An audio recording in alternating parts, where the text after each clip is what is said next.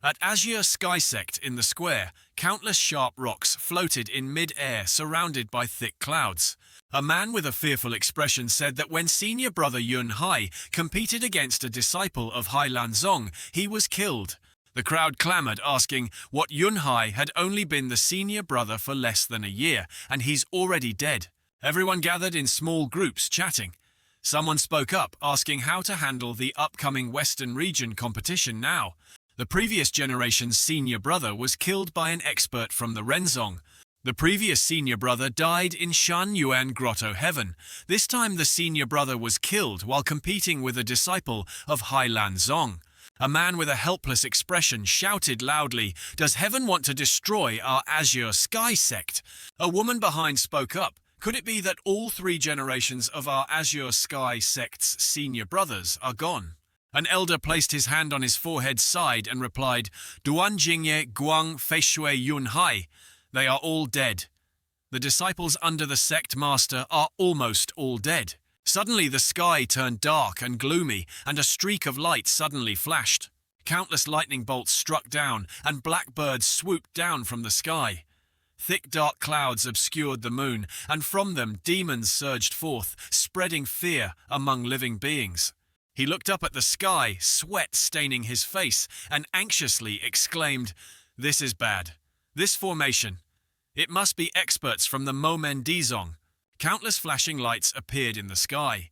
Everyone looked up anxiously and terrified. What is that? The Momen Dizong. It really is the Momen Dizong shaking the four directions. A woman with a worried voice, slightly fearful, spoke. "I heard that the people from the Dizong are ruthless and kill without blinking an eye." A disciple exclaimed in panic, "Do you intend to massacre our Azure Sky Sect?" A group of people carrying a coffin flew down from the sky. They landed in Azure Sky Sect, an incredibly powerful aura suppressing everyone. A masked person said Nala of the Momen Dizong invites Anjing of the Azure Sky Sect to come forth and accept the challenge. Hearing this, everyone couldn't help but be astonished. "Nala, I didn't expect it to be him." The image of Nala appeared in the elder's mind. His face was drenched in sweat as he worriedly said, "Rumor has it, this person is extremely bloodthirsty. Countless Third Realm experts, those at the Three Flowers gather at the summit stage, have died at his hands. Why has he come to Azure Sky Secti?" In the center of the formation, a large Bagua symbol appeared. A beam of light shot down from above into the middle of the courtyard, spreading blue light around. The sect master of Azure Sky Sect, Lu Ming, appeared floating in mid-air, saying, "My Tianqing sect and your Momen have no enmity or grudge. What is your intention in storming the mountain gate of my Azure Sky Sect this time?" Nala gestured, inviting Azure Sky Sect's Anjing to come out and receive him as agreed. A man with his hair in a bun asked, "Who is Anjing? Have you ever heard this name?" The long-haired man replied, "Does our Azure Sky Sect have such a person?" Everyone in Azure Sky Sect buzzed with discussion. Being invited by the Momen Dizong certainly couldn't be for an ordinary figure. Lu Ming looked at a member of Azure Sky Sect and asked if there was any elder or deacon in Azure Sky Sect named Anjing. The man shook his head and said there wasn't. Lu Ming asked, "Could it be a disciple?" He shook his head and said, "Our Azure Sky Sect is a small sect with few disciples. I remember clearly there are 513 disciples, but none are named Anjing." Lu Ming turned back his annoyance clear and said, "Nala, my Azure Sky Sect, has no one named Anjing." Nala coldly said, "I'll repeat myself one more time. Invite Anjing of Azure Sky Sect to show himself. Please leave." Nala coldly said, "I'll repeat myself one more time. Invite Anjing of Azure Sky Sect to show himself. Otherwise don't blame us for acting without mercy." Lu Ming frowned angrily, his voice full of disdain. Although Azure Sky Sect is not a major sect, it's not a soft persimmon that anyone can just squeeze. Nala growled, refusing a toast only to drink a forfeit. At this moment, a giant dark purple hand appeared. Nala was enveloped in a purple sphere. Nala waved his hand forward, saying, "Then today I will crush you, the persimmon." That giant hand advanced towards Lu Ming.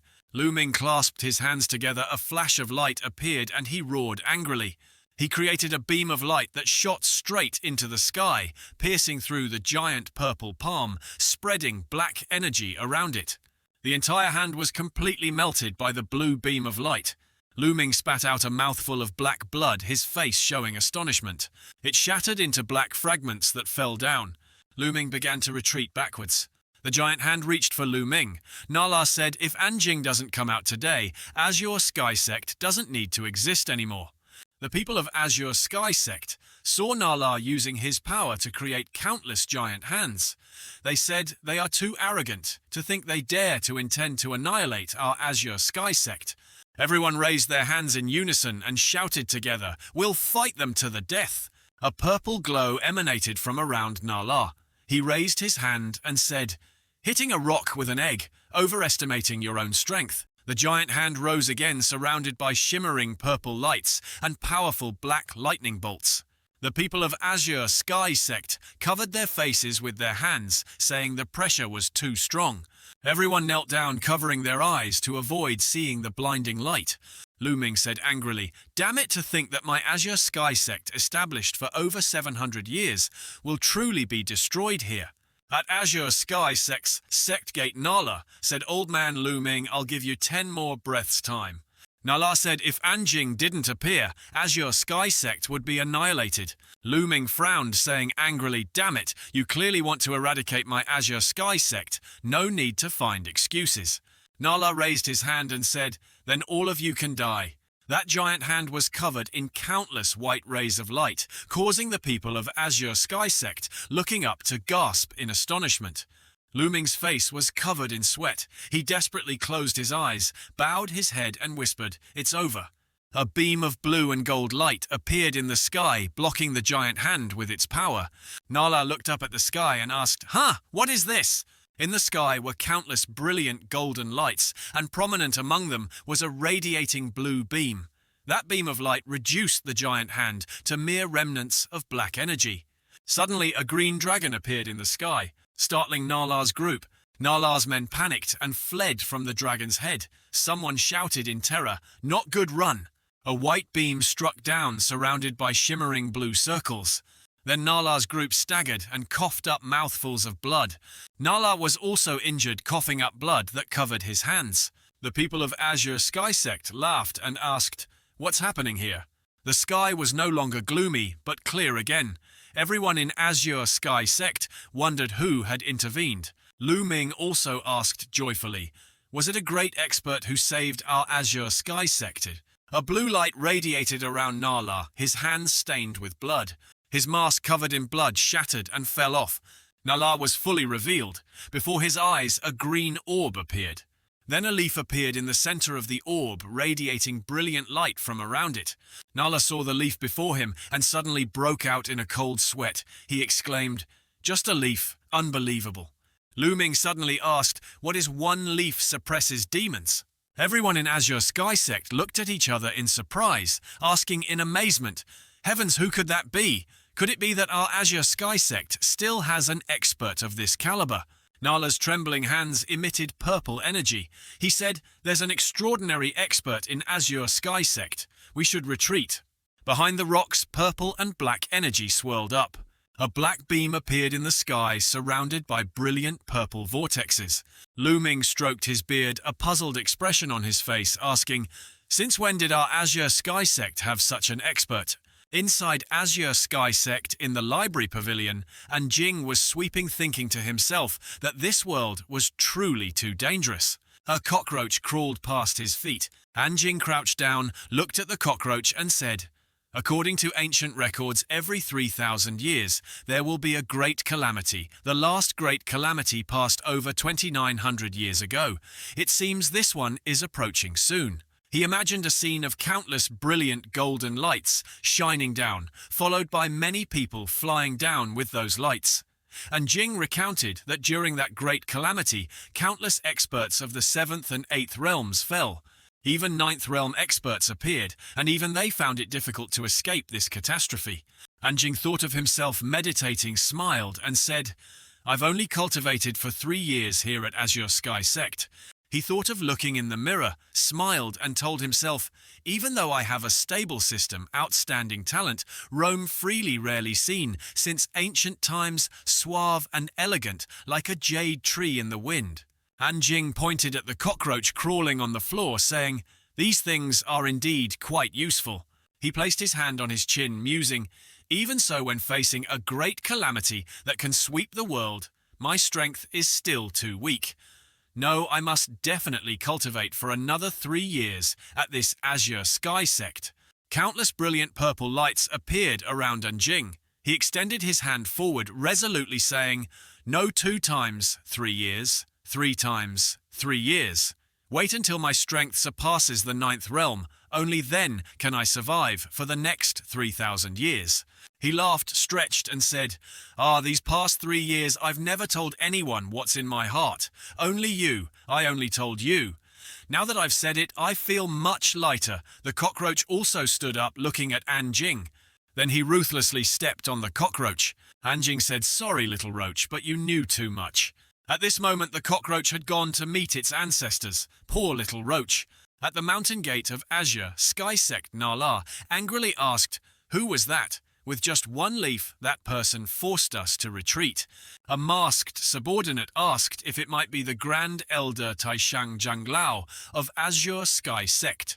If that person hasn't passed away, sat and transformed, they might have reached the 4th realm strength.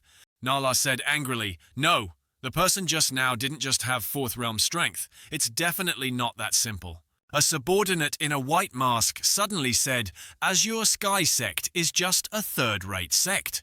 Could they possibly have an expert who reached the 5th realm, the primal golden core stage? Nala clenched his fists, trembling slightly. I'm not sure either, but that person is incredibly terrifying. If he had followed us, we would surely have died today. A loud voice asked, are you talking about me? Hearing that voice, Nala's group was so terrified their hair stood on end. They looked in that direction and saw a person standing there. One of them immediately asked, who's there? Anjing stood there smiling, looking towards Nala. Nala's group asked, who are you? Nala, his clothes stained with blood, wondered when this person had appeared. A person in a mask, clothes stained with blood, looking like a menial disciple from Azure Sky Sect. Nala's face showed surprise. He pointed forward and asked, who exactly are you? Anjing smiled, holding out his hands, and said to Nala's group, mistakenly called Azure Sky Sect menials, haven't you already seen? Nala frowned and said, impossible, absolutely impossible. A menial disciple couldn't possibly approach me so silently like this. Nala, drenched in sweat, asked, was the person who acted just now, you? Anjing clenched his fist, raised it slightly trembling, and said it was me. He thought of himself holding the broom, cursing the one who caused this chaos, making the sect extremely messy with trash scattered everywhere. Anjing was furious, eyes wide, sweat covering his face angrily, asking, do you know how long I have to sweep? He angrily held up 5 fingers, saying, you come once, and I have to spend 5 days cleaning up. Hearing Anjing, Nala and his 2 companions were suddenly stunned. Nala's face turned purple. Cleaning up? Could this person really be a menial disciple? Anjing asked, speak. Why did you come to Azure Sky Sect looking for me? Nala retorted, this is a secret of the Momen. On what grounds should I tell you?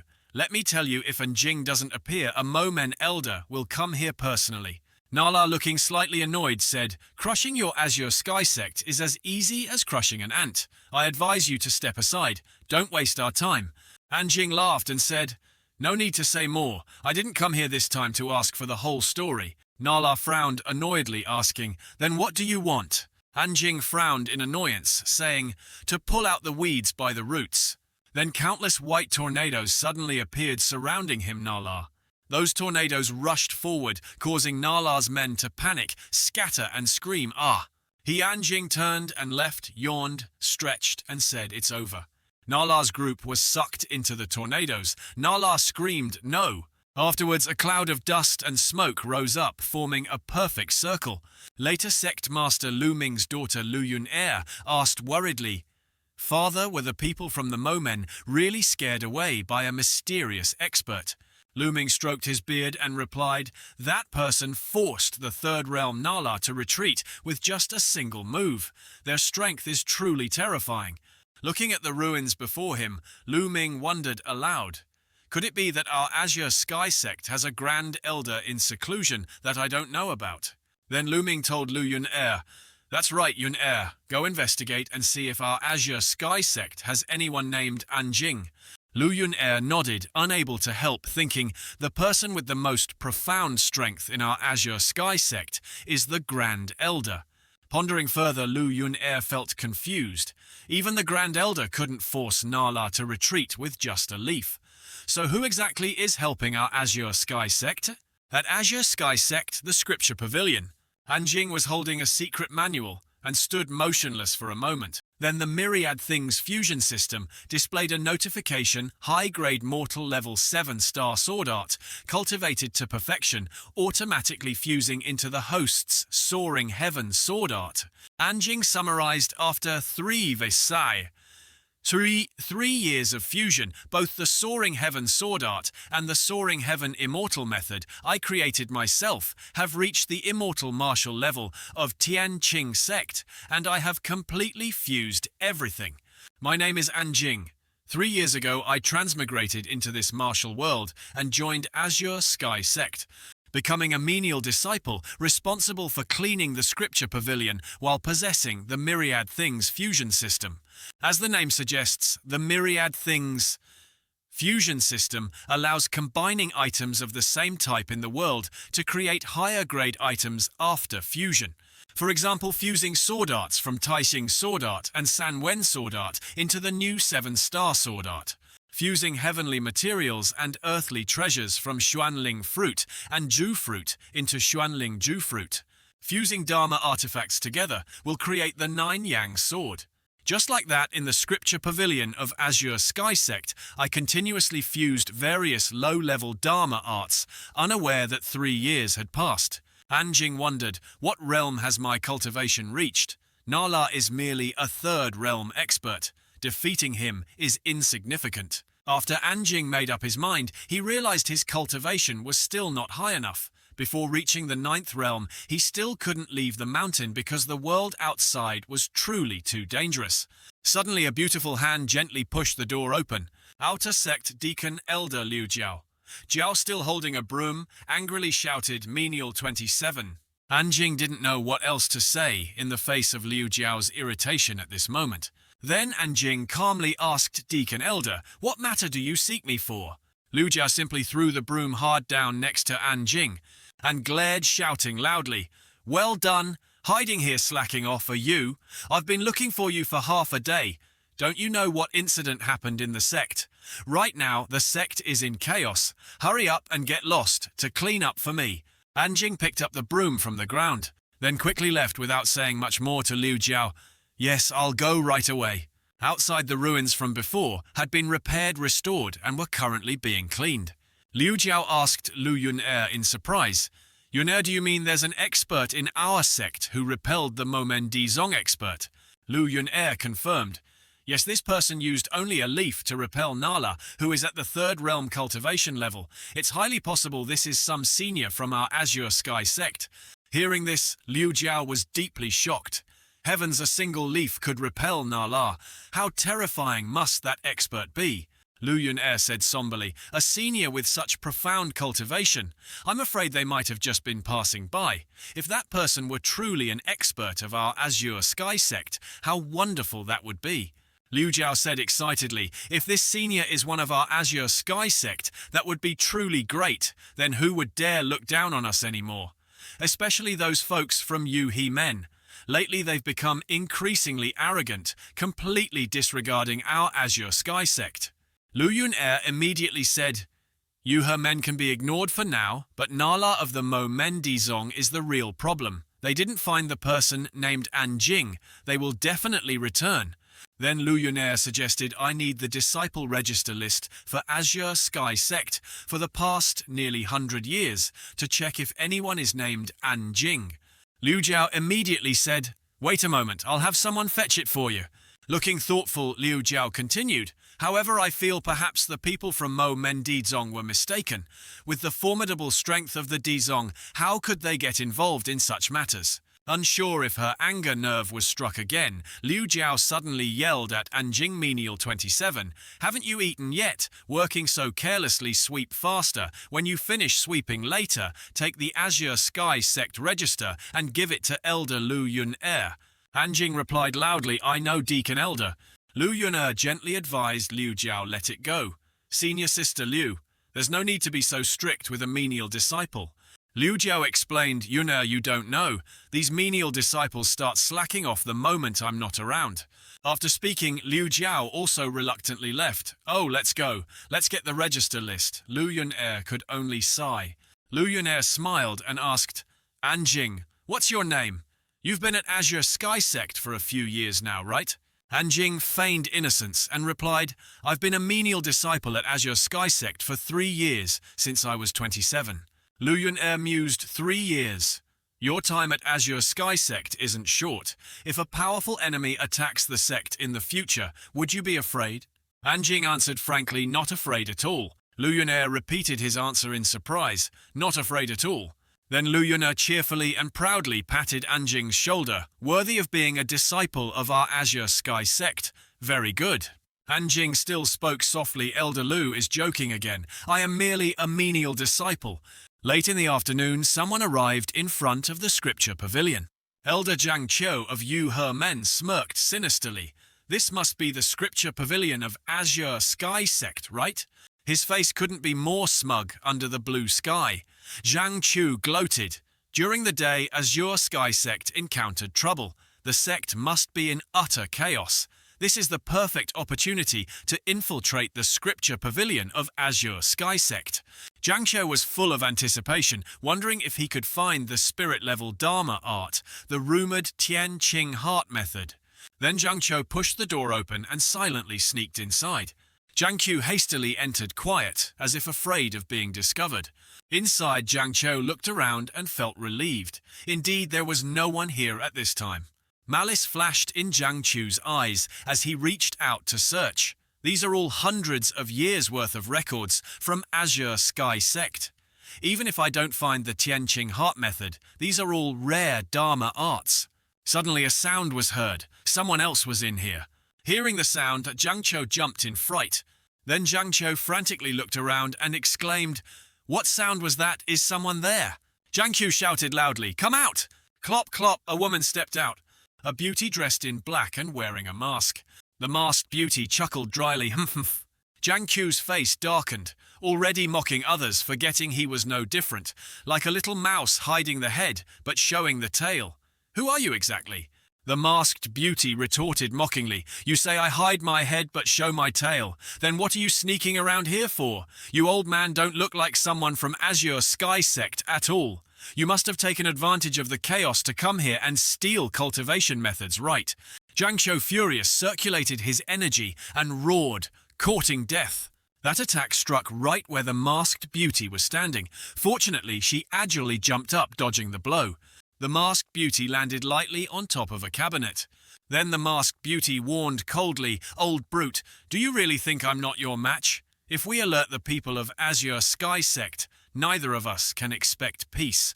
Zhang Qiu resentfully ground his teeth. Humph!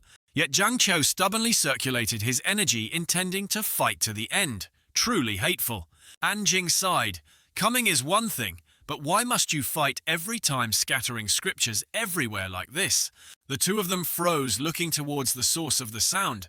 Zhang Qiu asked in panic, "Who's there?" Anjing silently approached with the broom. The masked beauty sighed in relief. "Turns out it's just a menial disciple of Azure Sky Sect." Zhang Qiu glared, "Stinking brat! How long have you been hiding here?" Anjing casually replied, "About 3 years or so." Then Anjing pretended innocence, saying, "I still remember this masked lady. Last time she was dressed exactly the same as now. The first time inspecting the 7-star sword art mid-grade mortal level." The masked beauty was instantly frightened. "You even know this?" Anjing added, "Even you have been here twice." Annoyance clear on his face. Anjing questioned coldly, tossing everything to look for evidence. Previously, I saw the token you wore at your waist. It belongs to an elder of you he-men. You're considered a figure of some standing. Why are you so fixated on thievery like this? Zhang Qiu, exposed, became flustered and angry, trying to shift blame. Nonsense! Don't you dare falsely accuse this old man. And Jing smirked contemptuously. The first time you came was 3 months ago. You intended to go straight to the 3rd floor of the scripture pavilion, but were blocked by the formation. In the end, you could only steal a high-grade mortal-level formless water art from the 2nd floor and flee. Am I right? And Jing asked mockingly. It was true. At that time, Zhang Qiu had been bound entirely by the formation, but his hand still tightly held the high-grade mortal-level formless water art scroll. Zhang Qiu tried to suppress his embarrassment with fury. Unexpectedly, this brat knows so clearly and thoroughly. Finally, Zhang Qiu sensed something was wrong and interrogated, "Who exactly are you?" And Jing enthusiastically introduced himself again. "Me, I'm a menial disciple of Azure Sky Sect." Zhang Qiu laughed like a petty villain. Just a menial disciple dares to speak so arrogantly here. Then Zhang Qiu rushed forward, intending to deliver a finishing blow to An Jing. An Jing wasn't passive either, creating a barrier to block Zhang Qiu's attack. Zhang Qiu refused to yield, trying to pour in more power. Suddenly Zhang Qiu froze, his dantian shattered. Zhang Qiu broke out in sweat, his face pale. What impossible? "Spare me," Zhang Qiu begged, but it was too late. Zhang Qiu's physical body gradually dissipated. The sword fell. The masked beauty was horrified seeing the previous scene. Only 2 people remained inside facing each other. The space suddenly became silent.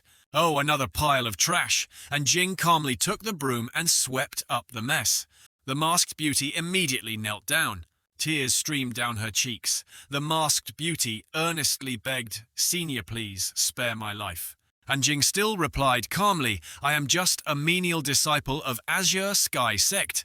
You don't need to perform such a grand ceremony. I dare not accept it if you do." The masked beauty pleaded, "Senior, I was wrong. I won't dare come here to steal Dharma arts anymore. I only hope Senior will show great mercy and spare my life." And Jing said coldly, "Stand up. I ask you, why did you come to the scripture pavilion of Azure Sky Sect to secretly read the scriptures?" The masked beauty asked pitifully, "Senior, if I just tell you, will you let me go?" Anjing turned back to sweeping without saying anything more. Seeing this, the masked beauty became anxious and quickly said, "I'll explain now.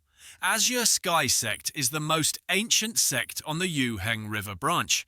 Legend has it that Azure Sky Sect holds dozens of spirit-level Dharma art scrolls. Out of momentary excitement, I came here."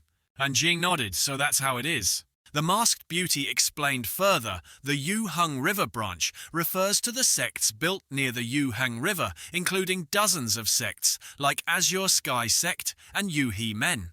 Although Azure Sky Sect's strength is weak, it has a long history and possesses high-level cultivation methods within the sect. This made me greedy. After speaking, she repeatedly kowtowed, begging, "Senior, this lowly one is willing to serve like an ox or horse. I only beg Senior to spare my life." Anjing said calmly, "You may leave." The masked beauty asked again in surprise, "Senior is really letting me go?" Anjing turned back to sweeping again, still saying nothing. The masked beauty stood up, trembling. Before leaving, the masked beauty still tried to add, "When I came here, I passed through Yuhi Men. I heard the young master of Yuhi Men wants to form ties with the young master of Azure Sky Sect, using that opportunity to profit from Azure Sky Sect." Then she reminded Anjing, "If Azure Sky Sect doesn't agree, I'm afraid Yuhi Men won't give up easily. Senior must be careful." The Myriad Things fusion system displayed details. Name Anjing. Dharma Arts, Ghost Valley, Sword, Art, High Grade, Classic Level Fusible Great Lure Heart Method, Mid Grade, Spirit Level Fusible. Dharma Artifacts, 3 Yang Sword, Mid Grade Spirit Level Fusible. Anjing then picked up the sword from the ground. The Myriad Things fusion system displayed 3 Yang Sword. D-grade spirit level can be upgraded. Fusen Jing examined the sword in his hand. Unexpectedly, Zhang Qiu's flying sword artifact is spirit level. Then Anjing chose to fuse. Anjing was full of excitement, especially since he had previously fused a large amount of spiritual energy. This time he could finally upgrade. That sword gradually fused into a new, more exquisite and powerful sword. Fusion complete. System displayed. Fusion successful. 3-yang sword has been upgraded to high-grade spirit level. Anjing couldn't help wondering. Next to upgrade this 3-yang sword to an immortal artifact, how many more Dharma artifacts will be needed? The second day at the menial disciples' quarters of Azure Sky, Sect Liu Jiao stood outside, banging on the door, shouting, "Menial 27. Liu Jiao boomed. "The sun is already high in the sky. Where did you go last night? What were you doing, huh?" As if twisting his heart-liver lungs, Liu Jiao's voice was like a loudspeaker. "Hurry up and get lost to sweep the scripture pavilion for me." At the scripture pavilion, Anjing was working while yawning repeatedly. The scripture pavilion has 6 floors in total. Floors 1, 2, 3 and 4 all contain mortal-level Dharma arts, while floors 5 and 6 contain spirit-level Dharma arts. Outside, Lu Yunair was practicing her cultivation. Lu Yunair sighed wearily. "Oh, the highest level Dharma art of our Azure Sky sect is ultimately only D-grade spirit level." Lu Yunair told herself, "Continue. When Anjing is finished, I'll go out." Just then Anjing saw Lu Yunair practicing. It seemed Lu Yunair was not doing well. She was trembling and sweating profusely. Anjing's gaze suddenly caught something. Tian Yijue Anjing looked at the book in surprise. Then Anjing pondered, Lu Yunair is just the most diligent person in Azure Sky sect, but unfortunately her aptitude is slightly lacking, making this Dharma art completely unsuitable for her. Then Anjing circulated his energy. "Guess I'll help her out a bit." You saw a shot, swish, swish. The scene looked like sweeping, but it was actually powerful streams of spiritual energy awakening Lu Yunair. Lu Yunair was quickly overwhelmed by these streams of spiritual energy. Then Lu Yunair woke up with a start, panting, her heart full of terror. "So dangerous just now, I almost suffered chi deviation. Luckily that sound woke me up in time." Lu Yunair turned and asked, "Anjing, was that you?" Anjing replied, "I came here to sweep." Lu Yunair immediately retorted, "The 6th floor of Azure Sky sect is the core of the sect, where the most precious Dharma arts are displayed. Ordinary disciples are not allowed entry, let alone menial ones. Are you just the cleaner here?" Suddenly Lu Yunair clapped her hands together once. Lu Yunair said naively, "I know. It must be Liu Jiao slacking off again." Anjing deliberately reminded her the sweeping sound just now was a bit loud. It disturbed the elder. Lu Yunair replied softly, "Just now, thanks to you. If I hadn't woken up in time, I would surely have suffered backlash and been injured." Then she decisively closed the book and stepped outside. Lu Yunair trembled, leaning on the shelf. "It's because I was too impatient." Lu Yunair left, sadly. Recently, the Momen Dizong experts attacked the mountain gate, along with the pressure from Yuhe men, making my mind chaotic. Anjing returned and rearranged the items on the shelf. Suddenly, a person from Azure Sky sect appeared. This person wondered, is this the legendary ancient sect Azure Sky sect? This person was Baiji. Baiji looked up, observing for a moment. His eyes sharp. Baiji was full of anticipation. "I wonder what surprise this Azure Sky sect can bring me." Baiji announced loudly, "Zhoujianmen's. Baiji has come to pay respects to Azure Sky sect." The disciples whispered, "Who's that daring to challenge our Azure Sky sect? Seems like Baiji from Zhoujianmen." A disciple couldn't believe it and asked the person next to him, "What, it's him?" The scene made me Anjing sigh, truly too noisy. In the main hall of Azure Sky sect, the seniors gathered as if in an emergency meeting. Lu Ming hadn't expected it. That madman Baiji actually came here. Lu Yunair asked cautiously, "Could it be the genius sword cultivator from Zhoujianmen?" Lu Ming replied, "Baiji is the #1 genius of Zhoujianmen. Since childhood he has shown astonishing talent. Furthermore, Bai Deng diligently nurtured him, causing Baiji's cultivation to advance by leaps and bounds." After Lu Ming recounted 3 years ago, when he started venturing out, he challenged dozens of sects around the Yu Hung River. undergoing 97 battles without a single defeat. He is truly a super genius in the entire Yuheng River area. A disciple expressed his thoughts. This Baijai. In the future, he might have a chance to reach the fourth realm. His prospects are limitless. Then that disciple added Sect Master. This person's talent is astonishing. I heard he has already touched the threshold of the third realm. Another disciple asked worriedly, "Our sect's disciples? I'm afraid they are no match for him. What should we do now? Should we accept the challenge?" It seemed Lu Ming had made a decision. Since he has come, we just need to go out and welcome him. Lu Ming went out to meet Bai Ji. Bai Ji greeted first Zhou Jianmen's. Bai Ji pays respects to the seniors of Azure Sky Sect. Lu Ming invited him worthy of being Zhou Jianmen's genius. Since you've come from afar, why not come inside the sect for a cup of tea? What do you say? Bai Ji refused bluntly. No need. My purpose in coming to Azure Sky Sect. Senior must already know. Lu Ming's solemnity completely contrasted with Bai Ji's arrogant attitude. I know a little about you. Are you here to challenge? Bai Ji arrogant and filled with killing intent. I heard Azure Sky Sect is an ancient relic land. The Tian Qing sword, art within the sect, is a spirit-level Dharma art, its immortal vitality surging like a rushing river. Then Bai Ji got straight to the point. Furthermore, I heard that Azure Sky Sect's young master Lu Yun-er is cultivating this Tian Qing sword art. Today, I came here wishing to experience it. Lu Yun-er sighed softly. Lu Yun-er said somewhat humbly, I am currently advancing to elder rank. I'm afraid I cannot compete with your excellency. Bai Ji replied calmly, no matter. Wait until all disciples of Azure Sky Sect have been defeated, then you can compete with me. The people from Azure Sky Sect roared indignantly. Damn it, they completely disregard our Azure Sky Sect, truly arrogant and conceited. A disciple stepped forward and said to Lu Ming, Master, let me exchange a few moves with him. Lu Ming stroked his beard and said, all right, be careful. Wu Yang stepped out proudly saying, Azure Sky Sect, Wu Wang requests guidance. Baiji smiled smugly, Zhoujian and Baiji. Wu Yang took a breath and said, draw your sword. Baiji quickly replied, no need. Hearing this, Wu Yang angrily drew his sword, saying, you truly are arrogant, Qing He Manyuan. After speaking, he pointed his sword towards him and rushed forward at extreme speed. He narrowed his eyes. His fist curled, radiating immense magical power. One moment dodging Wu Yang's sword, tipped the next, striking straight at his face. He showed extreme disappointment. Baichi said loudly, I went easy, while the other guy was sent flying dozens of meters. He smugly raised his hand, saying, too weak, truly disappointing. The atmosphere was now dead silent. Everyone was astonished, looking from him to the disciple lying defeated on the ground after a fight that lasted only 5 seconds.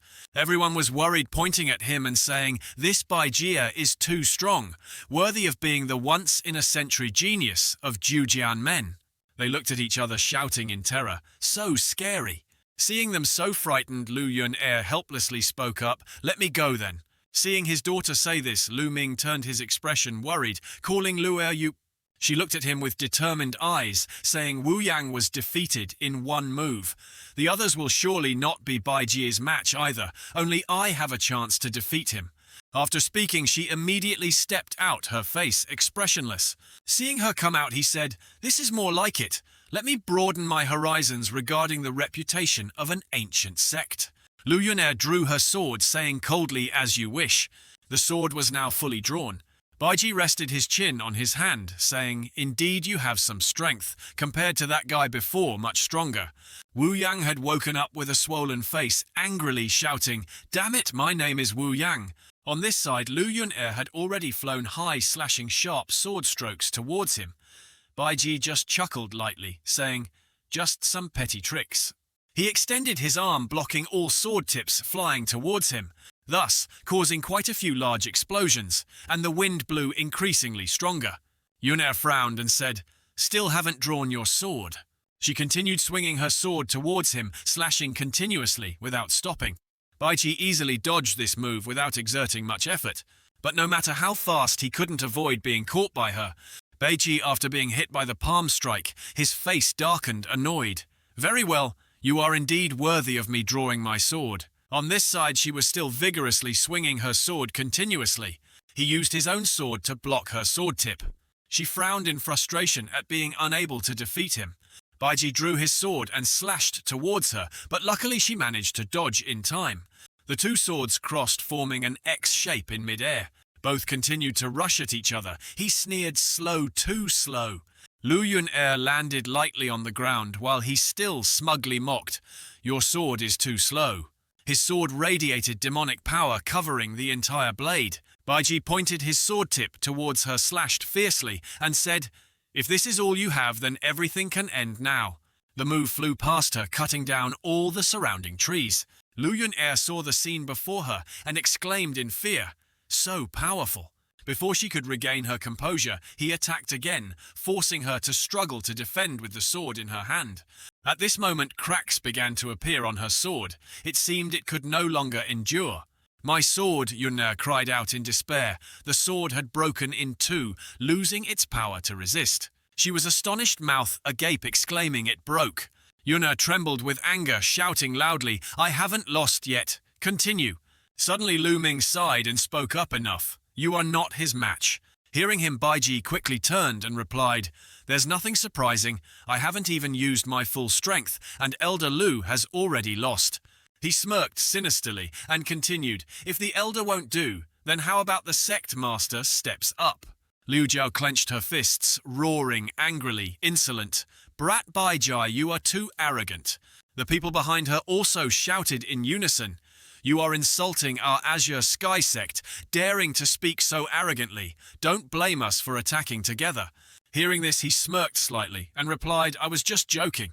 After speaking, that person immediately flew away on his sword, leaving everything behind. The initial excitement turned into disappointment, then quietly departed. Outside Azure Sky sect, it was late at night. He lay beside a fire eyes, looking up at the sky, muttering to himself, "The sect master of you. He men really tricked me, saying Azure Sky sect had a genius. Unexpectedly, they're all a bunch of trash." He continued dejectedly, "Wait until I cultivate, for a few more years. Perhaps then I'll be strong enough to challenge the sect master of Azure Sky sect. At that time, I'll demand they show me the Tianqing sword art." Suddenly, a strange figure appeared, asking, "Is that so?" Suddenly, a strange figure appeared and asked, "Is that so?" Hearing the voice, Baiji instantly jumped up, turned and shouted loudly, "Who's there? Come out and face me!" From the darkness, a tall young man stepped out. It was Anjing. Baiji pointed at his face and shouted loudly, "Who are you?" His face hardened as he thought to appear beside me without making a sound. This person is definitely not simple. Anjing smiled lightly and replied, "Who I am isn't important. The main thing is I want to find you for some practice." He began performing magic simultaneously, leaving the sword art in your hand. Baiji frowned and replied, "Good, very good. Unexpectedly among the disciples of Azure Sky sect there's someone like you. You seem much stronger than Lu Yun-er." He forcefully drew his sword, saying, "Let me see your strength." Zhou Jian's secret art. The fight was extremely subtle. After speaking, he pointed his sword towards him. He easily caught the stream of sword chi with his hand. Looking at the sword chi in his hand, he just smiled without saying anything more. Baiji saw the scene before him and exclaimed in astonishment, How could this happen?" The sword tip gradually dissipated in Anjing's hand. He said softly, "Is this your sword slow? Too slow." Angrily, he raised the sword high, shouting Zhujian's secret art, Jia Zi Mi false self-secret. After speaking, he swung his sword, cutting down all the surrounding trees. Anjing waved his hand, creating a circle to protect himself. Baiji couldn't believe his eyes, jaw dropped in astonishment. Suddenly, he was caught by something and pulled back sharply. He reached out and snatched the sword from Baiji's hand. Holding the sword, Anjing said to Baiji, "You are both weak and slow." Anjing held the sword and said, "Now watch my sword." He created a brilliant beam of light that shot straight into the sky. Baiji stood watching, stammering in fear. Sky! It's bright." In the main hall of Azure Sky Sect, many people were gathered. Lu Ming asked unhappily, "Where is Yuna?" Liu Jiao also said unhappily, "I don't know." After the competition ended, Elder Lu was nowhere to be seen. He sighed tiredly and said, "That Baiji is indeed very skilled. If only our Azure Sky sect had such a disciple, how good that would be. Hopefully Yun-Er can recover after this blow." Hearing him, everyone couldn't help but feel dejected. Suddenly everyone simultaneously looked outside towards the source of a strange light. Seeing it, Liu Jiao shouted, "What's going on? What is that? Could it be the people from Momen? Dizong have come to kill us again." Everyone rushed outside to see what was happening. Wu Yang pointed to the sky, saying in panic, "Heavens, look, the sky has become bright." Lu Ming also looked sweat-pouring, saying, "This is sword light. This sword light is too powerful. This is a sword, immortal, taking action. A true sword, immortal." Hearing this, everyone was extremely shocked. No one could utter a word. On this side, the two of them still stood there silently, looking at each other, neither speaking. Baidi was still panicked, looking towards the light and asking, "What?" The light gradually faded. He swallowed hard. Baiji looked at him, the person holding the sword, and said, "Sword immortal. This is definitely a sword immortal." Anji took out the Jujian secret art book. He looked at him and said, "These two items, consider them the price for your life." Baiji looked away with difficulty, saying, "Is Senior a member of Azure Sky sect?" Anjing didn't answer his question, but just said coldly, "Get lost. Remember, as a person, you must know humility." He clasped his hands, bowed slightly, and replied, "Yes." Baiji quickly left, glancing back and saying, "The people of Yuhi Men indeed didn't lie to me." As Baiji walked away, he kept looking back at him, saying, "There is a great expert in Azure Sky sect. Moreover, a peerless sword immortal." The next morning Anjing, was standing outside holding the book and sword from last night. He sat alone, muttering, "Even if a mosquito is small, it's still meat." High-grade spirit level Dharma, Artifact 3. Yang Sword still needs 100 more spiritual energy points to upgrade. Do you want to fuse with the D-grade spirit level Flying Sword? High-grade spirit level Ghost Valley Sword Art is short 10 spiritual energy points for upgrade. Do you want to fuse the mid-grade spirit level Jiujin Secret Art? The system asked. He was observing something. The book and sword were floating, myriad things merging together in fire. Anjing pressed the confirm button, shouting, "Fuse." The book and sword gradually dissipated, blending into each other. Fusion successful. Obtained high-grade spirit level 3 Yang Sword. Fusion successful. Obtained D-grade immortal level. Sword Art Ghost Valley Sword Art. Myriad Things Fusion. Name Anjing. Dharma Arts. Ghost Valley Sword Art D-grade spirit level. Correction based on previous line should be immortal level fusible. Great Luo Heart Method. Mid-grade spirit. Level fusible. Dharma Artifacts. 3 Yang Sword. High-grade spirit level fusible. He looked at the information displayed on the system, gave a faint smile and said, "The sword art has reached immortal level, but the heart method is progressing too slowly. Perhaps I need to find another way." Scene changes to a bustling city. In a crowded eatery, people were discussing animatedly, "Have you heard Baiji just failed his challenge against Azure Sky Sect?" A long-haired man said, "True or false, Baiji is a sword path genius, monstrous enough to continuously challenge 7 major sects without failing." Everyone was buzzing about this news, excitedly discussing, right, how could Baiji possibly lose? Someone sitting far off spoke up. Who defeated Baiji? Could it be the sect master of Azure Sky? Sect personally acted. A waiter came out saying, according to Baiji's account after returning to Jiuzhanzong, it seems it was a young disciple of Azure Sky sect. In a spacious room, people were chatting lively. Someone asked, Azure Sky sect actually has such a monstrous disciple? The young man beside him continued, a thin camel is still bigger than a fat horse. It seems the ancient sect truly cannot be underestimated. Meanwhile, in a private room on the second floor, Tang Wenfeng and Tang Qiubai were sitting and chatting together. Wenfeng frowned and said, Father Baiji lost. This means Azure Sky sect really did hide its strength before. So what about our plan? Before Wenfeng could finish, Qiubai interjected, the plan doesn't change. No matter how strong Azure Sky sect is, they cannot surpass the Momen Dizong. Behind us is the Momen Dizong. Wenfeng smiled smugly. Father is right. Kyobai frowned, gritting his teeth. Help Mo Mendizong find the person named Li An, and at the same time our Yuhi men will take this opportunity to seize Azure Sky Sect's heart method to strengthen ourselves. Neither of these tasks can be neglected. Wenfeng shot up, slammed his hand on the table, and said, Father, who exactly is and Jing? Why is the Mo Mendizong so determined to find this person? Kyobai frowned, shook his head. I'm not entirely clear either, but it seems related to the Demon Queen Mo Hao of the Mo Men. Wenfeng exclaimed in surprise, the Demon Queen. Didn't she pass away 300 years ago? Kyobai pondered thoughtfully and began to recount 300 years ago. The Demon Queen was the #1 expert of the Mo Men.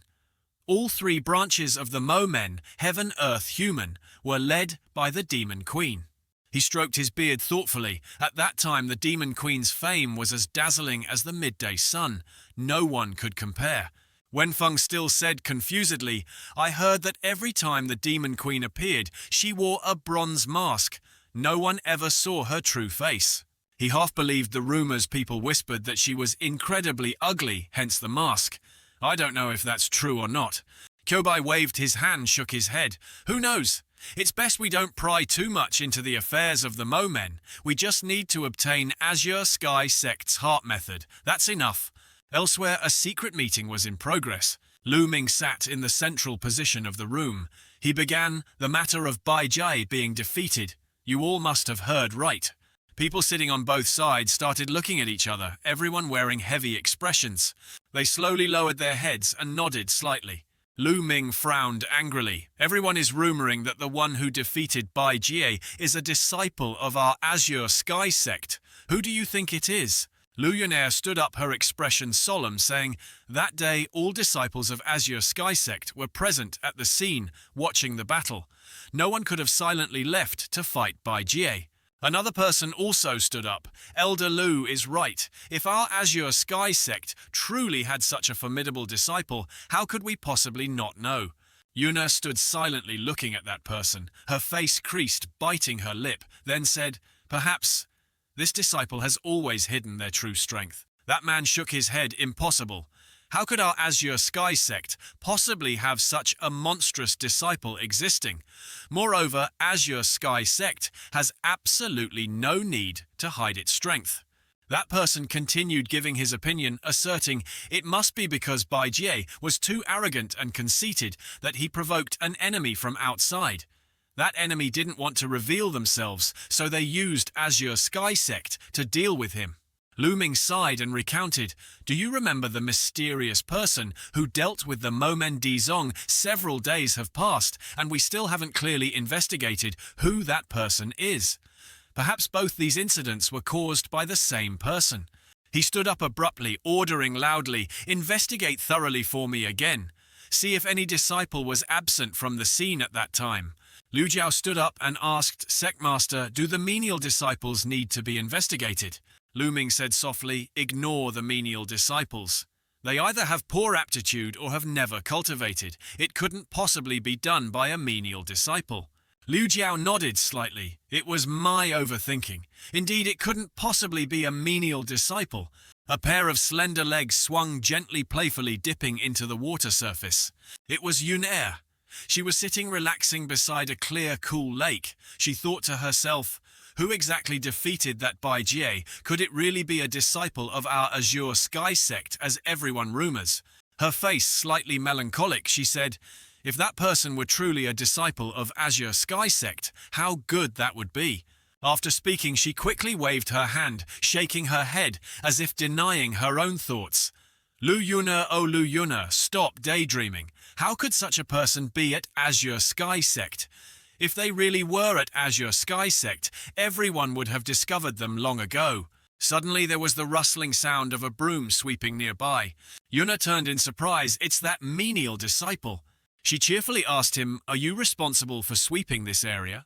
Anjing smiled and replied, That's right. I've been sweeping here for 1 shichen 2 hours already. He pointed into the distance and said, Leaving this place. The scripture pavilion, the back courtyard, the rear mountain. I sweep them all. Yuna was surprised, eyes wide. Sweeping here for one shichen already. She frowned, thinking I was so careless. Someone was here for a whole shishen, and I didn't even notice. Luckily, that person is a disciple of Azure Sky Sect. Having thought it through, she gently lifted her foot from the water and said, "Then you must be working hard." As she spoke, she moved closer to him and asked, "You've been a menial disciple at Azure Sky Sect for 3 years. Let me speak to Elder Liu Jiao and recommend you to become a nominal disciple of Azure Sky Sect. What do you think?" Anjing replied regretfully, "Let it be. My cultivation is insufficient, and I cannot break the sect's rules. Currently, the cultivation world is divided into 9 major realms. Only upon entering the first realm, Huang Ting Foundation Establishment, Huang Ting Juji is one considered to have officially begun the path of cultivation and become a disciple of Azure Sky Sect. This is the rule of Azure Sky Sect." Yuna said, "Your heart is truly calm, isn't it? No intention of striving at all." Her voice held a hint of sadness. "If I could be like you, surely I wouldn't have these worries anymore." Hearing this, Anjing recalled past memories. 3 years ago, when he had just transmigrated to this world, where martial arts were revered upon joining Azure Sky Sect, he was often bullied by fellow disciples. When he was sitting dejectedly by the riverbank, Yuna kindly approached. She asked him, "Junior brother, what's wrong?" At that time, he was startled to see her jumping up in panic, shouting, "Senior Sister Lu!" Yuna gently patted his shoulder and said, "No need to be so formal. You must be a little unaccustomed after leaving home to come here, right?" Anjing rubbed his head, stammering, "No, it's not that." Yuna smiled brightly at him. "From now on, Azure Sky Sect is your second home. If anything unhappy happens, you can find Senior Sister Lu." Returning to the present, Anjing asked her, "Is Senior Sister Lu still thinking about the battle with Bai Jie?" Yuna replied sadly, "I'm wondering who exactly defeated Bai Jie. Is this person a disciple of Azure Sky Sect? If so, who are they, and what do they look like?" Anjing rubbed his chin. "I think he must look very ugly. Otherwise, why would he have to hide from everyone?" Yuna quickly waved her hand, shaking her head. "That's not certain, junior brother. Don't speak nonsense. That person's cultivation is higher than mine. If he heard that, it wouldn't be good at all." Anjing smiled gently, replying, "Rest assured he won't mind." Yuna continued, "Actually, what I'm really worried about is why the Momen Dizong keeps coming to our Azure Sky Sect, searching for that person named Anjing." Yuna said resentfully, "Doing that is clearly fabricating things, deliberately finding fault to cause trouble for us." Anjing thought to himself, "I also don't understand why they are looking for me." The river where the two stood had beautiful scenery full of the sounds and sights of colourful nature. Yuna sadly muttered to herself, "Tell me, if the people from Mo Mendizong really attacked our Azure Sky Sect, what would you do then?" Hearing this, Anjing picked up his broom. He smiled and said, "Senior Sister Lu, even if you've forgotten, I won't forget the words you once told me. Azure Sky Sect is my second home." He placed his hand on his chest, his voice full of determination. "For Senior Sister Lu, for this family, junior brother will definitely resist with all my might against the Momen." Hearing this, Yuna also smiled. "Junior brother, rest assured. Senior sister will absolutely not let a menial disciple like you face the Momen. Senior sister will definitely protect you." Hearing that, Anjing smiled. "The sect is in peril. Why still distinguish between you and me?" Yuna laughed agreeably. "Right, junior brother, I still don't know your name." Anjing said, "Senior sister, if I told you my name is Anjing, would you believe it?" Yuna was surprised. "I didn't expect that someone as quiet as you also knows how to joke." She waved her hand. "The Anjing the Momen Dizong wants to find is definitely some major figure. How could it be a little menial disciple like you?" Hearing this, Anjing just smiled brightly. He said, "Senior sister, from now on, just call me 27. He thought to himself, "I knew you wouldn't believe it. Then don't blame me for not telling you." Yuna smiled radiantly, her blushing face looking adorable. 27. "All right then." A while later, Anjing was sweeping a room, murmuring to himself, "I wonder what tricks this Momen Dizong intends to pull next. They couldn't find me. They surely won't give up easily." As he thought, he reached for a juicy red apple, saying cheerfully, "Cleaning the kitchen has another benefit, being able to freely enjoy rare fruits like this." He opened his mouth wide to enjoy the apple, not forgetting to criticize, just that the quality is a bit poor.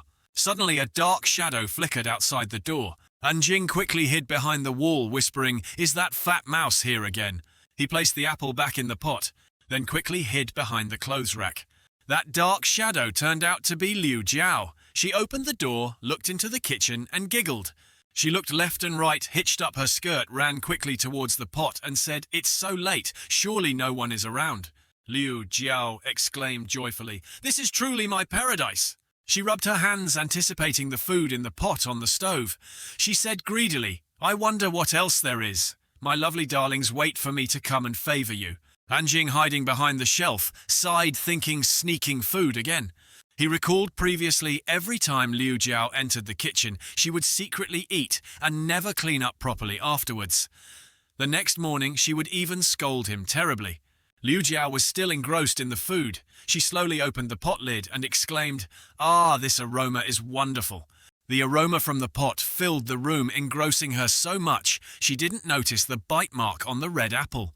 She held her cheeks, looking greedily at the apple dew fruit. This is dew fruit. Although only 10-year-old, it's a rare delicacy among mortals. She licked her lips and said, "Little darling, I won't be polite anymore." After speaking, she slowly bit into the juicy red apple. It was so delicious she had to jump up, wiggle her hips, exclaiming in amazement. It melts the moment it touches the mouth, spreading throughout. Anjing could only watch helplessly, thinking, as expected, there are gluttons everywhere. He slowly retreated backwards. When he bumped the wall suddenly, a strange light appeared. He asked puzzledly, "This place also has a formation." He was surprised. Activating the formation, a blinding light flared up. Anjing looked in surprise. "This is a teleportation formation." Liu Jiao, enjoying her food, suddenly heard the commotion, paused, and asked, "Who's there?" She ran to where Anjing was hiding. Surprisingly, Anjing had disappeared. Liu Jiao saw the empty space before her and muttered, "No one's here, could I have seen wrongly?" At this very moment, in the forbidden area of azure sky, a person was tightly bound by chains in the center of a giant rock. Around him were tangled chains interspersed with fluttering yellow talismans bearing red characters. He seemed to sense something and let out a soft grunt. The man chuckled softly and said, "Excellent. Finally someone has entered the forbidden area." Turns out he was Ziyuan, a being with 2 horns growing on his head and eyes as deep red as a demon's. He burst into loud laughter. "Ha ha ha, 300 years. Finally someone has come." He roared loudly, "Tianqing Zi, you imprisoned me for 300 years. Ziyuan licked his lips and continued, "Just let me absorb a little blood, and I can restore my strength and break the formation with my 5th realm strength in this Yu Hung River area, which sect dares to be my opponent." Anjing had now entered a vast stone cave. He looked left, then right, then said, "Just now we activated the formation and were teleported here. Where exactly is this place?" Anjing had only taken a few steps when suddenly a voice echoed from the fog ahead. "Eat his flesh." Suddenly dozens of red-eyed ghouls appeared, staring intently at Anjing as if he were a delicious meal. They whispered among themselves, "Such fresh food, a face so young. It's the first time I've seen one." Anjing looked at them puzzledly and exclaimed, "Evil creatures." With just a slight wave of his hand, he could block an attacking evil creature, moreover causing its soul to scatter. The ghoul hit by him gradually dissipated into the air. Seeing this, the remaining ones clamored, asking, "Who are you?" Anjing didn't answer, only asked back, "What is this place?" As he asked, he waved his hand, destroying several more evil creatures. The others, far from being afraid, dared to threaten him. "Brat, you don't know what this place is yet. You dare barge in, aha. If so, then just die here." Anjing didn't say much. He just raised his hand, forming a giant palm in mid-air, shouting loudly, "So much talk." A few seconds later, his giant hand had destroyed almost the entire group of surrounding evil creatures, sending them flying far away and causing them to completely dissipate. He frowned thoughtfully, then said, "This place is different from others. The evil qi here is very dense. In the ancestral hall, Yun-Er and Lu Ming stood with hands clasped before the ancestral tablets. Lu Ming prayed, "May the ancestors of Azure Sky Sect in the immortal realm watch over and protect our sect." After speaking, he and Yun-Er lit incense and placed it in the incense burner. Suddenly, black smoke, black from behind the tablets. Yun-Er shouted in panic, "Father, look!" Lu Ming paled and said loudly, "Evil Qi. This is evil Qi, not good." Something happened in the forbidden area. Yuna asked confusedly, "Father, what evil Qi?" Lu Ming explained to her that is a powerful evil path expert who was sealed by the founder ancestor of our Azure Sky Sect. He continued worriedly. According to ancient records, his strength had reached the peak of the fourth realm. Yuna gasped in amazement. "What?" Lu Ming said urgently, "Quickly, go to the entrance of the forbidden area and check if this evil demon escapes our Azure Sky Sect will be destroyed." Anjing was exploring the stone cave, walking and saying, "The deeper I go inside, the denser the evil Qi becomes." Suddenly he discovered something in the middle of the room. A group of evil creatures saw him approaching and rushed to attack, roaring flesh and blood. Fresh flesh and blood. "Don't fight over it, this is mine." Anjing shouted, "Get lost!" He waved his hand, dispersing the evil creatures attacking him, causing them to instantly vanish. Seeing his terrifying power, the evil creatures hastily fled, screaming in terror. "So scary, run! Who is this?" "Hasn't Azure Sky Sect declined?" Unexpectedly, there's still an expert of this level. Seeing him, Ziyuan frowned. "This brat, you're quite good. You do have some strength." Anjing asked puzzledly, "Who are you?"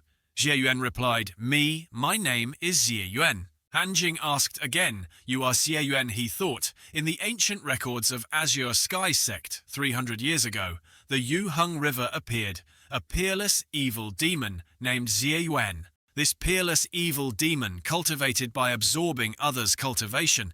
His strength was incredibly profound and unpredictable. At that time, even the dealing sect of Yuheng River was destroyed by this peerless evil demon.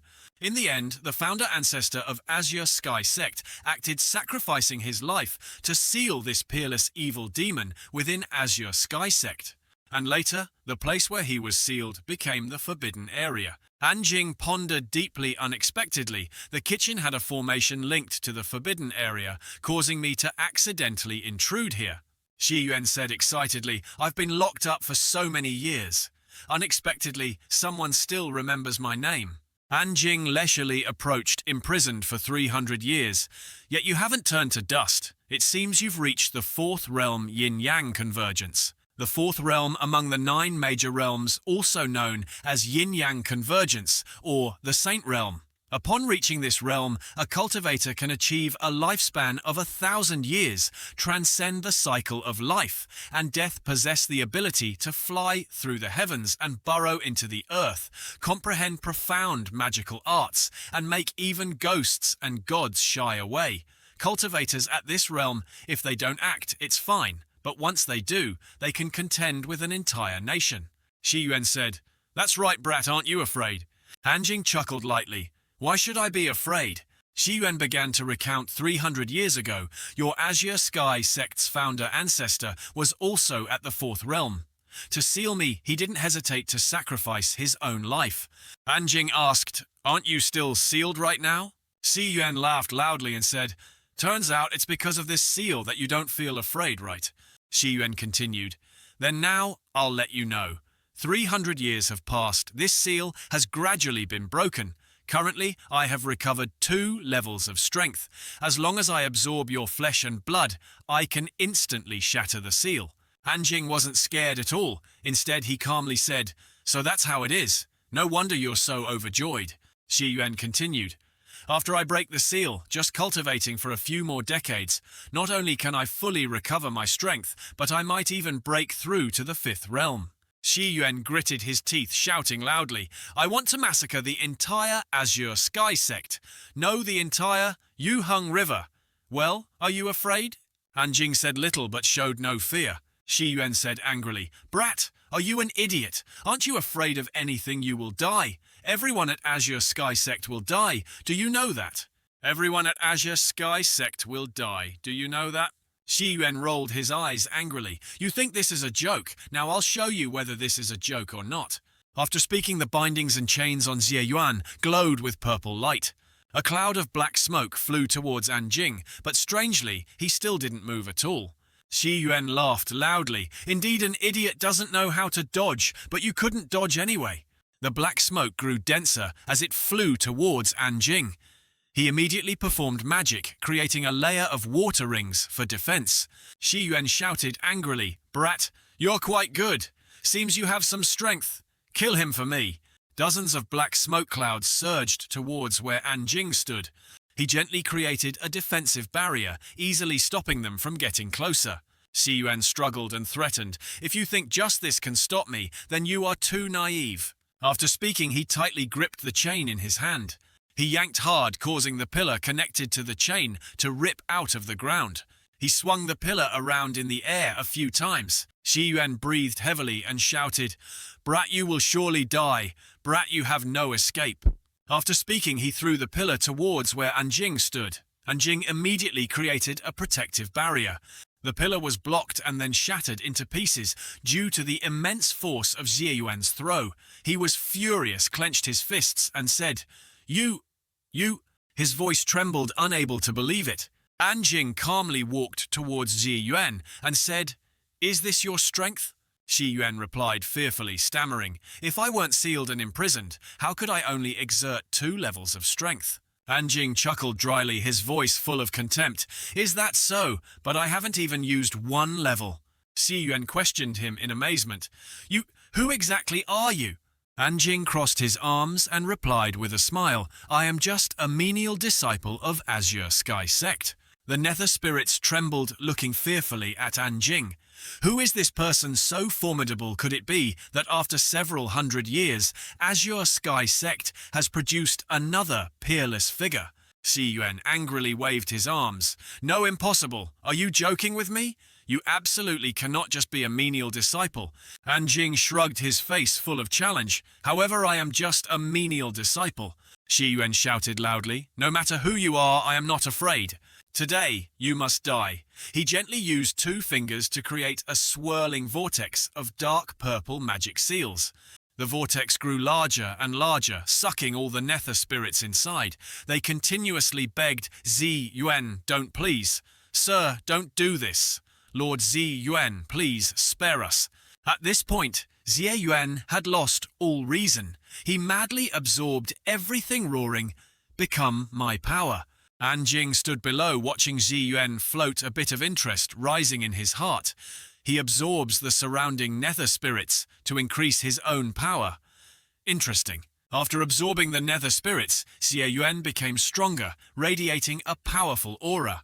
The ceiling pillars began to shake, talismans scattering everywhere. Finally, all the ceiling pillars collapsed. Xie Yuan erupted with arrogant momentum, originally planned to wait another 2 years before absorbing them, escaping this binding. Xie Yuan spread his arms wide.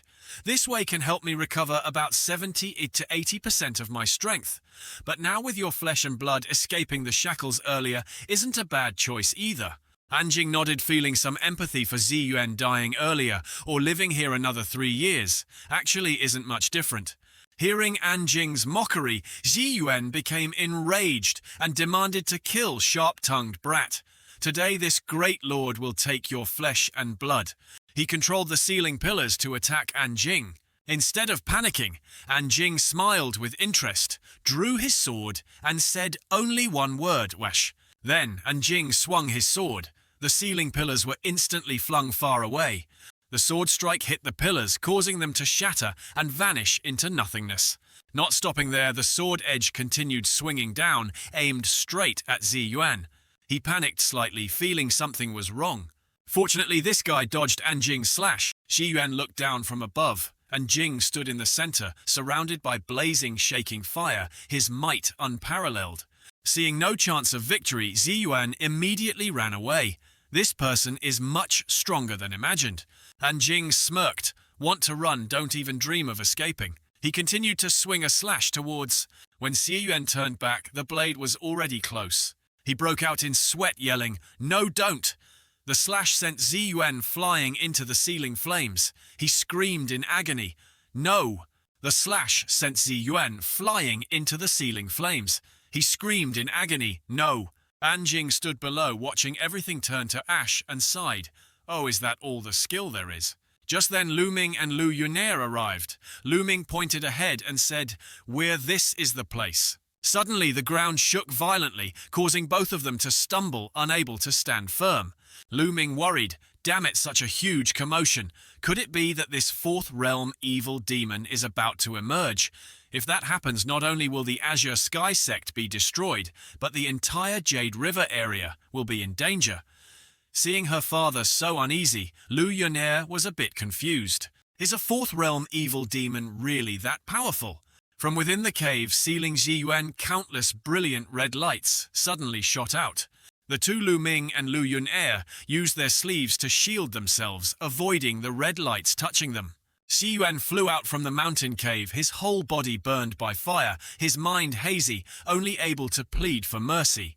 Only after he flew away did Lu Ming and Lu Yunair dare to open their eyes. They looked around, but everything had calmed down. There was no more commotion. Lu Yunair didn't understand and turned to ask Lu Ming, was that sound just now from the evil demon? It must have been. He had definitely heard Ziyuan's voice. Lu Yunair asked again to be sure that evil demon was just begging for mercy, right? Lu Ming stroked his beard. Yes, I heard it too. There must be some reason behind this. Lu Yunair suddenly had an idea and happily said to Lu Ming, Father, there must be someone is secretly protecting us. It must be. Lu Ming, sweating profusely, thought about the events that had happened so far. That mysterious person defeated the Devil Sect Master, defeated Bai Jian, and suppressed the fourth realm evil demon. These things are not something an ordinary person could do. His daughter, eyes sparkling with hope, asked, Father, this person is becoming more and more mysterious. Don't you have any clues at all?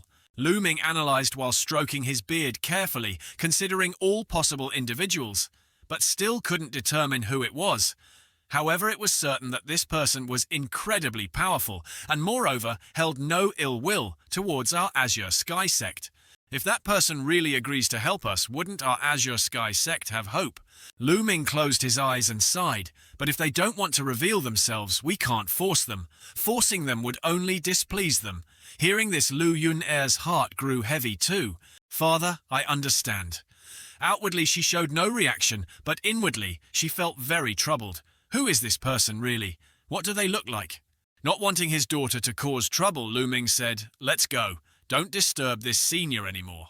He turned to leave, saying, Fortunately, thanks to this senior, we escaped this great danger. Before leaving with her father, Lu Yunair turned back towards the cave, saying words of thanks and gratitude to the senior. Then she ran after her father. Inside the cave, Anjing was unaware the other two had arrived, focusing all his attention on the stone platform before him. Anjing stepped onto the stone slabs one by one, extremely relaxed.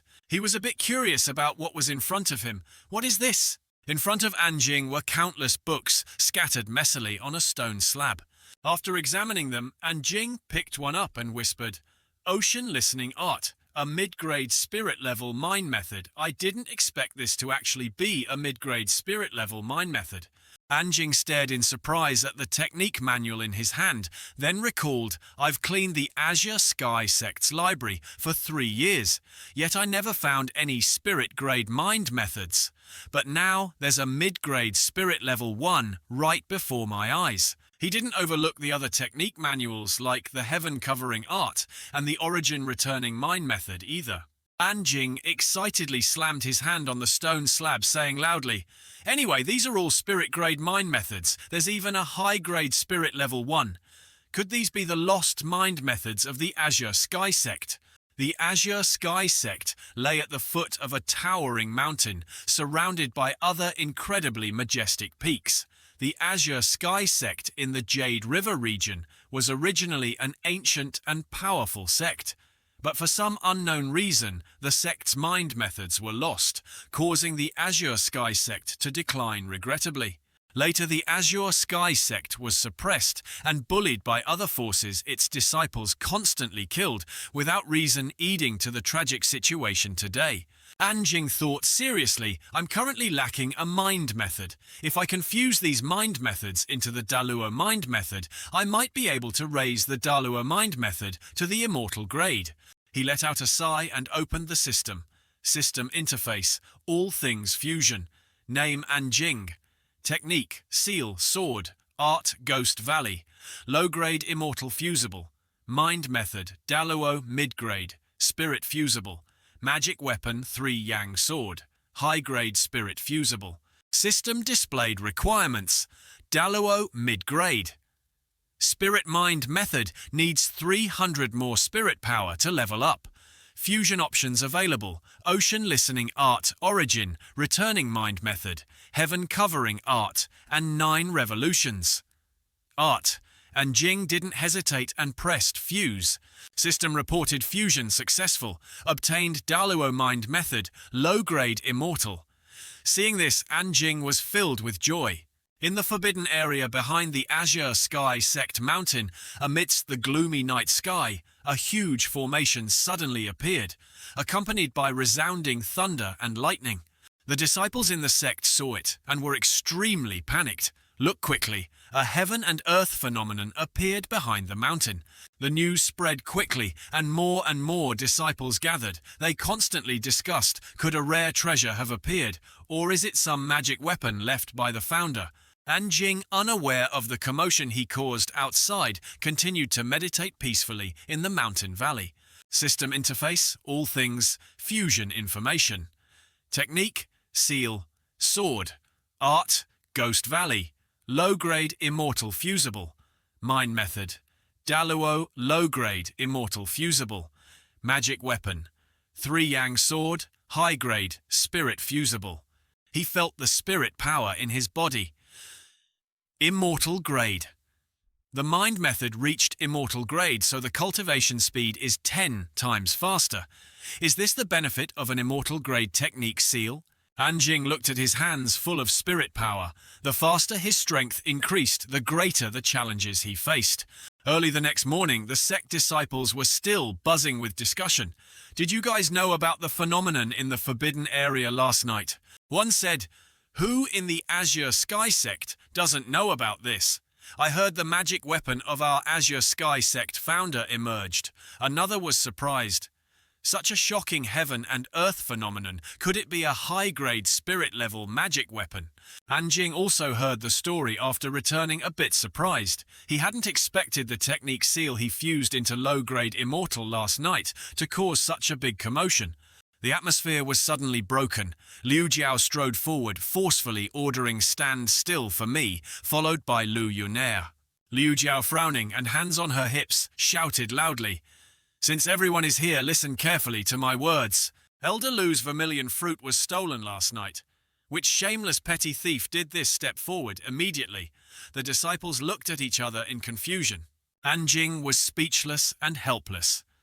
Isk the thief, crying, "Stop thief, isn't she the shameless one?"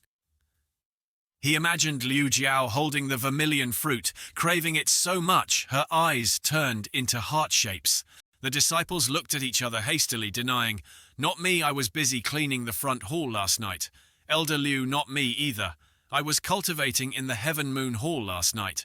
They were all flustered, hands and feet clumsy, sweating as if they had bathed. Seeing this, Liu Jiao frowned and gritted her teeth. "What's wrong?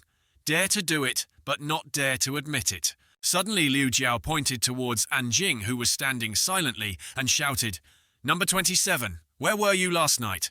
Anjing respectfully answered, reporting to elder disciple was sleeping. Liu Jiao saw her chance and sneered, "Sleeping? Does anyone witness it?"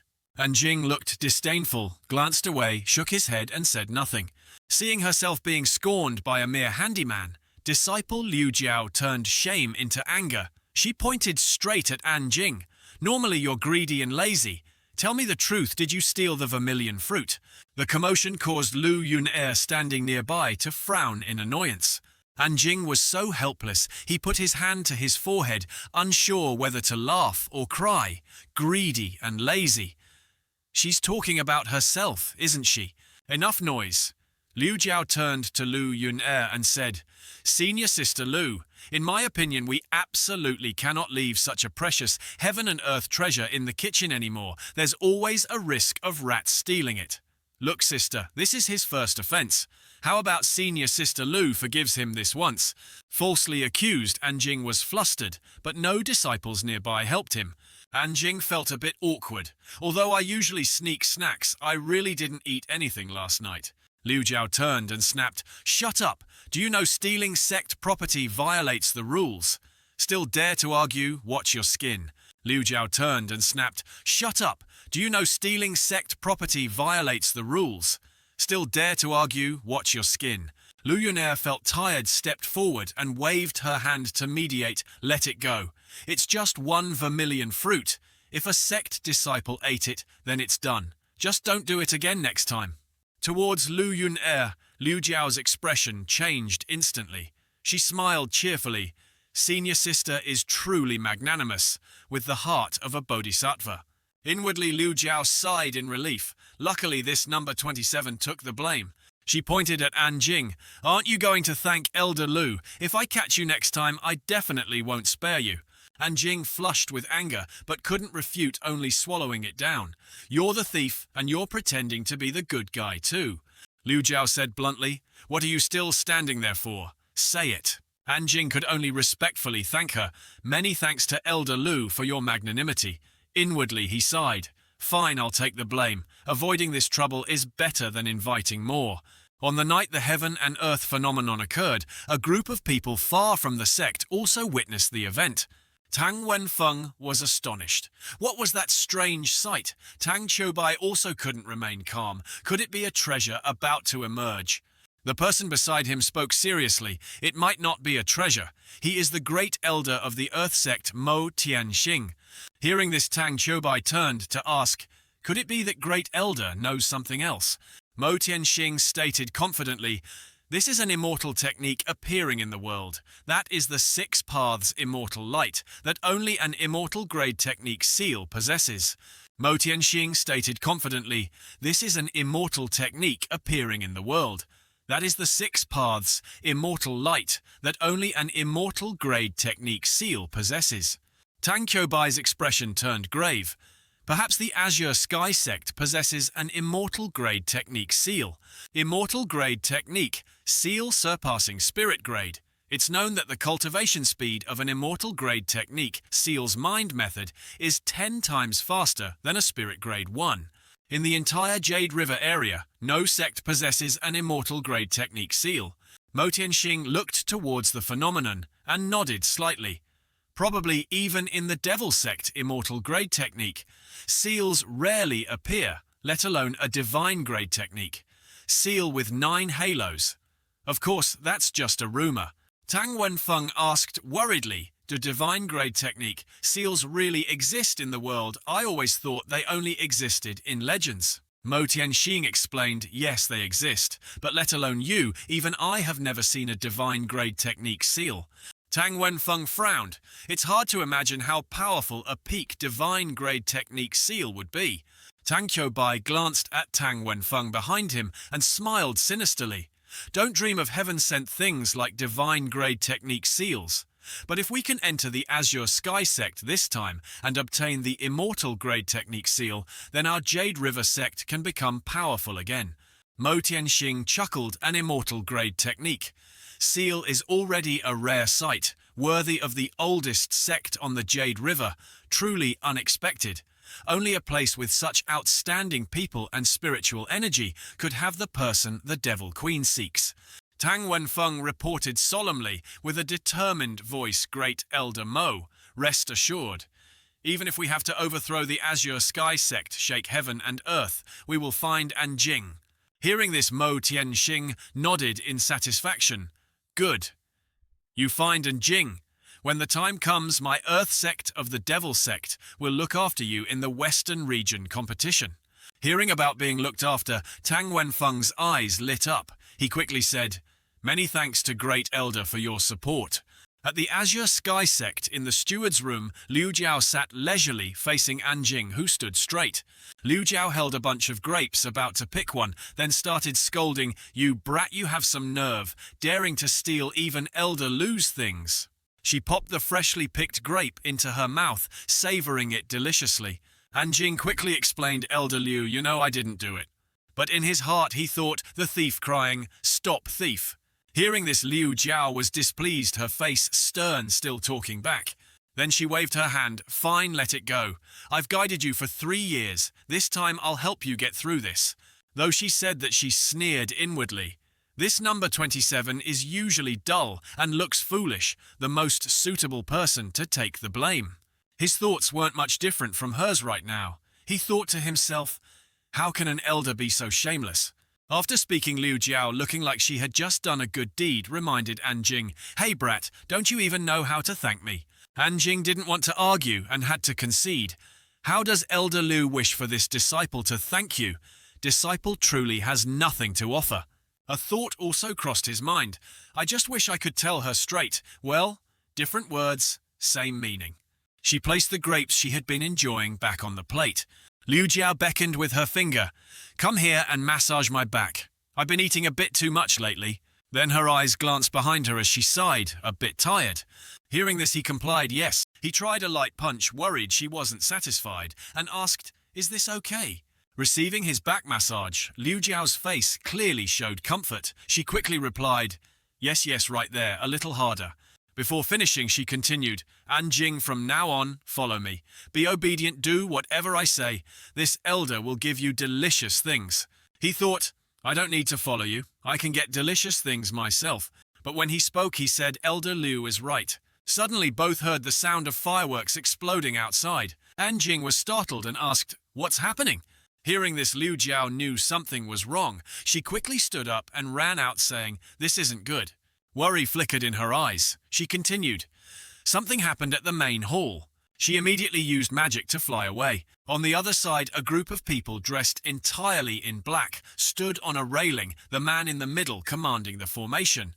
The black-clothed people behind them emitted a faint golden light, slowly descending to the ground. Hearing the noise, one of them panicked and shouted, "Who are you? How dare you barge into our Azure Sky sector?" The middle-aged man in the yellow robe spoke with disdain. "Have Lu Ming come out. You are not qualified to speak to me." He created a giant illusory hand, emitting a brilliant stream of power. That hand caused the area in front to explode, emitting a powerful shockwave sound. Seeing this, everyone exclaimed in astonishment, "Who is this person? How can their strength be so powerful?" Lu Ming approached and shouted Tang Chubai. That middle-aged man was indeed Tang Chubai. He pretended to greet Sect Master Lu Long. "Time no see." Tang Wenfeng, his cunning face staring intently in that direction, seemed to recognize someone. He thought to himself, "This woman is Lu Yun-er, truly as rumored a national beauty." He thought, if the Azure Sky sect agrees, it would be a good thing. Lu Ming lost patience and angrily asked Sect Master Tang, "You have ill intentions, don't you?" Around them, pillars destroyed by the illusory hand were crumbling. Hearing this, he replied, "I came this time for a happy occasion. Why call it ill-intentioned?" Hearing this, Lu Yun-er's face showed a hint of displeasure. She said, "If you have something to say it directly. Don't beat around the bush." Tang Qiubai stopped beating around the bush and said, "My son, Wenfeng, has always admired Elder Lu of the Azure Sky sect in his heart and cannot forget her. I, Tang, came here today to get closer to Elder Lu of the Azure Sky sect." Beside them, people murmured in confusion, "Tang Wenfeng wants to marry Elder Lu." Lu Yun'er looked at Tang Wen. Feng saw him frowning, his face showing a lewd expression, his eyes fixed on her. One of the senior brothers shouted, "The Jade River sect truly has ambitions. We absolutely cannot agree." Others heard and agreed. That's right. Agreeing would be pushing Sect Master Lu into the tiger's mouth. Lu Ming frowned and tactfully replied, "This matter cannot be taken lightly. I still want to consider it further before giving Sect Master Tang an answer." He waved his hand dismissively. "Go ahead and think carefully, Sect Master Lu. We will wait here." Lu Ming tried to find a reason to refuse, but something seemed off. Tang Qiubai didn't let him refuse. What's not right? Tang am fine, as long as I get Elder Lu's answer. I hope Elder Lu won't disappoint me, Tang. Hearing this, Lu Yun'er was stunned, unable to believe it. Lu Ming gritted his teeth, thinking, it seems today Tang Qiubai won't let this matter go easily. He immediately found an excuse. My humble daughter is untalented and lacks virtue. I fear she is not worthy of young Master Tang. His face hardened, replying, oh, it seems Sect Master Lu looks down on our Jade River sect. Lu Ming tried to explain. Sect Master Tang exaggerates. This matter naturally requires mutual consent. How can you call it looking down? Those words enraged him. He roared, old man, you have guts. How dare you disrespect my son Wenfeng? Those words enraged him. He roared, old man, you have guts. How dare you disrespect my son? Wenfeng he had already calculated in his mind. It seems Tang Qiubai came deliberately to cause trouble today. Tang Qiubai flew up using his skill impatiently, saying, Lu Ming, don't waste words today. I want to see what gives you the right to look down on my son, Wenfeng. Lu Ming shouted to Lu Yun'er, stand back, this Tang Qiubai is a third realm master. Tang Qiubai dove down from the sky. He landed right where Lu Ming was standing, forcing him to retreat to avoid it. Tang Qiubai slightly rotated his ankle. He unleashed a thunderous move, roaring, where do you think you're going? Lu Ming quickly created a shield, and the attack and defense collided, creating a shocking tremor. As a result, Tang Qiubai was sent flying straight out. Lu Ming was vigilant, thinking, Tang Qiubai's strength has improved dramatically. Yuna also called out in fear, father. He waved his hand, reassuring, I'm fine. Then Lu Ming cautiously said to Tang Qiubai, it seems Sect Master Tang came today with a premeditated plan. He massaged his wrist, pretending ignorance. What plan? I have no idea what you're talking about. Anyone who looks down on my Jade River sect deserves death. At this point, Tang Qiubai immediately unleashed the Jade River immeasurable magic weapon. Jade green light shone brilliantly from his hand. A deity entirely azure blue appeared. Everyone there was surprised to see that figure, exclaiming in unison, so powerful. This is the mid-grade spirit level technique of the Jade River sect. Truly terrifying. That giant deity began to move. Lu Ming also prepared to draw a sword to fight him. The sword obeyed his command, shooting out swiftly, aiming straight for the giant hand, preparing to attack the opponent. But such a small weapon couldn't do anything against that size. It immediately broke in half. The hand slammed down right where Lu Ming was standing. Then it rose and slowly dissipated. Lu Ming coughed up blood flowing continuously. Lu Yun'er ran to his side, shouting in panic, Father! She supported her father, who was now exhausted and collapsed. One hand clutched his robe for balance, the other covered his mouth to catch the flowing blood. Tang Qiubai showed no mercy, immediately ordering his subordinates, kill them for me. He roared like a beast, use all your strength to find the disciple named Anjing for me. The subordinates charged forward in unison, their eyes glaring, mouths repeating only the word kill. They rushed up shouting, let's go. On Lu Ming's side, the disciples also took their stances, replying grimly, meet the challenge. One from Tang Qiubai's side struck, slashing at the neck of one of Lu's disciples. Many fell, some attacking, some dodging. Seeing this, someone from Lu Ming's side shouted encouragement, telling everyone to hold on a little longer. Tang Wenfeng here was also fighting with all his might. He turned and scolded his fellow disciples, but don't kill those who surrender. That person trembled like a leaf, only able to cry out, Liu Jiao immediately intervened in your dreams. As she spoke, she knocked down one of Tang Qiubai's subordinates. She gritted her teeth, stating firmly, even if I die, Liu Jiao will never surrender to your Jade River sect. Lu Yun'er moved to the front line facing the enemy, while saying, the Azure Sky sect only dies standing, never lives kneeling. Wenfeng sneered mockingly, still stubborn. He thrust his sword straight towards Liu Jiao, who was engrossed in fighting. She quickly blocked the blow, but unable to match his strength, Liu Jiao's sword was knocked away, spinning in the air. Tang Wenfeng asked mockingly, now what? He pressed the blade to her neck, challenging, try speaking nonsense again. The sharp blade close to her neck made Liu Jiao inevitably panic. Seeing this, the fighting disciples also worried, shouting in unison, Elder Liu. But Lu Jiao seemed unafraid. She spat directly in his face, accompanied by the defiant word "tui." Wenfeng was caught off guard, unexpectedly hit. Lu Jiao resolutely spat out each word, "This old lady will never surrender." Wenfeng, annoyed, wiped the spoils from his face, muttering, "Good, very good." Enraged, he decided to execute the woman before him, shouting, "Then die." Lu Yun'er was terrified, shouting while blocking an opponent's attack, "Don't." The other disciples were equally scared, but couldn't react in time, only watching, with mouths agape. Suddenly, a ray of light flashed past them, stunning everyone. Feng's sword hindering his movement, causing him to exclaim in surprise, "What was that?" His face paled and he retreated backward. Then the man named Tang was forcefully pushed far away. With a look of disbelief, he frantically asked who.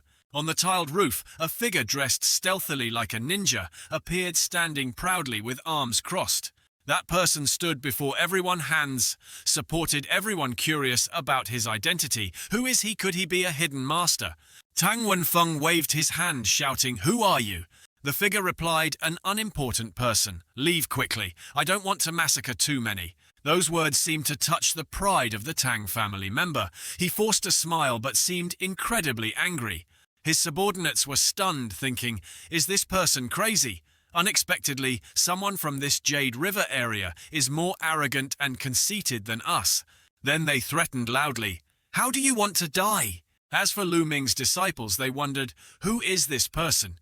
Someone replied, "Unclear, but it seems like they're helping us." Wenfeng pointed his sword at the nameless ninja, threatening, "Now if you kneel and beg me, maybe I'll leave you a way to live." He shook his head, replying wearily, "Sigh, why must it be like this?" That gesture made him tremble with anger, concluding, "Since you want to die, then this young master will grant your wish." As Wenfeng finished speaking, he leaped onto the roof. He forcefully swung his flame-covered blade. Lu Yun'er, watching from below, shouted in fear, "It's Tang Wenfeng's heavenly fire sword dodge." He laughed loudly, announcing, "Too late." Suddenly his smile vanished. The mysterious figure had blocked his blade with 2 fingers. Everything became silent. Wenfeng hovered in mid-air, hand still gripping the hilt. Everyone below marveled, so strong, blocking such a powerful strike from Tang Wenfeng with just 2 fingers. Liu Jia couldn't believe her eyes, hesitantly asking loudly, "How is this possible?" Lu Yun'er suddenly realized something. Wenfeng grimaced, uttering a sound He tried with all his might to pull the sword back, but failed, making him think in shock. "Damn it! How can he do this and I can't even pull it out?" The ninja figure calmly said, "Let's end everything here." He snapped the blade with one hand. Then he flung the broken blade at Wenfeng's neck. The blade grazed his neck, leaving behind utter horror. Wenfeng leaned back, the sword slipping from his hand, spinning a few times in the air. He fell to the ground, eyes wide with terror. The entire courtyard fell strangely silent. Tang Qiubai's subordinate trembled, pointing upwards, stammering, You! Tang Qiuhai rushed to Tang Wenfeng's side. He tightly held his son's motionless body, wailing in panic. "Fanga!" One antagonist said, "Heavens killed Tang Wenfeng in one move." Another continued, "So strong, could it be a 4th realm master?" Lu Ming was equally surprised, having to admit, "This person's strength surpasses even mine." Lu Yun'er suddenly exclaimed, her eyes focused only on the mysterious ninja figure. "I know he's the mysterious master hiding in our azure sky sectum." Hearing this, Liu Jiao exclaimed, "What, he's the master who defeated Nala?" All of Lu Ming's disciples rejoiced. One young man marveled, "Amazing. Turns out our azure sky sect still has masters like this." His friend beside him added, "Heaven is protecting the azure sky sect." Another said, "Truly heaven will not destroy our azure sky sect." On this side, Tang Qiubai slowly laid Tang Wenfeng's body down, growling, "I don't care who you are today. You killed Wenfeng, my son. You must die." The mysterious figure replied, "It was you who killed the azure sky sect disciples first." The man named Tang looked up, repeating them. His eyes were bloodshot, every nerve taut with rage, boiling from the depths of his heart. He roared, "Like these useless trash, add all of them together. They're not worth even 1 finger of Wenfeng, my son." Liu Jiao pointed straight at Qiubai, scolding, "Tang Wenfeng is the useless one. Coming to my Azure Sky sect even, we didn't bother paying attention to him. She continued, let me tell you, even a handyman from my Azure Sky sect could kill him. The ninja figure lowered his head, thinking, could my guess really be right? Tang Qiubai gritted his teeth angrily, shouting, today you must die. Even gods and immortals cannot save you. He leaped high instantly, unleashing his power. Lu Ming, standing below, shouted a warning. Senior, please be careful. Tang Qiubai's strength is profound and unpredictable. Lu Yun'er also watched nervously. Liu Jiao, however, cheered enthusiastically, kill him, kill that old man Tang Qiubai. Qiubai slapped hard at the ninja's face. That person's head emitted a tremendous source of power, quickly repelling the Third Realm Master far away. He panicked for a moment, then quickly calmed down, stepping forward steadily. Yet Tang Qiubai still thought cautiously, too strong. It seems I must use my full power. Correction. Despite this, Tang Qiubai still thought carefully. His strength is too great. It seems I must go all out. Saying that, he immediately deployed the magic technique he just used against Lu Ming. Qiubai spread his arms wide, shouting, Jade River, immeasurable. The giant deity reappeared, towering and majestic. It began to make a move, its right hand raised high, ready to strike down. Lu Ming panicked, crying out without thinking. The deity's right hand was almost upon the ninja. One disciple admired Tang Qiubai, truly lives up to his name as the sect master of Jade River Sect. Just one palm strike is so powerful, even fellow disciples exclaimed, so strong. Lu Yun'er, however, was restless with worry. Tang Qiubai spoke forcefully, go straight ahead, don't look back. The deity's huge hand approached, intending to engulf Anjing's body. Seeing this, Anjing made his move. He used his index finger to shoot out brilliant golden rays of light. The light ray was so powerful it pierced through the deity's body. Its heartbeat suddenly stopped. Seeing this scene, Tang Qiubai felt as if struck by lightning. The smile on his face instantly froze. Then the deity gradually faded and disappeared. Old Qiubai unexpectedly spat out a mouthful of blood. The scene fell silent again. The crowd below looked up, overwhelmed by Anjing's recent ultimate technique. They trembled and stammered, just one finger. Then they cried out in admiration. So strong, unimaginably strong, who on earth are you? Liu Jiao said joyfully. Excellent, I knew he could do it. Tang Qiubai panted wearily, wondering what realm is his strength actually at. Following that, Lu Yun'er also pointed towards him and asked, who is he really? Old Qiubai still hovered in the air, wondering aloud why the fourth realm. Then he gave a cunning smile, threatening, ha ha ha. Even if you are a fourth realm master today, the Azure Sky sect cannot escape destruction. Hearing that warning, everyone was surprised, exclaiming in unison, could it be? Anjing stood straight, calmly saying, it's been long enough. All of you come out here. Soon after, Mo Tianxing led soldiers out, laughing loudly. Someone in the crowd screamed in fear, it's the Devil Sect! People below exclaimed in surprise, it's actually masters from the Devil Sect. Lu Yun'er turned to look at them, confirming these were indeed Devil Sect masters. Liu Jiao was stunned, asking in confusion, the Devil Sect came again, what do they want? Even Anjing was surprised, asking himself, could they have come looking for me? Even Anjing was surprised, asking himself, could they have come looking for me? Anjing just calmly shook his head, replying, who I am is not important. Tang Qiubai stays. I can give the rest of you a way to live. Hearing this, the soldiers shouted angrily, really think you're invincible, too arrogant. Someone from this Jade River area dares to look down on our Devil Sect's Earth Sect. He's the first. Tianxing raised an eyebrow, chuckling, haha, you really make this great elder laugh. Tang Qiubai angrily pointed and yelled at him, are you crazy? Do you know who is in front of you? He is the great elder of the Devil Sect's Earth Sect, Mo Tianxing. Hearing about his background, Yun'er screamed in panic, what? Liu Jiao retreated backward in fear. Then she suddenly asked again, he is Mo Tianxing, the one who destroyed 3 sects in one night. Lu Ming's mood sank. He asked softly, what is your excellency's purpose in destroying the Azure Sky sect today? My Azure Sky sect and the Devil sect have never interfered with each other. Old Tianxing replied seriously, hand over Anjing and our Devil sect's Earth sect will leave immediately. Hearing this, the common folk whispered among themselves, the Devil Sect people are really stubborn. Lu Ming explained, our Azure Sky Sect has no one named An Jing. Could your excellency be mistaken?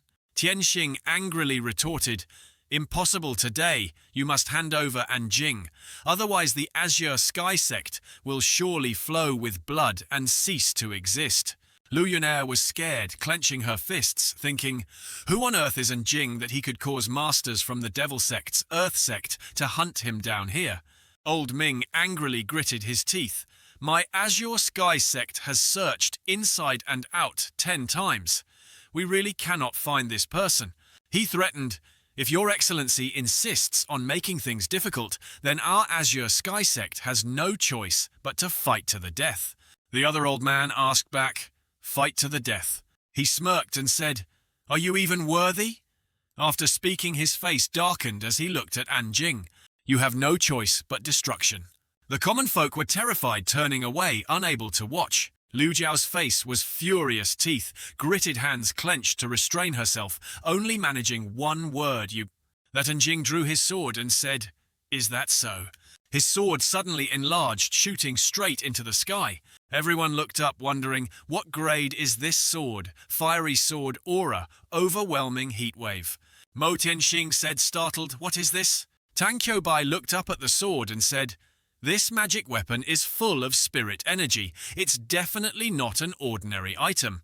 Unexpectedly, the Azure Sky Sect possesses such a magic weapon. He ordered Great Elder Mo, kill this person, seize the sword. He looked at them, replying, talking is useless. Watch this. Hearing this, old Tianxing frowned. Then I have no choice but to let you die. Then he began casting magic, causing nearby water to gather around him. Suddenly ocean waves rose, unexpectedly surprising everyone. Lu Ming loudly reminded Azure Sky Sect disciples, fall back quickly. Everyone reminded each other, retreat. Too strong. Retreat quickly. An Jing held the flaming sword firmly. Then suddenly he leaped up, swinging his sword powerfully towards that vast ocean. An Jing swung his sword, the steel blade tearing through space, sending water splashing everywhere. Following that, he swung another slash, terrifying Qiubai's group.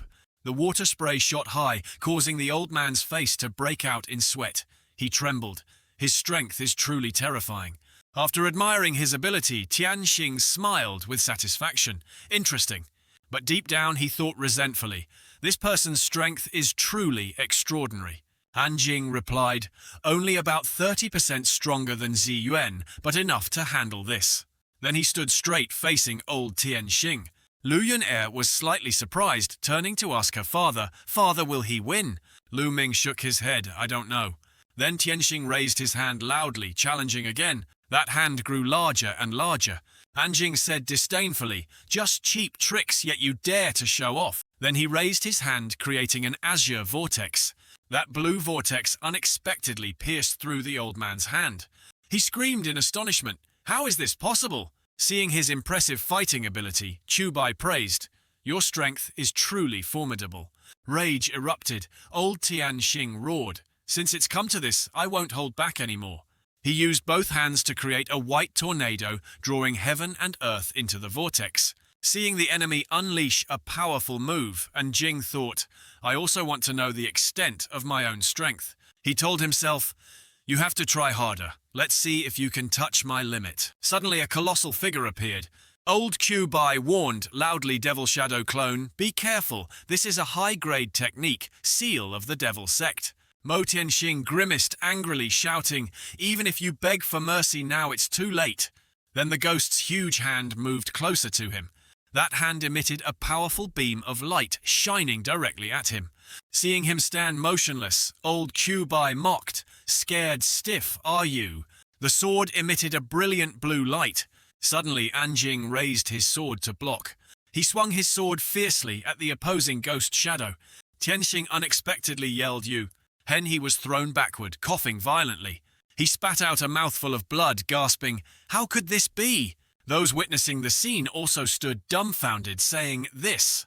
Qiubai ran towards the old man, calling out loudly, Mo. Ignoring the elder, he trembled while calling his name, then retreated. It turned out Tianxing was dead. He was likely so enraged he had passed away. The soldiers surrounding him asked, "Is Great Elder Mo really dead? How could this happen?"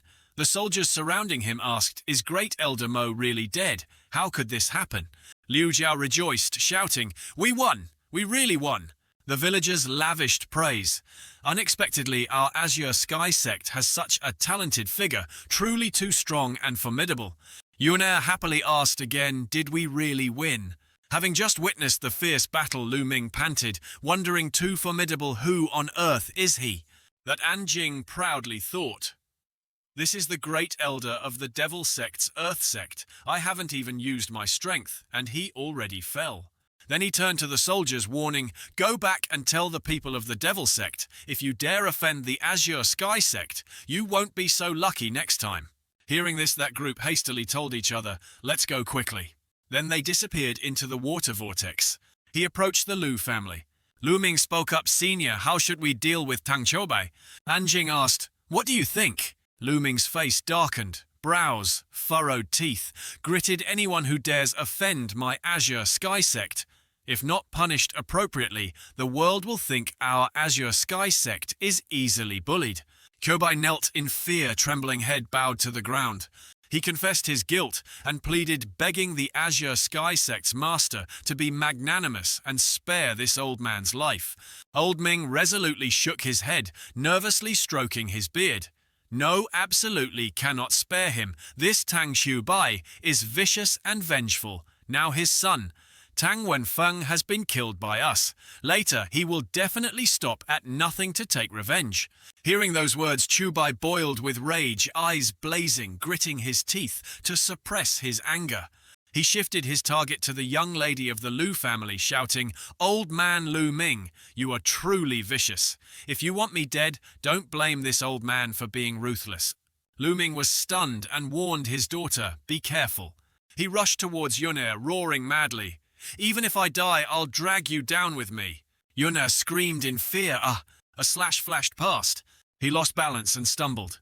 Attacked unexpectedly, he said furiously, You! Slashing down at his neck, and Jing said, "Don't know your own limits." Then Chubai fell motionless. Worried, Lu Ming immediately turned to Lu Yunair and asked Yunair, "Are you all right?" Yunair, standing beside him, replied, "I'm fine, father. Luckily, thanks to this senior." Her eyes shone brightly, seeing the peaceful scene. Hearing this, Lu Ming felt relieved. He didn't forget to bow and thank Anjing. The kindness Senior has shown the Azure Sky sect today, we will never forget in our lifetime. If Senior has any instructions, just say the word. Even if we have to charge into a mountain of blades or a sea of fire, our Azure Sky sect will absolutely not refuse. Anjing paid him no mind, just turned away, waved his hand and said, "I don't need you to charge into mountains of blades or seas of fire for me." As soon as he finished speaking, he immediately left. The space became silent then. Lu Yunair stood aside, unable to resist, asking curiously, "Senior, where are you going?"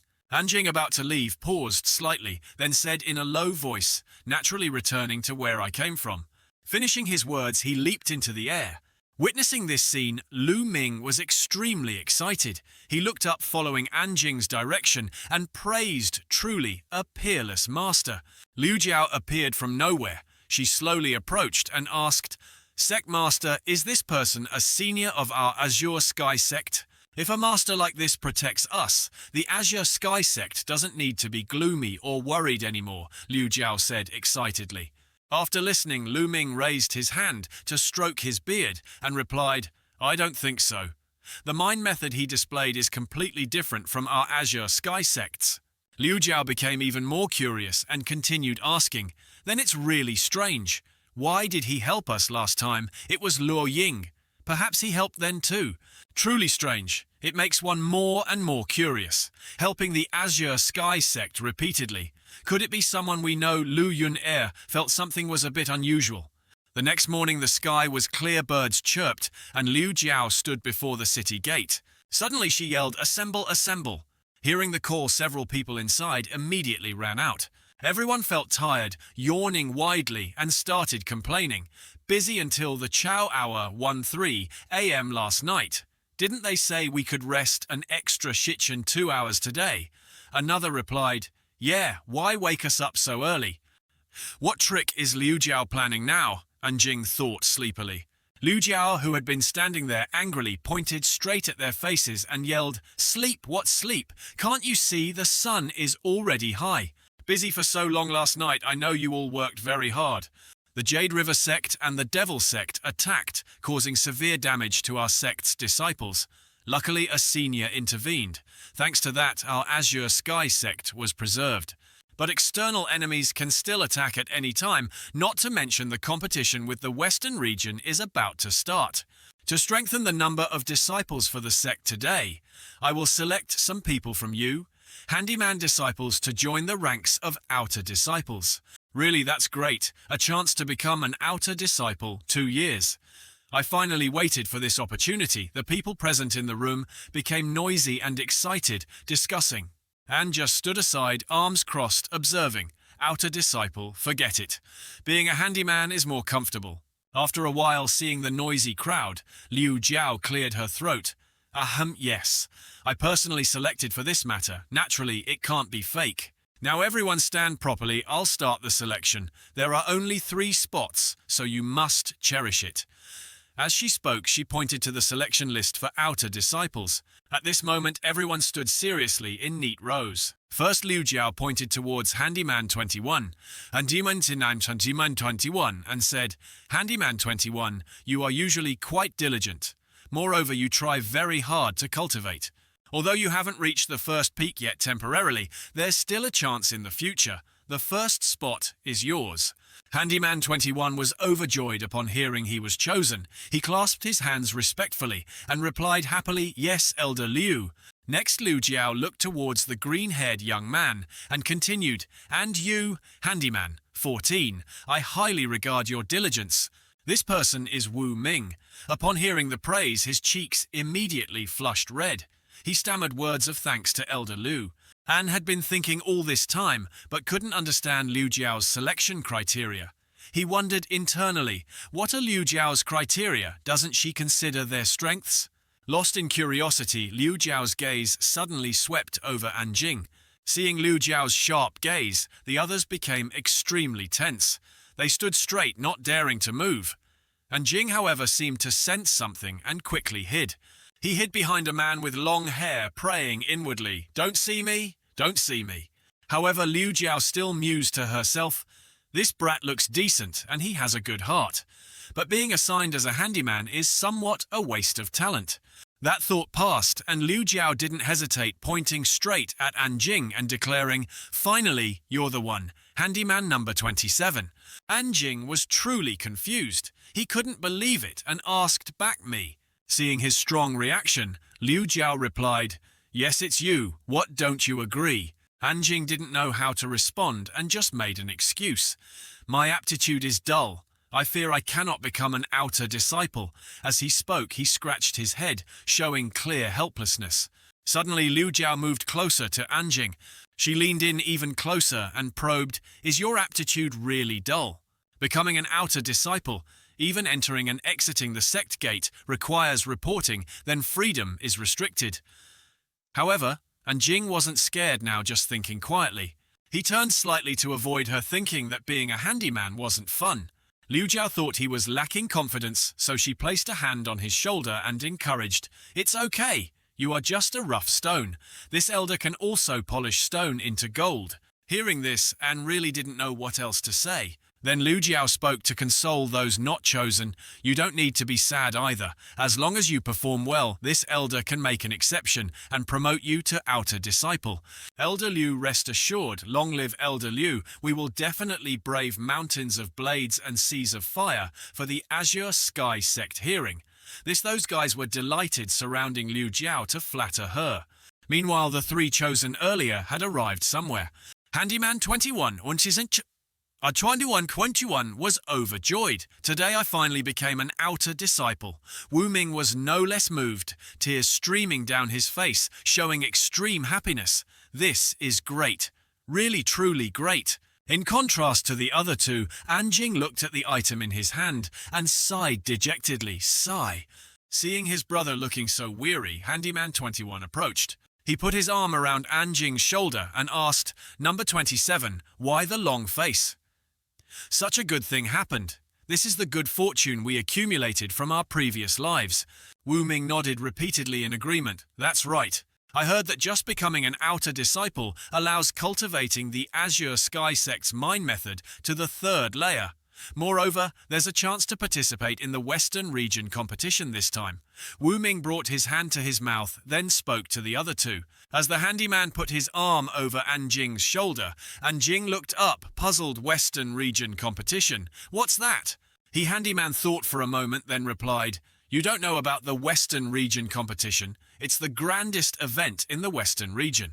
Handyman thought for a moment, then replied, You don't know about the Western region competition. It's the grandest event in the Western region, and the entire Western region has dozens of branches like this. Among them are some ancient sects, from the upper reaches of the Spirit River, incredibly powerful. Within their inner sects, there are even masters who have reached the 5th level of the primordial Golden Core realm. Anjing frowned slightly, asking again, I naturally know the Western region you're talking about, but what is the Western region competition? The Western region.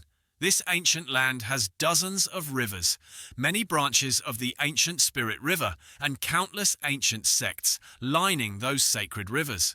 Each sect has existed for thousands of years, some even tens of thousands. Their inner sects are profound, gathering many masters. The Jade River is just the weakest among dozens, perhaps even a remote branch. Handyman 21 carefully explained, the Western region competition is a contest for young masters under 100 years old from the entire Western region. It said the top 100 receive rewards, and the top 10 get a chance to comprehend immortal-grade technique seals, or possess immortal-grade magic weapons. Anjing felt intrigued, exclaiming, Oh, immortal-grade technique seals, immortal-grade magic weapons. Suddenly a voice called Handyman number 27. Come here immediately. Anjing hurried over. Greetings, Elder Liu. May I know what instructions you have? Liu Jiao looked at him and replied, Follow me. Liu Jiao turned and walked ahead, saying as she went, Lately the sect gate seems a bit restless. People's hearts are unsettled. The inner disciples have also suffered considerable losses. And Jing stood there, listening, understanding nothing. Then he quickly followed her. She continued, You must cultivate diligently, reach the first realm soon. Don't disappoint my promotion and nurturing. Anjing replied, I understand, Elder Liu. I will definitely cultivate diligently and revitalize the Azure Sky Sect. She seemed pleased. Very good. I praise disciples with ambition like you. Liu Jiao led Anjing into a room. Reaching the door, Anjing hesitated, not daring to enter. Seeing him stand silently outside, Liu Jiao said, What are you standing there dazed for? Come in. Anjing seemed confused. Why am I coming in here? Liu Jiao urged impatiently. What else? Hurry up and come in. Anjing had no choice but to enter. She lay stretched out on a long couch, leaning against the armrest. Liu Jiao ordered, You come here. I have something to ask you. Anjing approached. Reaching a certain distance, he stopped and bowed slightly. Elder Liu, if you have anything to ask, please do. Liu Jiao cleared her throat sternly. She asked him, What kind of woman does a normal man like? Hearing the question, Anjing froze on the spot. Then he gave a sly smile and said, What could it be that Elder Liu already likes someone? That person is truly unfortunate. Not seeing him answer her question, Liu Jiao said irritably, Say something. Anjing forced a smile, his face pale, saying this issue was too complex. How could he possibly know? He then remembered the gentle, ladylike image of Lu Yun-er. She got angry. So are you a man or not? He flusteredly replied, Of course. She asked again, If so, then why don't you know? Anjing described that men definitely like gentle, virtuous women. Liu Jiao saw a new idea and asked him for specific examples. You could take, for example, a woman who knows how to cook. Liu Xia wondered how to cook. Anjing nodded and continued, The ancients often said to capture a man's heart, you must first capture his stomach. Liu Xiao said excitedly, That makes perfect sense. Anjing hesitantly asked, Elder Liu, who have you set your eyes on? Liu Jiao excitedly recounted, Naturally, he's the great hero, the one who has saved our world many times. If I knew who he was, I would definitely marry him. She fondly remembered the image of the cool masked man, then thought, A man like that is the ideal husband in my heart. From today, I must strive to become the type he likes, so he might notice me among the crowd. Anjing felt a bit scared. She put her foot on the couch. She waved Anjing over Liu Jiao is preparing to cook. Later, Anjing will be the taste tester. Anjing panicked me again. Liu Jiao walked past him, hearing him say that she frowned slightly, her tone sharp. What you don't want to. Eating food cooked by this elder is your honor. Liu Jiao kept walking, ignoring Anjing, who stood confusedly watching from behind. Liu Jiao picked up the ladle from the fish, looking into the wok. Anjing also stood behind, quietly observing her. Brows furrowed, she told herself, "Don't be nervous, don't worry." Anjing, seeing this, scratched his face and said, "Elder Liu, I'm not nervous." Hearing that Liu Jiao turned and glared at him, I was talking about myself, making him jump. Then she started flailing her arms and legs, making Anjing freeze, watching her antics in astonishment. He felt helpless, putting his hand to his face, looking utterly dejected. Then he quickly sneaked away while Liu Jiao was still engrossed in cooking. Anjing sat down at the table again, his expression slightly fearful, thinking, thick smoke billowing. A moment later, Liu Jiao suddenly brought out 2 plates. On them were 2 pieces of burnt black meat and slammed them on the table. She gave a bright smile. "Try it and see." Seeing this, Anjing quickly stood up, forcing a smile. "Elder Liu seems a bit nervous." Liu Jiao, with an angry face, said, "Stop talking nonsense, hurry up and check." Anjing grimaced with fear. Wiping his face with a handkerchief, he rolled his eyes and said slowly, "Elder Liu, I told you to capture a man's stomach, not destroy his stomach." That made her even angrier. Liu Jiao slammed her hand on the table and yelled, "Are you going to eat it or not?" The kitchen door suddenly creaked open. Liu Yunair walked in, asking, "What are you two doing?" The two looked towards her in surprise. Liu Jiao smiled, turning to tell her, "It's nothing, I was just practicing." Yunair looked suspiciously at the thing on the table, wondering, "What is this?" Her face filled with panic. "Are you practicing making poison? This smell seems like a potent toxin." Hearing those words from Yuna, Liu Jiao's expression changed. Tears welled up internally, leaving Yuna stunned. Seeing this, Anjing quickly and smugly said, "Elder Liu, you came looking for Elder Liu for something, right? Then I'll take my leave first." Seeing him about to leave, Yun said, "Tomorrow at the sect square, the new outer disciples need to have their spirit roots checked again. At that time, the sect master and I will personally come to see if any outstanding disciples were missed. After all, the Western region competition is approaching." She continued, "This time concerns the honor of the Azure Sky sect and even the Jade River area." Liu Jiao also nodded in agreement. "Now I will go inform the new disciples." Yuna patted Anjing's shoulder. "Junior brother, you're different now. You've become a new disciple too. Go prepare quickly, don't be lazy." Hearing that, Anjing bowed his head. "Yes, I'll go right away." At the sect square, thousands of new disciples gathered. The great elder stood beside the glowing green spirit stone, solemnly announcing, "Today we will conduct the spirit root check for the new disciples." He looked at them and continued, "The so-called spirit root is the means by which cultivators absorb the spiritual energy of heaven and earth. The higher the spirit root, the faster the absorption of spiritual energy, and the better the cultivation efficiency."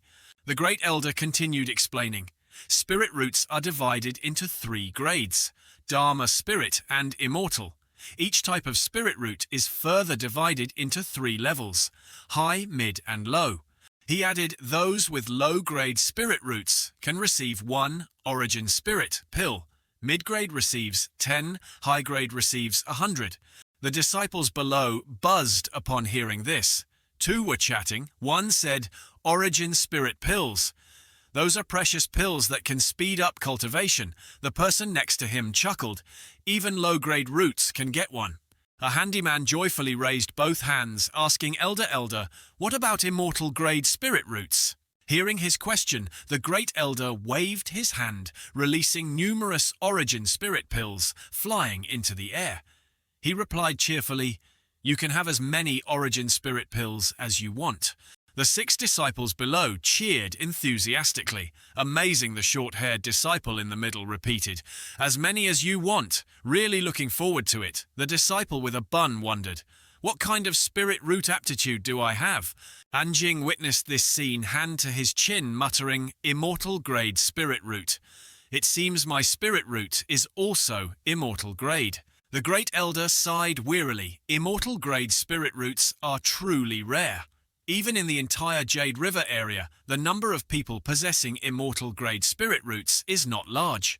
Moreover, those with immortal-grade spirit roots are all monstrously old masters.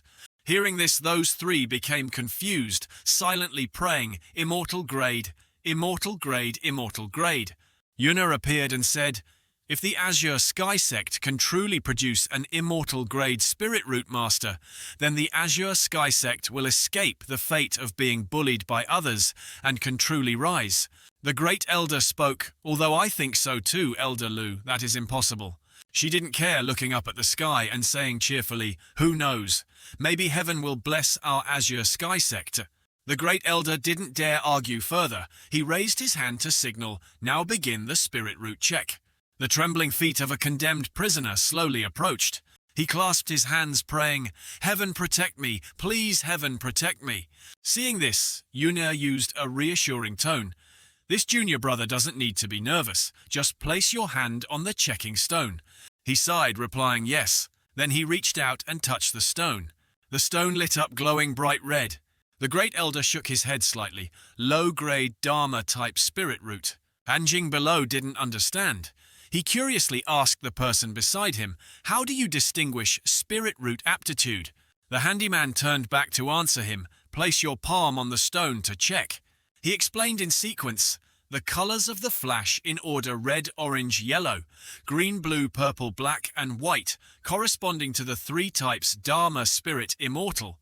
Anjing understood. He thought, "In other words, as long as there's purple, black, or white, it's an immortal root." Seeing him stand still, the handyman waved dismissively. "Stop thinking about it. The entire Jade River area only has 1 or 2 cultivators with immortal spirit roots. Those are rare geniuses in the world. It's already great if we can have a spirit-grade root." Another person stepped up, touched the stone. "Dharma-grade low-level." The next person too, Dharma-grade mid-level. Yuna placed her hand on her chin, pondering. Could it be there are really no spirit-grade roots? "Yes, I will help you," the Great Elder announced. Next person, Wu Ming, stepped forward. He swallowed nervously, gently placing his hand on the stone. Surprisingly, the stone suddenly showed green color. Wu Ming was astonished seeing that green color. Everyone couldn't believe their eyes. "Is this real?" He, Great Elder of Azure Sky Sect, said excitedly. "That is a low-grade spirit root." Lu Yun'er rejoiced. "Excellent." Finally, a disciple with fairly good talent appeared. The Great Elder of Azure Sky Sect walked over to greet him. "Your name is Wu Ming, right?" Wu Ming replied, "Yes, disciple's name is Wu Ming." The Great Elder called Wu Ming over, "Stand beside me." Wu Ming replied, "Yes." His friend Handyman 21 said to Anjing, "Wu Ming is really lucky. Possessing a low-grade spirit root, isn't that like ascending to the clouds in one step?" It was Handyman Service number 21's turn. He stepped forward. The Great Elder said, "High-grade Dharma root, not bad either. Anyone else not checked yet?" Only then did they realize only one scene was left unchecked, likely meant Anjing. Lu Yun'er reminded junior brother, "Why haven't you checked yet?" Anjing just replied, "Yes." Calm on the outside, but worried about being exposed inside, thinking, "I won't be revealed this time, right? Or maybe before I'm exposed, I should just admit it myself." Lu Yun'er encouraged junior brother, "No need to be nervous." The Great Elder of Azure Sky Sect added, "Just place your hand on it." Now An felt like he was floating in the universe. He placed his hand absent-mindedly on the stone to check. Handyman 21 said, "Normally 27 is a quiet pumpkin, nameless, affecting no one. Who knows what the result will be?" Wu Ming said proudly, "Whatever the result, it can't surpass mine." However, the testing stone showed no reaction at all. Why is there no reaction? Anjing thought, could the checking stone be broken, or does my talent exceed the stone's measurement capacity? Everyone murmured, wondering, what's happening? Why is there no reaction at all? The Great Elder asked, "Brat, could it be you have no spirit root?" Anjing withdrew his hand. Utterly embarrassed, Lu Yun'er encouraged, "Try again, junior brother. Number 27. Anjing agreed, okay. But the result was the same. Nothing changed. Anjing touched it with both hands, still no reaction. He, Great Elder of Azure Sky Sect, sighed dejectedly. It seems he truly has no spirit root. The words of Handyman 21 were like a realization from the bottom of society without a spirit root. Cultivation is extremely difficult, basically a waste. Wu Ming said, even if your aptitude isn't as strong as mine, just being normal would be fine. It's not easy to be chosen by the elder. What a pity. The great elder didn't think he was waste material. Since you are the disciple chosen by Elder Liu, then continue cultivating in the outer sect. However, you won't receive the prescribed amount of pills. Those with spirit roots continuously mocked An Jing. Turns out he has no spirit root. Such poor aptitude is really rare. Among people like this, it's only him.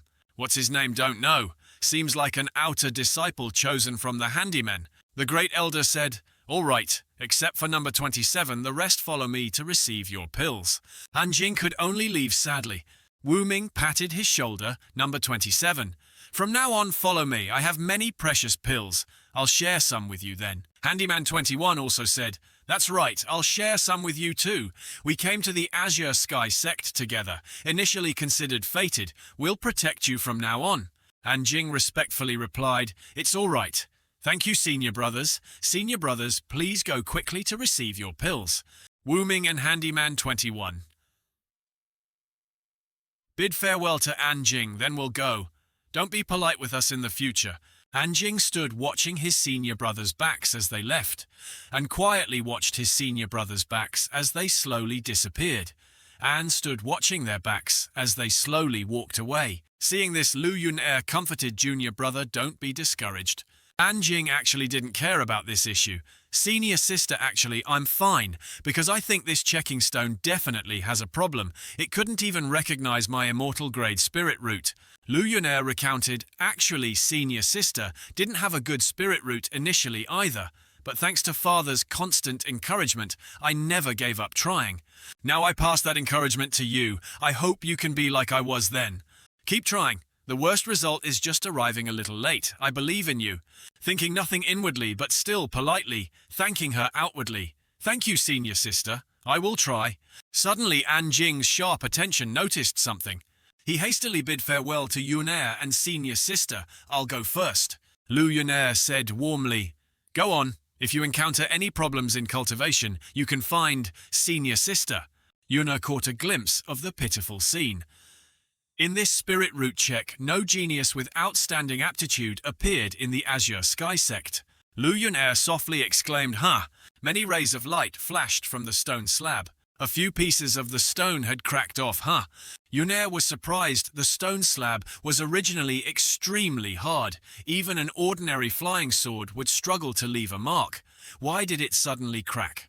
Before she could react, the checking stone shattered. Lu Yun-er was bewildered, heart sinking. Could this be related to junior brother's check just now? Lu Yun-er clenched her fists. She was filled with determination.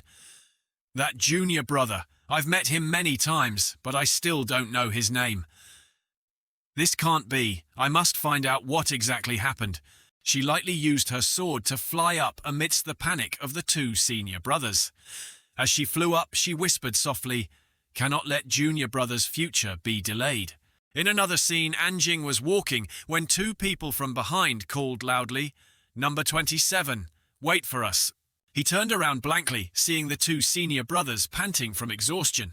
Suddenly someone approached. Seizing the opportunity, the handyman rushed over and hugged him, saying joyfully, we've been looking for you half the day. Turns out you brat were here. That Wu Ming took this chance to hold the medicine bottle in his hand, proudly explaining, this is an origin spirit pill. Others only got one, but the elder saw my aptitude wasn't bad, and gave me two, one for each of us. Handyman 21 put his arm around his shoulder, smiling expectantly. Seeing this, he could only force a smile. That's not quite right. Hey. Inside, he felt a bit guilty because this origin spirit pill was no longer useful to him. This is just a pill synthesized from Earth. Spirit pills, its effect is very limited. Even the higher grade heaven spirit pills are only temporarily effective. Handyman 21 knew nothing but still enthusiastically tried to persuade him. No need to be shy. The three of us all came from Handyman Disciple 21, so we share blessings and endure hardships together. Wu Ming also happily patted his chest, affirming, "That's right. From now on, we are brothers. We two are your big brother and second brother." Anjing frowned, looking at them doubtfully. Big brother and second brother. Wu Ming pointed to himself. "Quick, call me Big Brother Handyman."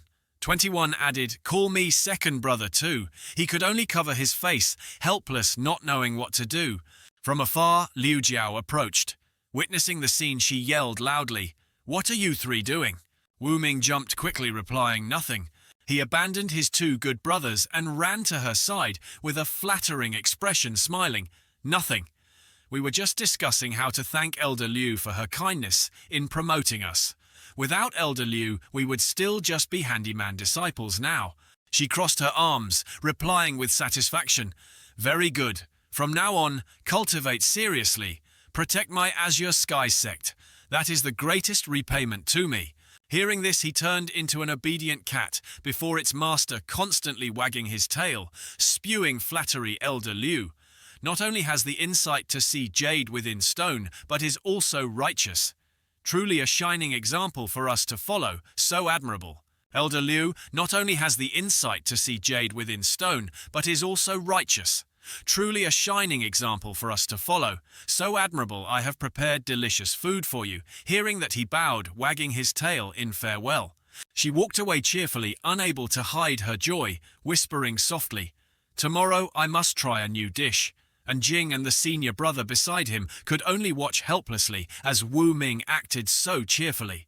His eyes shone with infatuation, thinking of the delicious food the image sees Liu Jiao shyly bring food, making him both excited and dreamy. Am I overthinking this? Could Elder Liu actually be interested in me, even cooking for me personally? Suddenly, Anjing gently pats Wu Ming on the shoulder. He clenches his fist encouragingly. "Don't overthink it. Elder Liu Jiao has noticed you, big brother. Keep it up." These words make his face flush red. Scene change to the records building. As Lu Yun-er enters, she thinks this place must have the list of all disciples. She quietly steps inside. She slowly approaches and calls out second elder, startling him awake. The second elder rubs his eyes, looks at her brightly and asks, "Yuna, why have you come here?" She smiles back, "Elder, I want to check some records." The elder gestures warmly towards the distance and says, "All the records of our Azure Sky sect are over there. Just go and look." It seems she wants to know the exact location revealed. "I want to look up information about a Chor's disciple." The elder strokes his chin, his eyes thoughtful. A Chor's disciple. He can't believe his ears and looks at her curiously. A Chor's disciple is worth you investigating personally. Does that person have something special? She thinks of Anjing, her heart fluttering slightly. At 27, what's so special about him after all? The elder finds her reaction even more confusing and calls out, "Yun-er." Snapped back to reality, her face flushes red, trembling slightly. She quickly and awkwardly explains, "It's nothing, I was just a little curious." Not keeping her waiting, he points to the side and says, "The list for Chor's disciple 21 is on the left side, first floor down." She follows his directions, places her hand on a shelf and confirms, "This is the shelf." She takes a book from the shelf and whispers softly, "I remember that junior brother is number 27. Finding the correct Chor's disciple file, she exclaims, "Found it."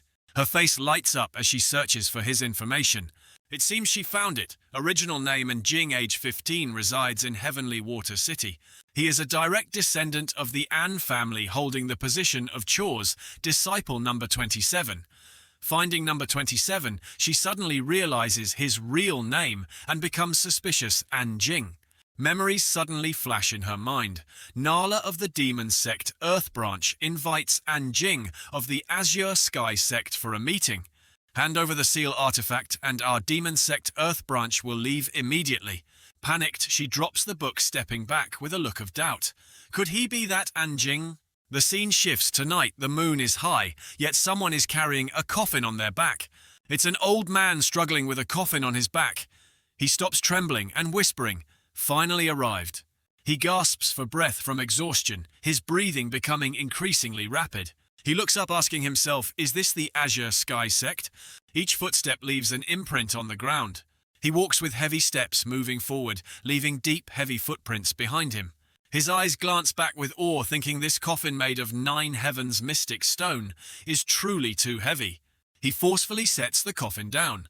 Exhausted, his whole body trembles and he gasps for air. Seemingly finished, he sighs deeply, thinking to himself, finally completed the task. Task done, he turns to leave, but glances back reluctantly. Suddenly a sound makes him jump and shout, "Who's there?" Just then, Anjing stands at the entrance, his clothes obscuring his face. Moonlight shines from behind, enhancing his imposing aura. He approaches the old man and says, "Your mysterious excellency trespassed into my azure sky sect, carrying a coffin. What exactly is your intention?" He approaches the old man and says, "Your mysterious excellency trespassed into my azure sky sect, carrying a coffin. What exactly is your intention?" Calmly, he asks sternly, "You are from the demon sect." His gaze is steady, fixed on the person opposite him, as if he already knows the answer. He continues, "You lot are truly lingering ghosts." The old man crosses his arms arrogantly. "So what if you're a mysterious expert? I warn you, don't meddle in unrelated matters." He turns to leave with a scowl, adding a parting shot. "Otherwise you'll bring disaster upon yourself." As if things aren't settled, he angrily flies up high and shouts, "Did I give you permission to leave?" He places his hand on the old man's shoulder. Suddenly the old man vanishes, leaving only an after-image before him. He is surprised, doubtful what vanished. Now the old man has dashed outside, looking back smugly at him and saying, "Just relying on your strength to keep me here. Even if those Jade Emperor old monsters acted personally, they couldn't stop me." Hearing this, his face shows clear displeasure as he says, "Then take another look." He begins to channel the energy within his body. His body glows, shooting out at incredible speed. He extends his hand forward and launches an attack. He unleashes a giant glowing hand that slowly moves towards the old man, causing him confusion. The old man laughs smugly, disdainfully, petty tricks. Still confident, he releases streams of purple energy around himself with satisfaction. "You want to catch me with just this?" It seems ineffective. The hand continues moving closer, making the old man panic. What is this? The giant hand closes tightly around him, causing him to exclaim in panic, "What? What is happening?" He struggles to escape the grip of the hand. The more he struggles, the tighter the hand grips. The old man strains his face, purpling veins bulging. He grits his teeth in astonishment, misjudged. "I didn't expect your strength to be this immense." He slowly approaches the old man, interrogating, "Tell me, what is your mission? What is your purpose for coming to the Azure Sky Sect late at night?" Although restrained, the old man maintains his composure. With a confident smirk, he says, "You think you can imprison me?" He takes a deep breath, then shouts, "Boundless demonic energy explode." A torrent of pitch-black energy erupts, causing the giant hand to gradually dissipate. He looks at him, laughs arrogantly, and warns, "Haha, my demonic energy is extremely poisonous. If you ignore this and don't interfere, the entire Azure Sky sect will be destroyed." Seemingly understanding the situation, he unconsciously blurts out, "Not good." The energy flow within him begins to gather. He waves his hand and a brilliant green light emanates from it. A barrier forms from it and gradually expands. He whispers worriedly, "Cannot let others get involved." The barrier is quite sturdy, successfully blocking the black energy trying to penetrate. Freed, he shoots up into the sky, but doesn't forget to bid farewell. Mission accomplished, this old man takes his leave. He stands within the barrier, watching the old man's retreating figure disappear, silently remarking, "Runs fast indeed." Now that everything is over, people realize there was an intruder. Enemy attack, putting everyone on alert. Who's there? The coffin inside has also emitted a rather mysterious signal. He turns around and says we should go too. After speaking, a green aura envelops his entire body, then slowly fades away. The coffin starts to shake, emitting strange sounds. A mysterious crow flies out from nowhere, perches on the lid and pants, "Phew phew, suffocating me to death." Having said that, the crow slowly flies up, gradually vanishing into the air without a trace. The coffin, for some unknown reason, closes automatically. Hearing the loud commotion, the elders quickly fly to the room. The three who just entered are stunned by the scene before them. Looming is bewildered, wondering, "Strange. I clearly heard fighting just now, but now it's completely silent." Suddenly his eyes fall upon the coffin in front of him. Confused, he shouts, "Where did this coffin come from?" Scene changes again, and Jing walks calmly, but his mind is filled with confusion. Why did people from the demon sect appear here and even deliver a coffin? He walks on curiosity lingering in his mind. Could it be related to the demon queen? He walks alone silently through the night. Suddenly he sits down by a fence, hand raised to his chin in thought. He silently wonders what that demon queen looks like, whether she is beautiful or not. Suddenly the crow from before appears out of nowhere, perched by the window, confidently saying, "The demon queen is very beautiful, the number one great beauty." He smiles unconsciously. Before he can process it, he blurts out, "Number one beauty." Suddenly he senses something unusual. He looks straight ahead and immediately sees a crow, wondering, where did this crow come from? He looks at the crow, puzzled, thinking, when did this crow appear? The crow, seeing him stare for a long time, caws a few times. Then it spreads its wings and flies towards him. The crow gently lands on his shoulder.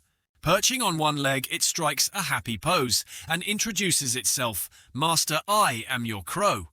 He turns to look at its demeanor, speechless. His eyes begin to scrutinize it. Annoyed, he says, "My crow isn't this black." Disregarding the master-servant bond, he coldly throws it away, shouting, "Get away!" Thrown like that, it struggles to flap its wings to maintain balance and avoid falling. Suddenly it flies back and lands gently on his arm. It points at him and calls master. Helplessly he asks Black Crow, "Why are you following me?" It shyly turns its head away and makes a sound. Seemingly tired, he yawns widely, then dismisses it, saying, "Forget it. Elder Liu Jiao is learning to cook." He takes the crow back to his room, intending, "Next time I'll bring you over for soup. I need some nourishment too." Dawn breaks in the kitchen. Wu Ming sits dazedly, his mind wandering, thinking about the beauty. He recalls Elder Lu's appearance when entering the kitchen, her charming face captivating him. He wonders curiously if the special dish Elder Lu prepared for him is ready yet. Suddenly Chor's disciple 21, Tasandrai Suadisanda Dusiwan, excitedly enters and says loudly, "Wu Ming, have you heard the strange news?" Disciple 21 recounts the events of last night. In the main hall of the sect, a mysterious coffin suddenly appeared. The sect master and elders tried to open it, but failed. Furthermore, they couldn't move it anywhere. Wu Ming hears this, but replies nonchalantly, Cultivation matters have thousands of strange things. You get used to it." Disciple 21 rubs his chin, full of doubt. How strange. Dozens of large question marks appear above his head. Disciple 21 turns to Wu Ming, sitting on the chair. "Right, have you seen the Azure sect's ranking list yet?" Wu Ming tilts his head, confused. "What list? I haven't seen it. What's my rank?" Disciple 21 now knows this kid has no idea about keeping up with information. Disciple 21 has to explain it to this clueless guy. The official disciple list of the Azure Sky sect is a ranking based on factors like strength cultivation level, aptitude contributions, etc. of the disciples. The higher a disciple ranks, the more pills and magic tools they can receive from the sect. Disciple 21 summarized everything in the simplest terms possible. Suddenly he pats his chest and grins at Wu Ming, saying, "You're ranked 215, I'm 397. Compared to the new disciples, our ranks are already quite good." Wu Ming seems dissatisfied with his rank. His demeanor becomes tense. He unconsciously clenches his hand into a fist. Still not in the top 100, what's there to be happy about? A soldier who doesn't want to become a general is not a good soldier. Wu Ming springs up, determination burning fiercely. "One day I will top the list, so everyone can clearly see the brilliance of the genius named Wu Ming." Disciple 21 sees his fiery spirit and doesn't have the heart to crush his beautiful dream. Suddenly, the door pushes open. It's Anjing carrying a bird on his hand, just in time to witness their conversation. Anjing also gives a thumbs up in approval, saying, "You guys have ambition." Disciple 21 claps Anjing on the shoulder and says, "Of course." He looks at Anjing, comforting himself. "Don't be discouraged." 27. Although you're only ranked 454, you have a lot of potential for growth. In the upcoming assessment days, I will support you. And Jing remained silent throughout, listening to Disciple 21's words. Wu Ming pats his chest, adding, "No need to be discouraged. Let the two of us handle the assessment task in the coming days. He sees the other two are willing, so he decides to go along with them. Anjing shrugs, thinking to himself, it's just a disciple assessment task, easy as flipping my hand. Guess I saved myself some trouble. Anjing shrugs, thinking inwardly, it's just a disciple assessment task, easy as pie. Well, I'll just consider it less hassle for me then. Just then, the bird on his shoulder suddenly flaps its wings and flies up. It flies in front of Chores, Disciple 21. Saitochuan and speaks. There are 454 disciples in total ranked last. Can't even retreat half a step if you wanted to. Chores Disciple 21 stares wide-eyed as the bird unexpectedly opens its mouth and speaks human language. It adds that although 27 is a bit foolish, if he's willing to endure hardship as a little brother, it probably won't be a problem. One person, one bird stare at each other. This bird, how did it say exactly what was in my heart? The bird smiles brightly, delighted at having just tricked a fool. Disciple 21 senses something is wrong and quickly waves his hands frantically. No, 27. Don't misunderstand. And Jing was just smiling dismissively. The bird shifts its target to Wu Ming. This time Elder Liu Jiao specially cooked for me. Wu Ming stares at it in surprise. The bird takes the chance to get closer, seemingly aware of its imposing appearance with its long feathers. Wu Ming jumps back in alarm. His face suddenly flushes red. Angrily, he tries to grab the creature, shouting, "What nonsense are you spouting, you damn bird?" But the crow quickly dodged away. Wu Ming is furious, determined to catch this bird today, and now he has an ally. Disciple 21 also gets mad. That's right, take it down. Both are driven mad by this bird's teasing. The two team up to grab Anjing's crow, not letting it escape. Suddenly, the door bursts open. Liu Jiao holds a plate of food, looking at the chaotic scene with annoyance, saying, "What are you doing?" The crow shifts its target to her, saying, "Hey, beauty, want to play with a bird? My master raises a big bird." Liu Jiao's eyes widen in astonishment at the talking bird. Anjing shrinks into a corner, trembling. If only he had known he wouldn't have raised this thing. Now he truly regrets his decision. The crow continues to circle Liu Jiao. She tries to shoo it away, but somehow feels helpless against this bird of unknown origin. Anjing scratches his head, admitting, "This is my bird." Suddenly finding his words awkward, he quickly waves his hand. "No, that's not it. This is a pet I raised," and Jing is practically digging his own grave. Liu Jiao angrily points straight at his face. "Now get back to cultivating for me. Today you have no part in this matter." He looks at the food she brought. It's strangely blackened. And Jing subconsciously gulps. "Yes, I'll go right away." He feels that if he eats that stuff, he might die early. The crow continues circling Liu Jiao. "Why not play with the bird?" it asks slyly. Liu Jiao glares at the crow, looking ready to make mincemeat out of it. She grabs the bird's neck tightly, stopping its flight instantly. "Go back to your master," she says, then throws it straight towards its owner. Facing an angry Liu Jiao, repeatedly shooing him away, telling him to leave quickly, and Jing silently picks up his pet and retreats quietly.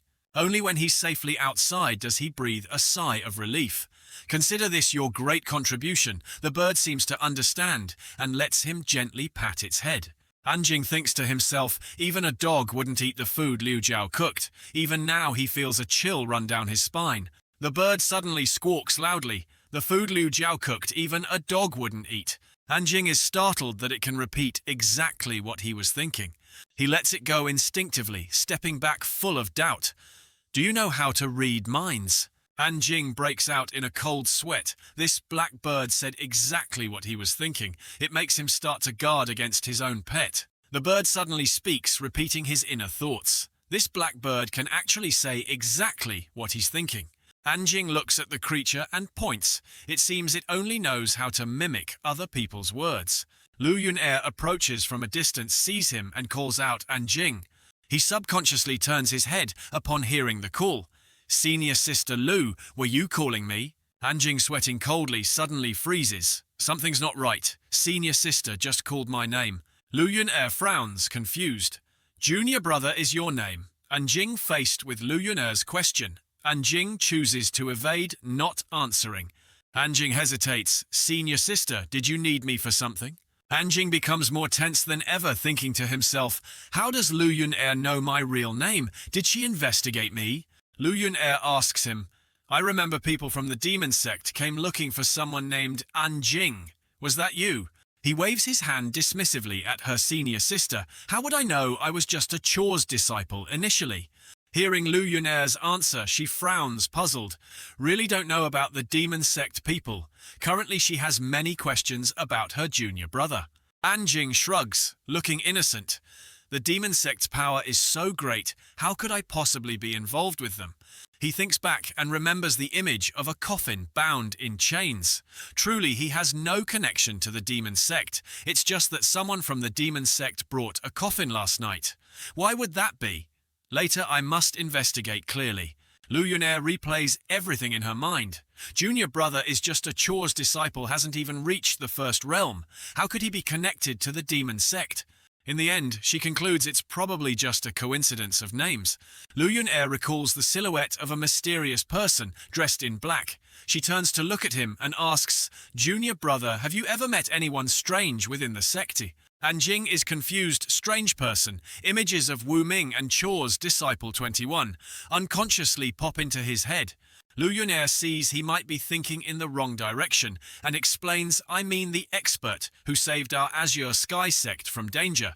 I suspect he is hiding around here. In her memory, he was dressed in black from head to toe, only revealing his eyes. Anjing quickly clarifies, aren't I just a chores disciple? Then hastily adds, normally cleaning, I've never seen any expert. Lu Yun-er hears him and sighs in relief, seems like I overthought it. Without suspicion, she encourages junior brother, you are now an initiated disciple. Even though you rank last, don't lose heart. You must try your best to complete tomorrow's assessment. Hearing this, he nods, I understand, senior sister. Lu Yun-er doesn't stay long, bidding him farewell. All right, I'm leaving. You're busy.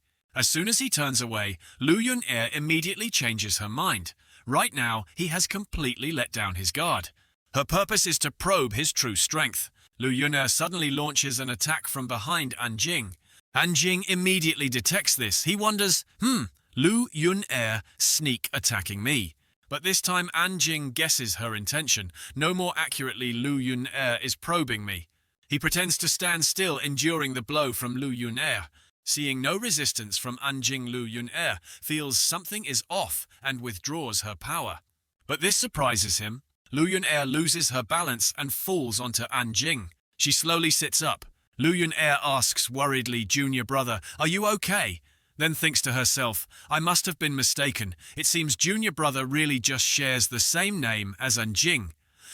Lu Yun-er, oh Lu Yun-er, you really think too much. He smiles as if nothing happened, senior sister, I'm fine. Anjing shyly suggests maybe senior sister should get up first. Lu Yun-er immediately stands up, then gently explains her previous action. Junior brother, don't misunderstand. I was just asking casually. She searches inside her sleeve. Lu Yun-er takes out a medicine bottle and gives it to Anjing. Take these pills as an apology gift for my misunderstanding. Indeed, I was mistaken. There are so many people in this world. He just happens to share the name. Anjing accepts the bottle of pills and bows his head in thanks. Thank you, senior sister. He doesn't mind her probing. She truly is a kind senior sister.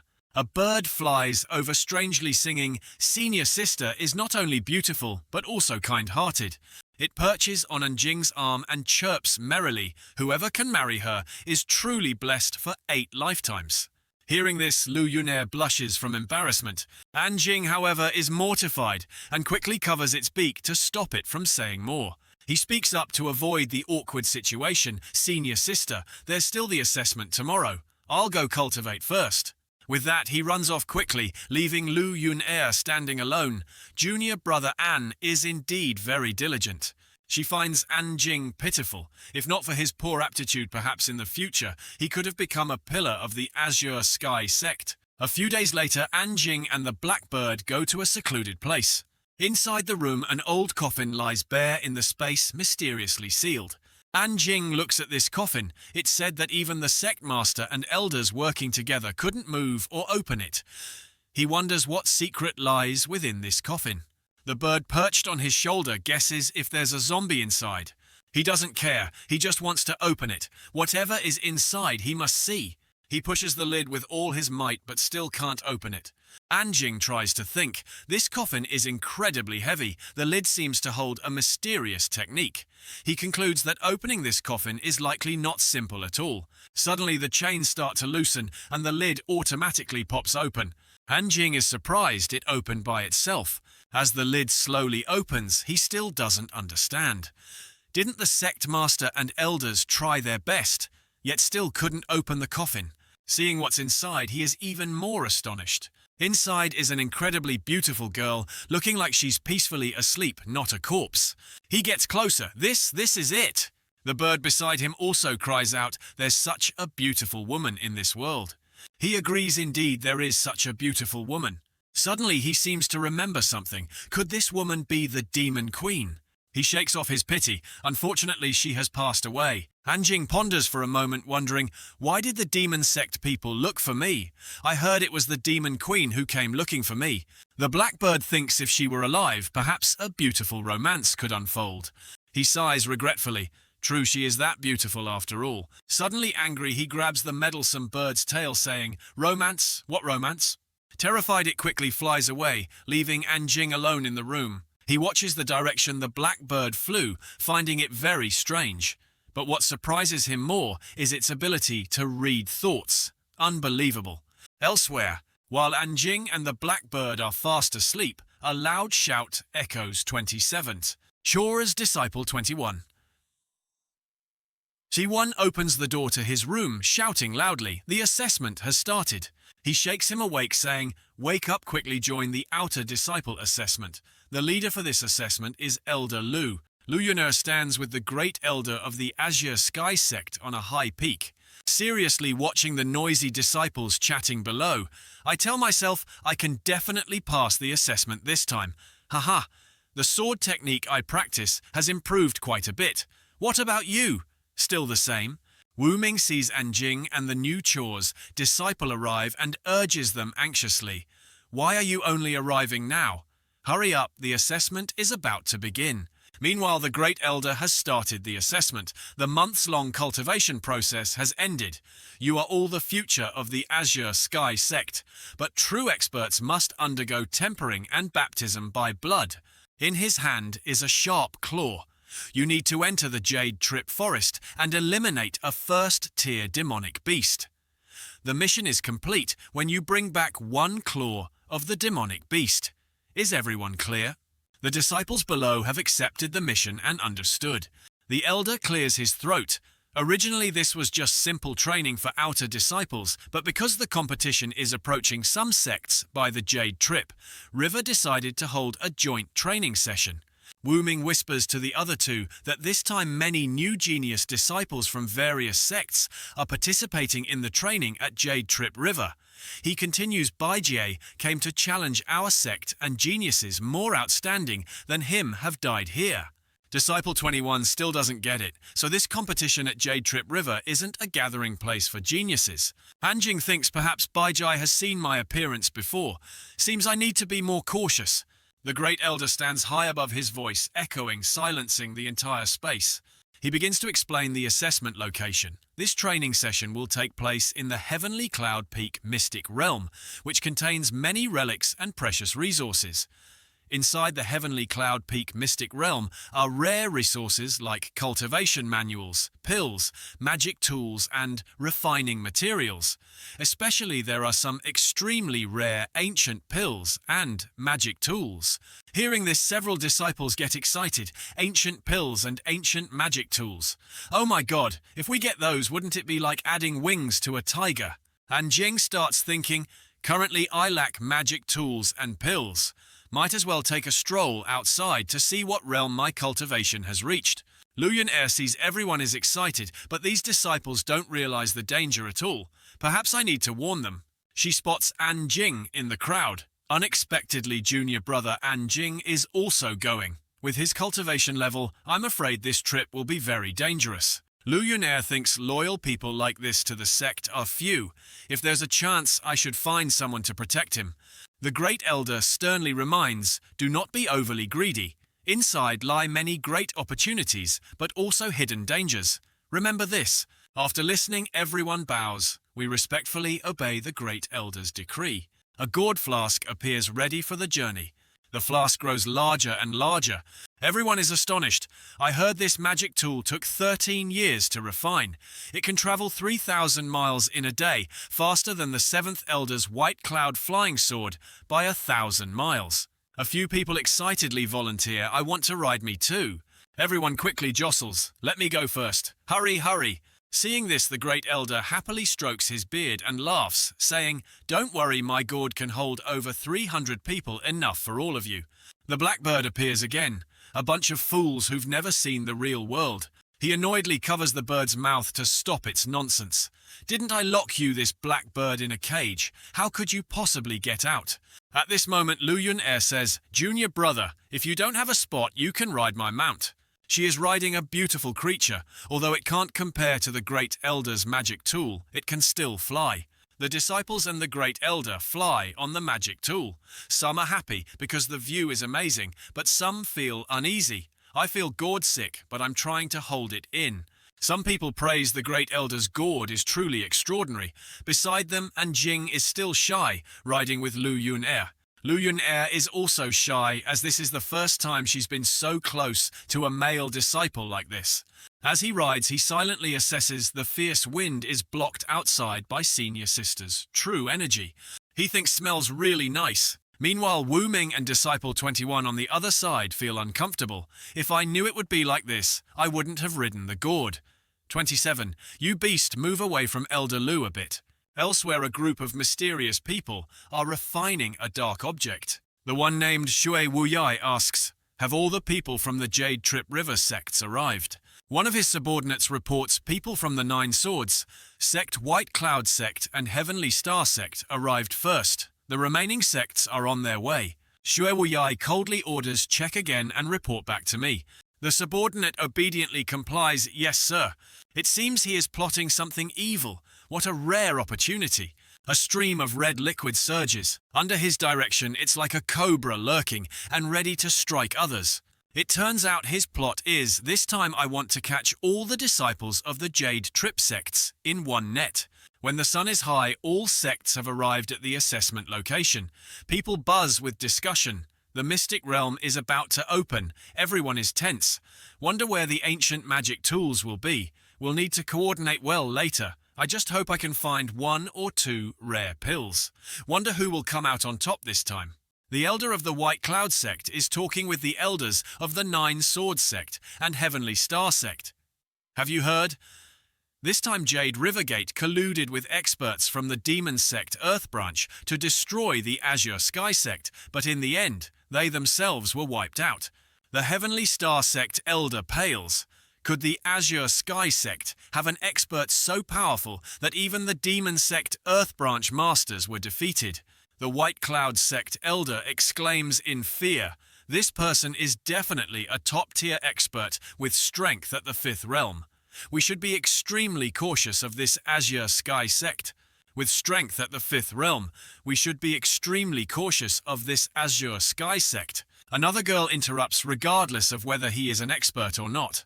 That girl is Elder Lin Yuyu of the Flying Flower Gate. I heard the leader of the Azure Sky sect team. This time is Lu Yun-er, followed by 2 maids. A disciple from another sect is astonished upon seeing Lin Yuyu. Unexpectedly, Lin Yuyu of the Flying Flower Gate is her. Those nearby praise her generously. She is truly very beautiful. It's said that 5 years ago she became the youngest leader, far surpassing even Lu Yun-er of the Azure Sky sect. Someone in the crowd says, "These two cannot be compared at all. Lu Yun-er couldn't even defeat the genius senior brother Bai Jie. How can she compare to Fairy Lin?" That person continues, "Rumor has it that this Lin Yuyu possesses at least an immortal grade spiritual root. In the future, she could become the top expert of the Jade Trip River." Seeing Lin Yuyu arrive, the others respectfully bow. Elder Lin, Elder Lin, Elder Lin. Lin Yuyu asks the elders, "Hasn't the Azure Sky sect arrived yet?" The White Cloud sect elder smiles warmly, but is still uncertain about what's coming. She looks up at the sky. They have arrived. Lin Yuyu watches the Azure Sky Sect group approach. She aims straight for Lu Yunair, saying, "Lu Yunair, this time I have prepared a big surprise for you." Lu Yunair is a bit surprised, not expecting it to be her. At the gathering point, a purple-haired girl stands with hands on hips, shouting smugly, "Finally the Azure Sky Sect has arrived. I wondered who it was. Turns out it's Elder Lu." Ignoring the taunts, Lu Yunair maintains a friendly demeanor. "I arrived late. I didn't expect everyone to be here already. Since everyone has arrived, let's open the Mystic Realm." Perhaps out of boredom causing rashness, Lin Yuyu doesn't want to start yet. She says, "What's the rush to start right away?" Standing before the crowd, Lin Yuyu proposes. "This Mystic Realm is an opportunity for our major sects to interact and also a good chance to compete. Anyway, the competition in the Western region is coming up, so why don't we add some stakes?" Stakes hearing that Lu Yunair is certain inwardly. This Lin Yuyu really knows how to dig her own grave. As for the elders hearing about a bet, they immediately agree. I agree too." Standing behind Lu Yunair, observing the situation, Anjing can't help but wonder, who is this person?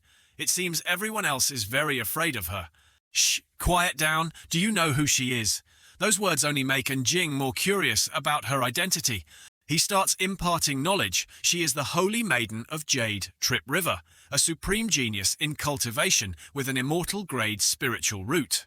The Chaw's disciples standing below whisper among themselves after hearing this. Chaw's disciple 21 speaks up. "So she is Lin Yuyu." Wu Ming standing beside him asks doubtfully, "Is she really as formidable as the rumors say?"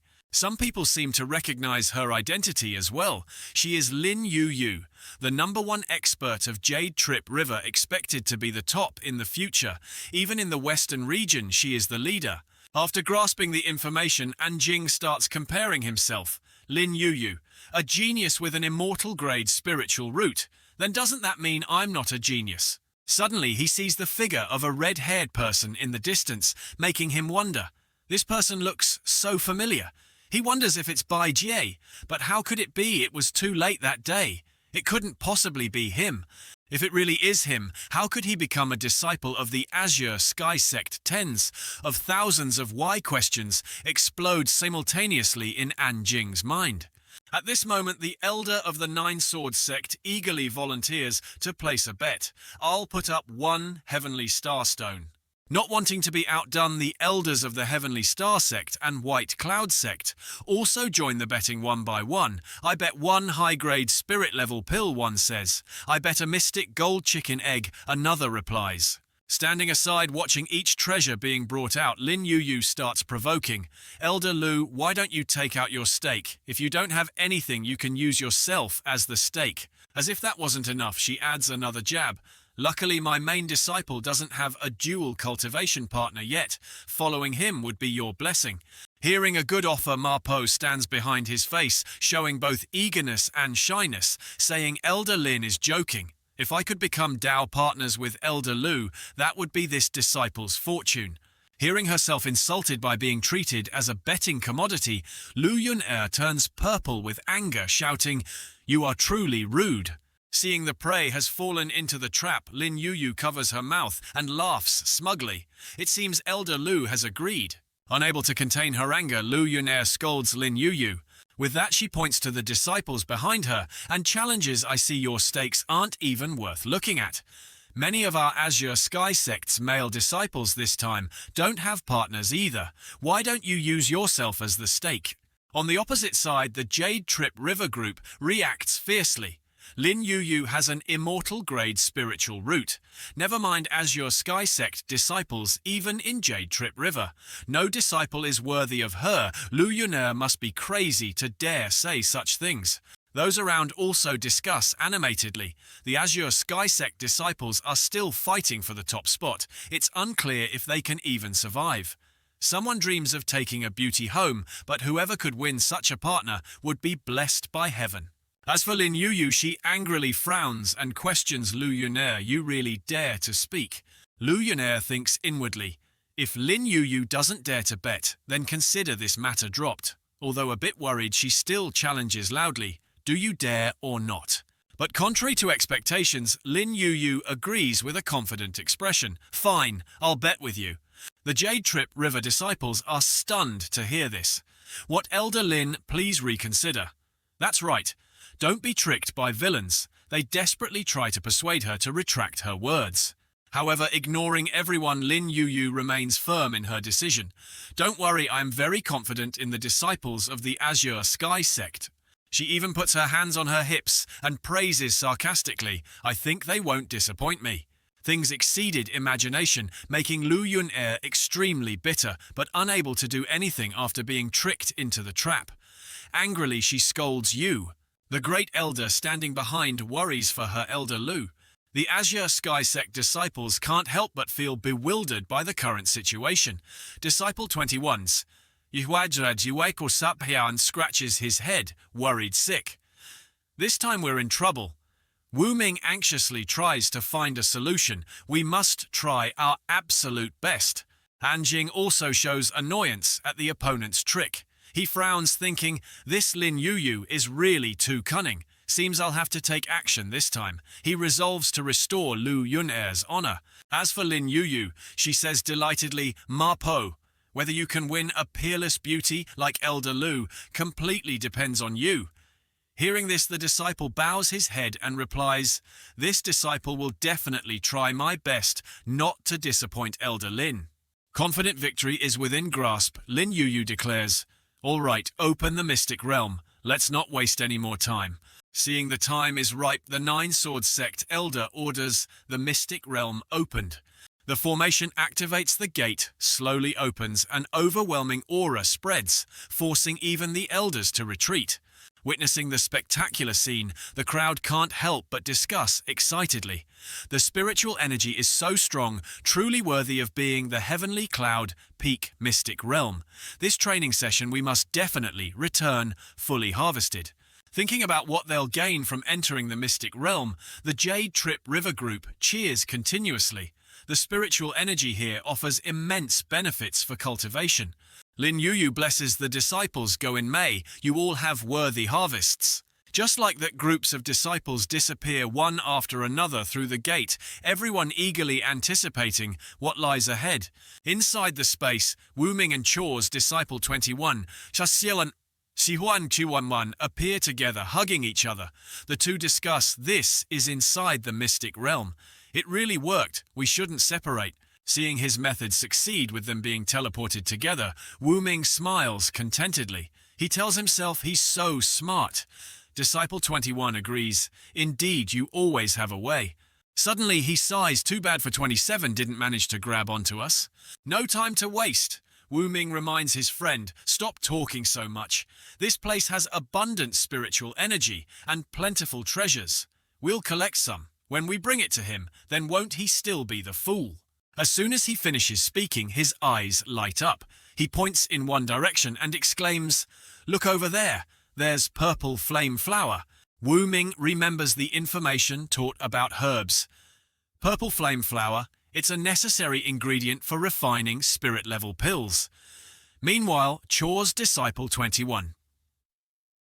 Chuan beside him urges relentlessly, quick, collect it. Suddenly Wu Ming freezes upon discovering another herb, 100 dry grass. Just started and already secured 2 items. He excitedly shouts, oh my god, we've struck it rich. Not only purple flame flower, but also 100 dry grass. Then the two split up to harvest, chatting happily, while working, sharing the excited atmosphere. Suddenly, a very dangerous-looking green snake appears. Seeing intruders in its territory, the snake lunges forward and bites Wu Ming on the buttock, making him scream in pain. What bit me? Seeing the appearance of the reptile that just slithered away, disciple 21, Lisat Kibis 7 Decide Todsi 1 runs panicked to his injured friend. That's the 3-step king snake. He panics thinking about the possible consequences.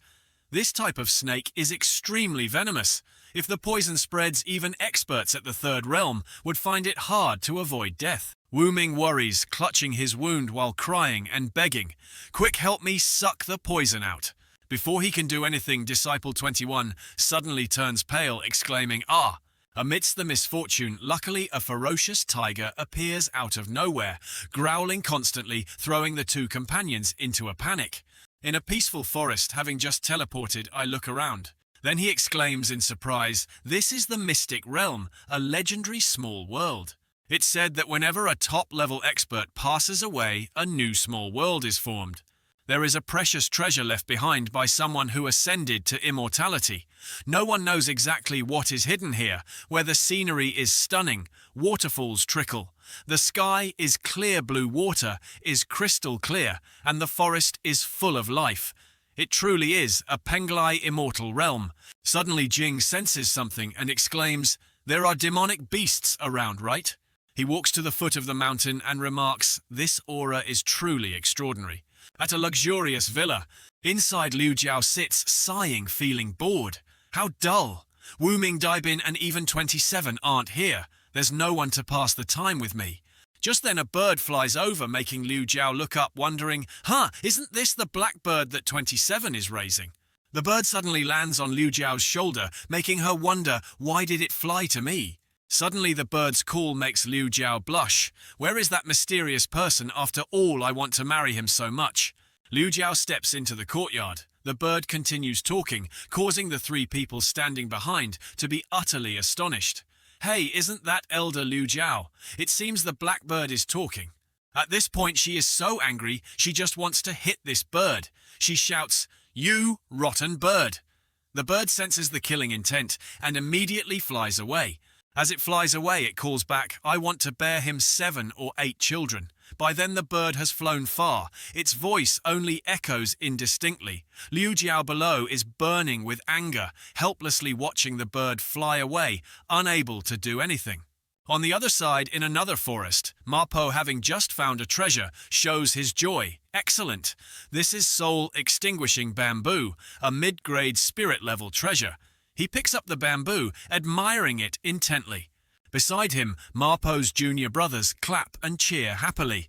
Senior brother Ma is mighty. Although the soul bamboo is only mid-grade spirit level, it's still more valuable than high-grade spirit level treasures. At this moment, 2 people are hiding behind a rock. One with green hair peeks out. First speaking bastard. This is something our Azure Sky sect discovered. The one next to him chimes in, "You are all robbers." Ma Po hears the sound. Startled, he turns to look. After hearing, Ma Po bursts out laughing. "When I came to the Azure Sky sect, Elder Lin instructed me to take care of you Azure Sky sect disciples." Having said that, Ma Po steps forward. The two ask in panic, "What do you want to do?" Ma Po rolls up his sleeves, ordering his junior brothers, "Beat them for me, beat them hard. Just don't kill them."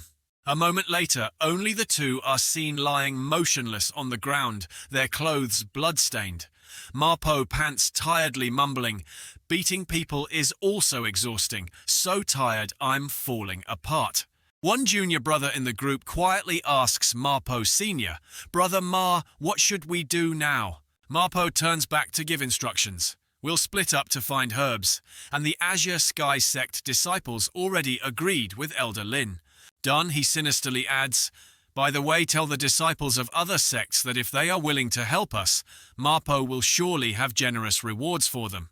Thus they chorus, "Yes, we juniors will follow senior brother's arrangements." Back to the current scene, he has just defeated a monster. He looks into the forest. Seems like there are herbs over there. He continues walking and discovers 2 stalks of black mystic grass. He exclaims in surprise, "Isn't this black mystic grass low-grade spirit-level herb? Better than nothing. After all, even a small mosquito is still meat." Harvesting spirit herbs requires careful technique.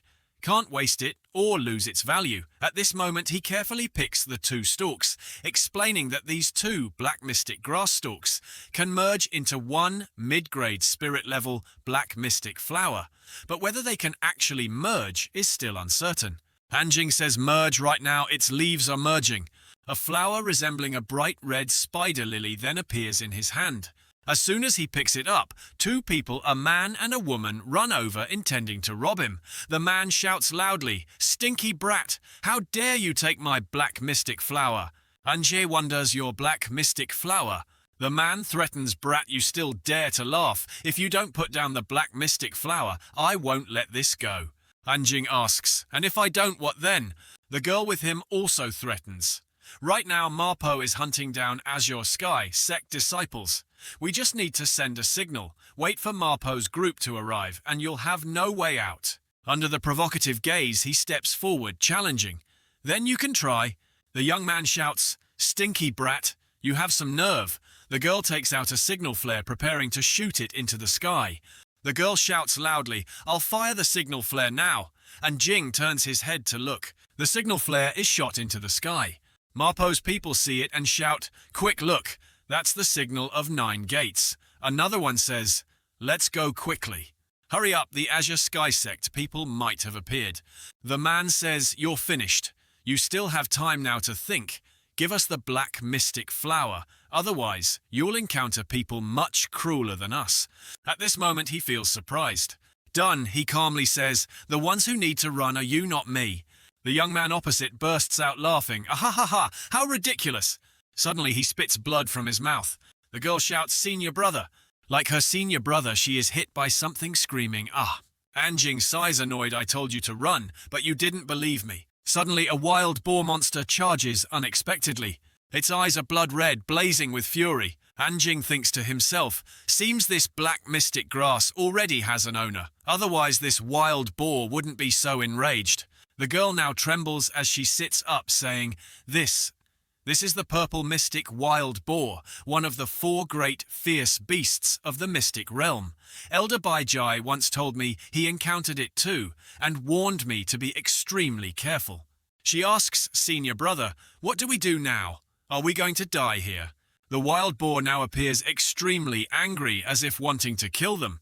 It charges at Anjing. The senior brother cries and says, "We're done for. This brat got gored to death by the boar. It's our turn next."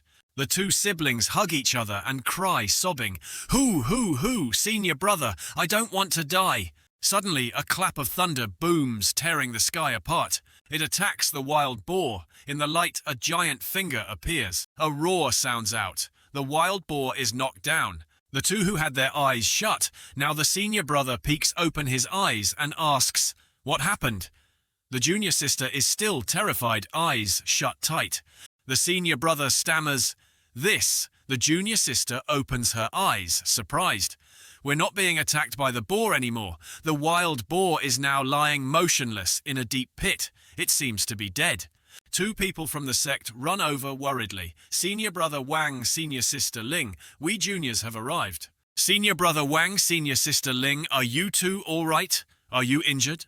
Wang Xin smiles and replies, "It's just a small wound, nothing serious." A junior brother runs to help him up, then turns to point at the boar below. He is astonished to realize it's the purple mystic wild boar, a famous fierce beast in the mystic realm that only the strong can confront.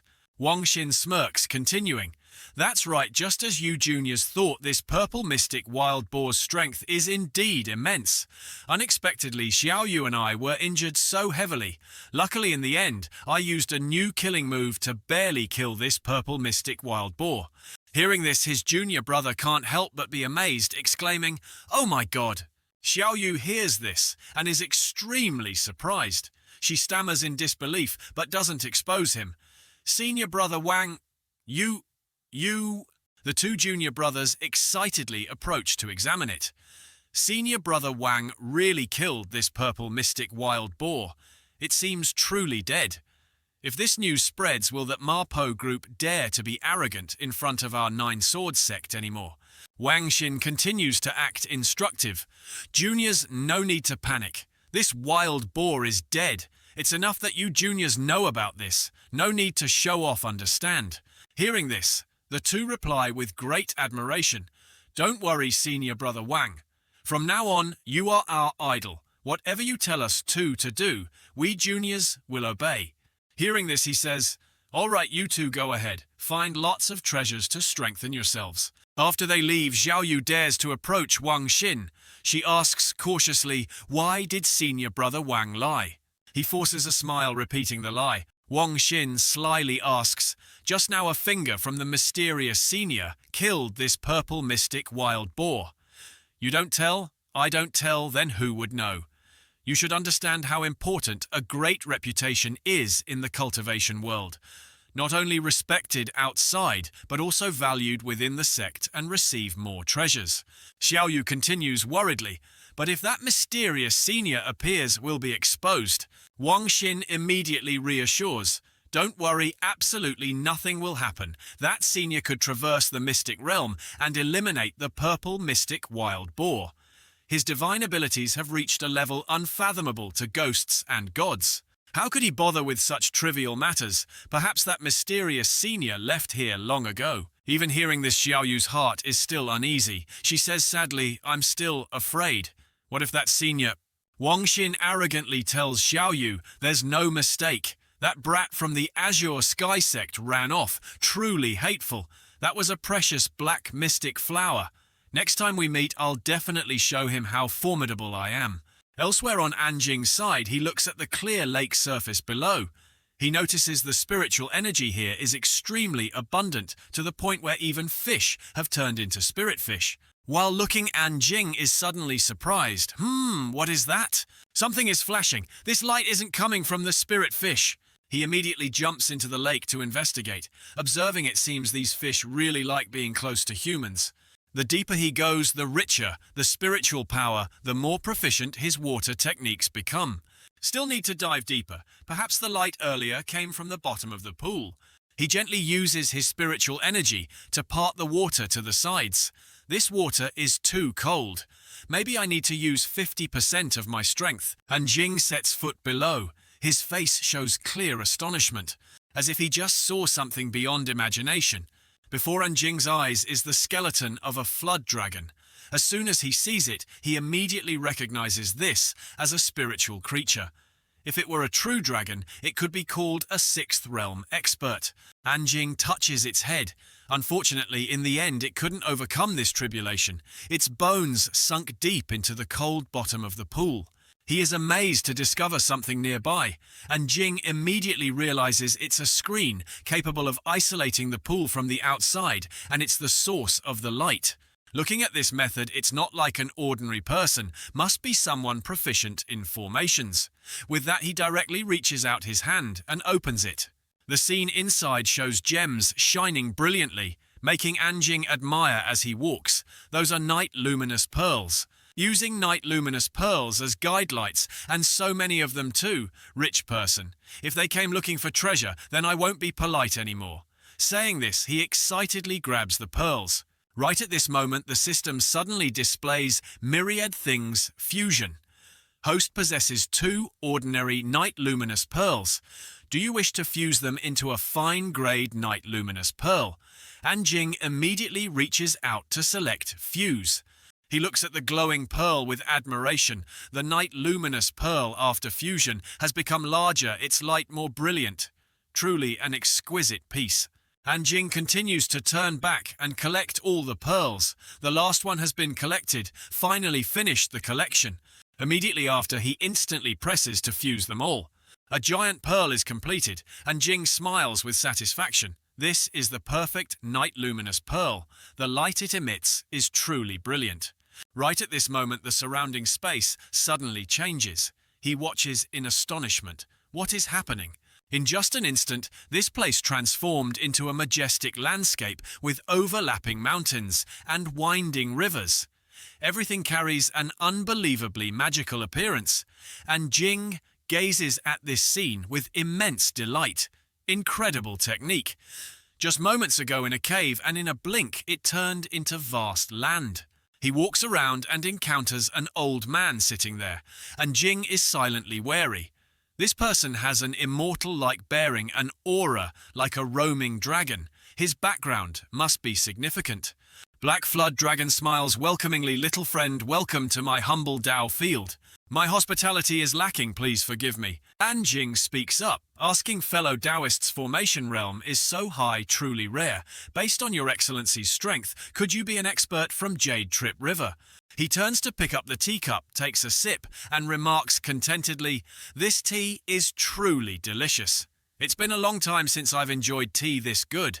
Elsewhere, someone dressed entirely in concealing black steps out. He glances around, then tells himself to watch carefully and not make any mistakes. With that, he turns to report Elder Shui. This is the mystic realm. Shui Wuyi laughs heartily with delight. Ha ha ha. Good, excellent, entering the mystic realm. This time is a heaven-sent opportunity.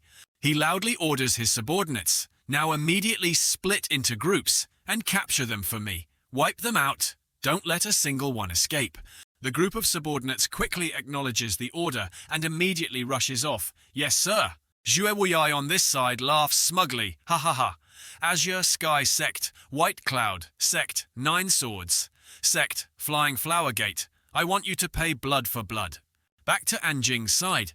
Black Flood Dragon gently says, this tea is a type of spirit tea from East Buddha Mountain in the western region. It takes 3 years to take root, 3 years to harvest, and 3 years to pick. This water is from the heavenly origin well, even more precious, as only 1 drop is produced each year. Hearing this, Anjing replies, being treated to such a treasure I have no regrets. He smiles and says, Your Excellency is an honored guest. Naturally, I must use this tea to entertain you. Anjing shrewdly asks, Unexpectedly we met by chance, yet you already consider me an honored guest. The so-called no feast is a good feast. I fear this tea is not so easy to drink either. Your Excellency invited me for tea. Surely it's not just for drinking, right? Black Flood Dragon smiles meaningfully, saying, Just wait and see. On the chessboard, Wu Ming and Chores, Disciple 21. Josopundinya Taito 21 suddenly appear running hastily. Run quickly, we're almost done for. Wu Ming is striving to run at full speed. He shouts orders to Chores. Disciple 21, run, run faster. Behind Ma Po chases roughly, shouting loudly, You brats can't escape. Surrender quickly, I might show mercy out of consideration. Wu Ming smiles, turning his head to reply, Falling into your hands would be the end for us. If you're so good, then come and catch us. Catching us is real skill. As he speaks, he bumps hard into someone. As for Chores, Disciple 21, he's tripped by a rope. Both fall to the ground. What tripped me? Oh dear. That person is Wang Xin with a group from the sect. He smugly asks, Still want to run? By now, Mapo has caught up. He smiles arrogantly and says, Run, keep running. Disciple 21 panics inwardly. Damn it, this time we're definitely done for. Wu Ming quickly kneels down to beg, Senior brother, Ma, we are all disciples of the one lineage Trip River. Previously, your ancestor even came to eat and drink tea at our Azure Sky sect. Wang Xin loses patience, quickly takes out a portrait, and asks loudly, Brat, stop wasting words. You're also from the Azure Sky sect. Do you know him? Upon seeing the painting, Wu Ming exclaims in astonishment, This person looks so familiar. Isn't he like the pig in the spirit beast house of our Azure Sky sect? Disciple 21 beside him says, That's not right. This is clearly a person. Hearing this, Wang Xin angrily shouts, Cut the crap, I asked if you know him or not. The two of them continuously shake their heads, replying, We don't know him. Outside, his junior brothers whisper among themselves, Azure Sky sect disciples got caught. Not surprising, those weaklings from the Azure Sky sect, no one can beat them. The person next to him continues, Don't know why, they dared to offend Wang Xin. Heard Wang Xin even killed the purple mystic wild boar, one of the 4 great fierce beasts. Truly terrifying. Mapo nearby hears their discussion and feels apprehensive inwardly. Since when was this Wang Xin so formidable? Wu Ming continuously pleads, We really don't know this person. 2 senior brothers, please let us go. Mapo angrily punches him straight in the head, shouting, Shut up! So noisy it's deadly. Wang Xin on this side silently reconsiders. Could that brat be an imposter? Must be. But why impersonate an Azure Sky sect disciple? Before their eyes, countless fierce beasts suddenly appear, their blood-red eyes staring menacingly. The horde of fierce beasts is too numerous. Xiao Yu panics, recognizing senior brother Wang. Not good, it's a beast tide. There might be the 4 great fierce beasts among them. The group on this side exclaims in terror, 4 great fierce beasts. Mapo is the first to flee quickly, but doesn't forget to shout loudly, Oh my God, run quickly. What are you still standing there for? A junior brother on this side suddenly shouts loudly, "Don't be afraid." He proudly declares loudly, "Senior brother Wang of our Nine Heavens sect once killed a great fierce beast. Why fear scenes like this?" The junior brother's words make Wang Xin want to disappear into the earth because he really isn't that talented. He angrily slaps the junior brother straight across the face. Even if you don't know how to show off, you should at least pick the right time. Having said that, Wang Xin immediately turns to grab Xiaoyu's hand, then pulls her away. "Junior sister, let's run quickly." The group quickly tucks tail and flees, shouting to each other. As they run, follow senior brother. The two Wuming and Chaw's disciple 21 stand watching in slight astonishment. They quickly react. "What are you still looking at?" Run Wuming is slightly contemptuous. Great, turns out he was just bragging. A fierce beast glares at them, drooling from its mouth. Immediately after, a whole pack charges, attacking the group, creating a bloody scene with sky-rending screams. "Ouch, don't eat me, I don't taste good." A monster stands on the body of a young man, "My leg." Meanwhile, on Black Flood Dragon's side, he smiles excitedly seeing this scene, then turns to say, "Look there, those fierce beasts crushing humans. How interesting." Anjing frowns and asks him, "Did you invite me here just to watch a play?" He doesn't answer his question, but gently asks back, "You tell me who will be the winner." He stands up looking annoyed, replying, "I don't care about what you say." Having said that, he immediately turns to leave. "You take your time. I'll go first." Anjing stands there astonished to realize the exit is blocked like a road with only entry and no return. He glances annoyedly towards the Black Flood Dragon, then asks, "Is this how you treat guests?" Black Flood Dragon smiles suggestively. "Let's make a bet. If they can survive, I will introduce my granddaughter to be your mount." He becomes cold as he says, "If you lose, I want you to work for me here for 50 years. Anjing annoyedly retorts, "You think everyone is like you? How boring." His expression becomes excited, but only for a moment. Anjing whispers into Black Flood Dragon's ear, "Is your granddaughter pretty?" He is speechless at this reaction from him. Scene changes to the group. They are still being frantically chased by the horde of fierce beasts from behind. Seeing the situation is not good, Wang Xin shouts loudly, "This can't go on. These fierce beasts will catch up to us sooner or later. Running away is impossible. We must join forces to deal with it." Mapo turns his head back and asks, "Brother Wang, didn't you once kill one of the 4 great fierce beasts? Your strength is immense. Please leave it to you." Hearing this, he quickly says, "Say no more, senior brother, Po. We are kindred spirits of the one lineage, Jade Trip River. This is the most dangerous moment. You are the leader of the troops. How can you cling to life out of fear of death?" The two Wuming and Chaw's disciple 21 are left behind. They plead fearfully, "Senior brother, save me, senior brother." Mapo is slightly angry. Those two brats run slow as turtles. Despite saying that, he still turns around, draws his sword. "I will save you." Mapo dashes straight forward, slashing directly at the tiger. Seeing this, the two admire greatly. Senior brother is mighty. Senior brother has spirit. Wang Xin on this side also quickly draws his sword, ordering everyone charge together. Wang Xin raises his sword to direct forward. Everyone seems emboldened. United they shout, "It's just a few demonic beasts charge." Full of fighting spirit, but some also lose their lives encountering the monsters. Some attack while screaming, some fall crying out, "Ah, help!" Mapo blocks the monster's bite while turning his head to ask, "These strange beasts are truly weird. Why did they suddenly become so violent?" Wang Xin struggles to block the attack and retorts, "How would I know beforehand?" The frenzied roars attract everyone's attention. Looking towards the source of the roar makes everyone gasp. It's one of the 4 great fierce beasts, the black gold crocodile. Seeing this, Xiaoyu trembles and retreats. "This time we're doomed." Seeing the little girl frightened, Mapo comforts her. "Don't fear the 4 great fierce beasts. We have brother Wang here." This infuriates Wang Xin. His gaze towards Mapo looks like he wants to tear him apart. He thinks again still won't stop. But out of pride, disregarding life and death, he once again raises his sword. "Fellow brothers, the moment of life and death has come. Let's act together. We can definitely kill this crocodile."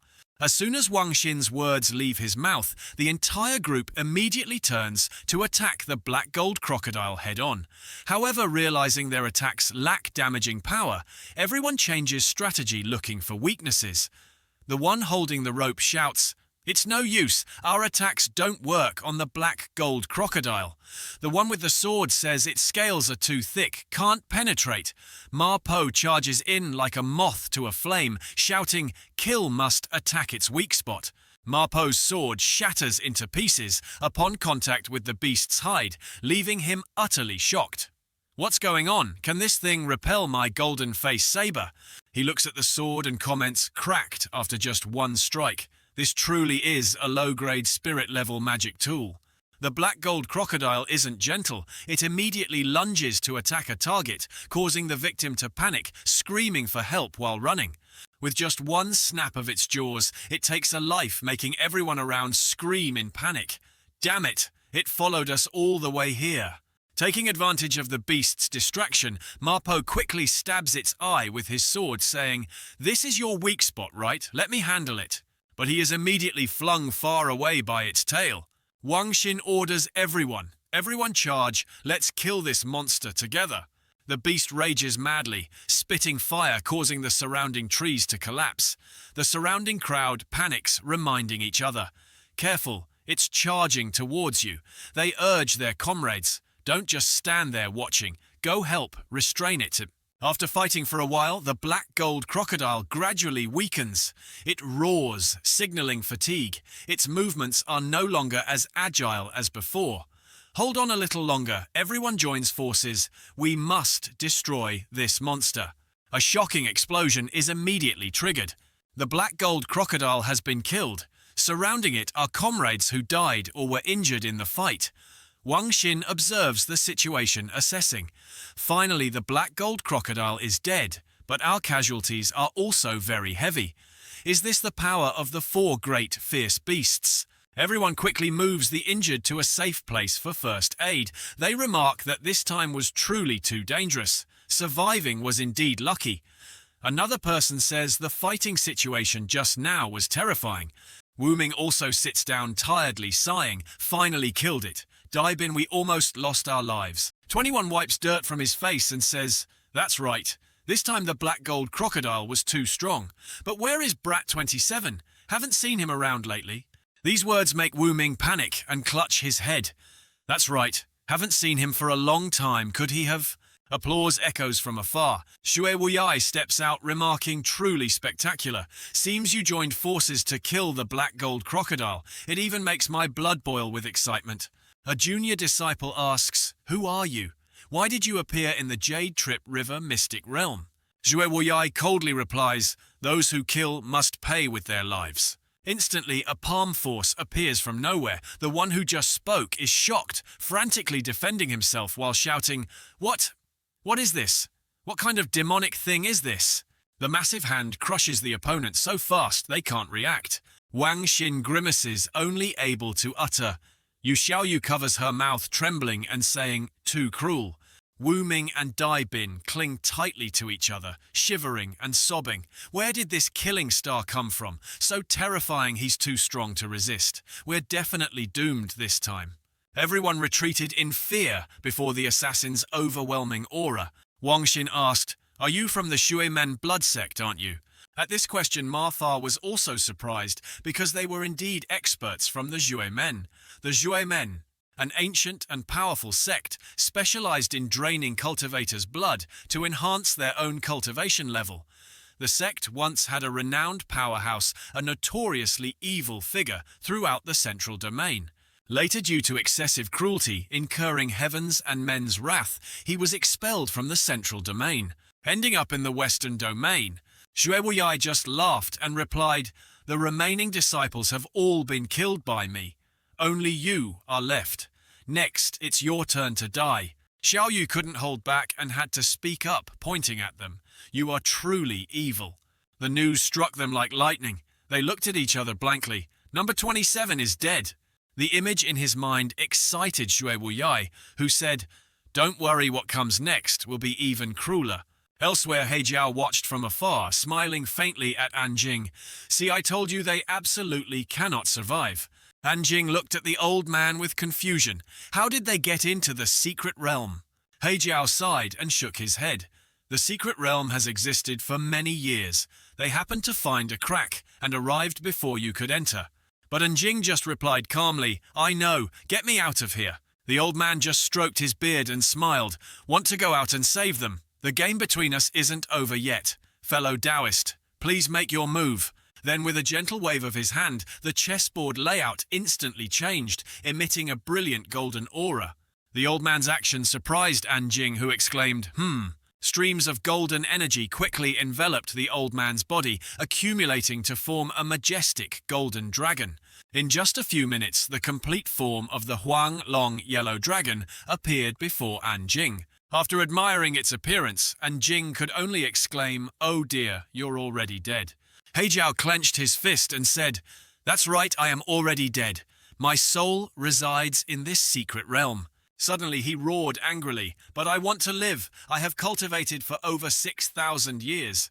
Just one more step, and I could have transformed into a true dragon. I am unwilling to die like this. After speaking, he flew into the sky, shouting continuously.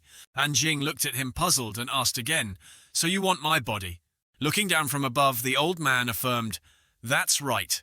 This body possesses an immortal-grade spirit root. It's perfectly suited to become my mortal Dharma body. He Jiao let out a roar, shouting, using the dragon hand divine palm aimed towards Anjing. Anjing easily dodged the skill and sneered, Your strength isn't bad, but I wonder if you can force me to use my full power. Suddenly, a Huanglong soared up, causing the ground and rocks to shatter into pieces. Witnessing the scene, He Jiao couldn't help but rejoice, truly arrogant. There are far too many cultivators like this between heaven and earth. He turned his back, his voice full of regret.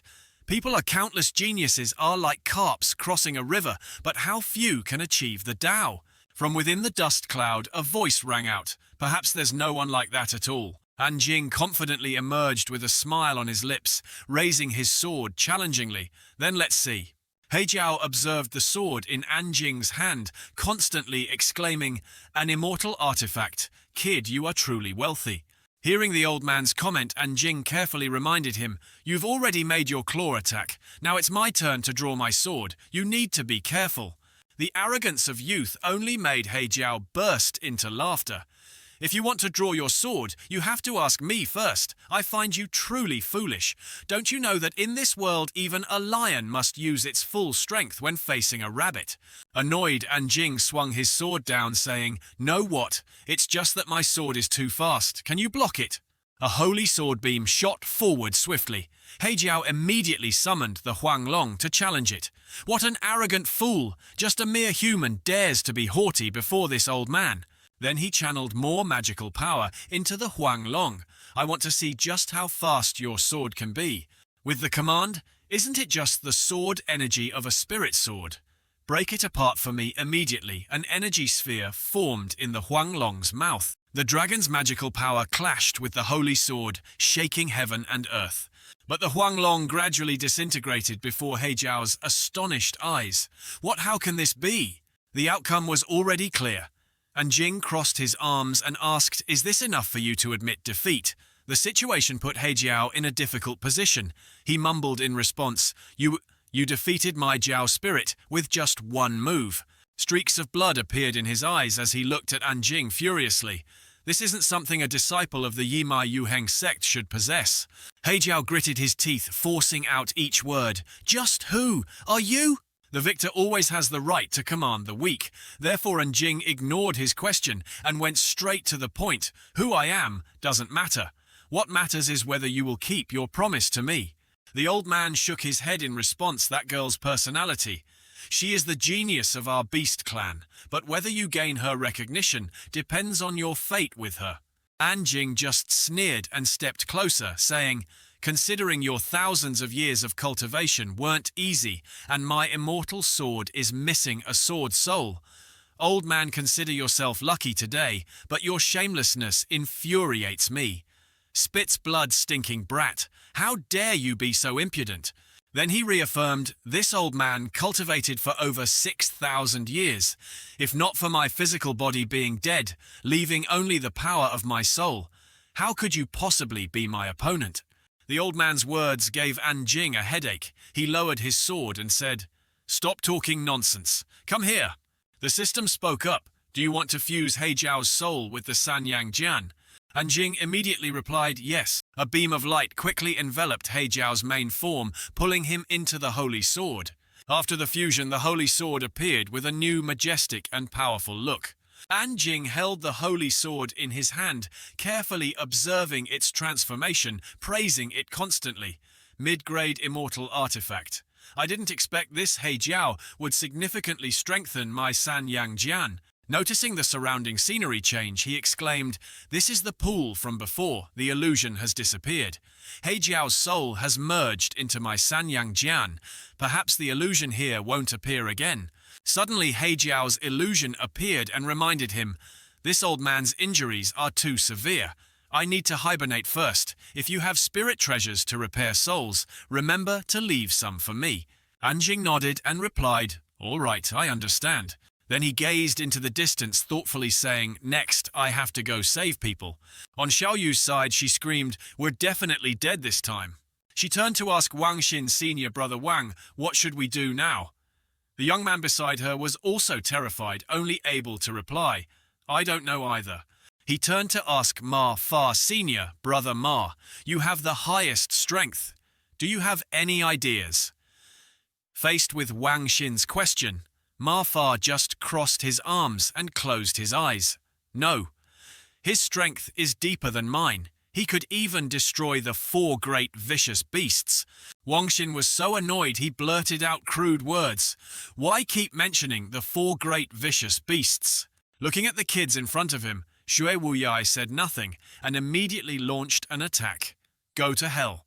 A small red dragon shot straight towards them. Wu Ming held his head and cried, "I don't want to die," beside him.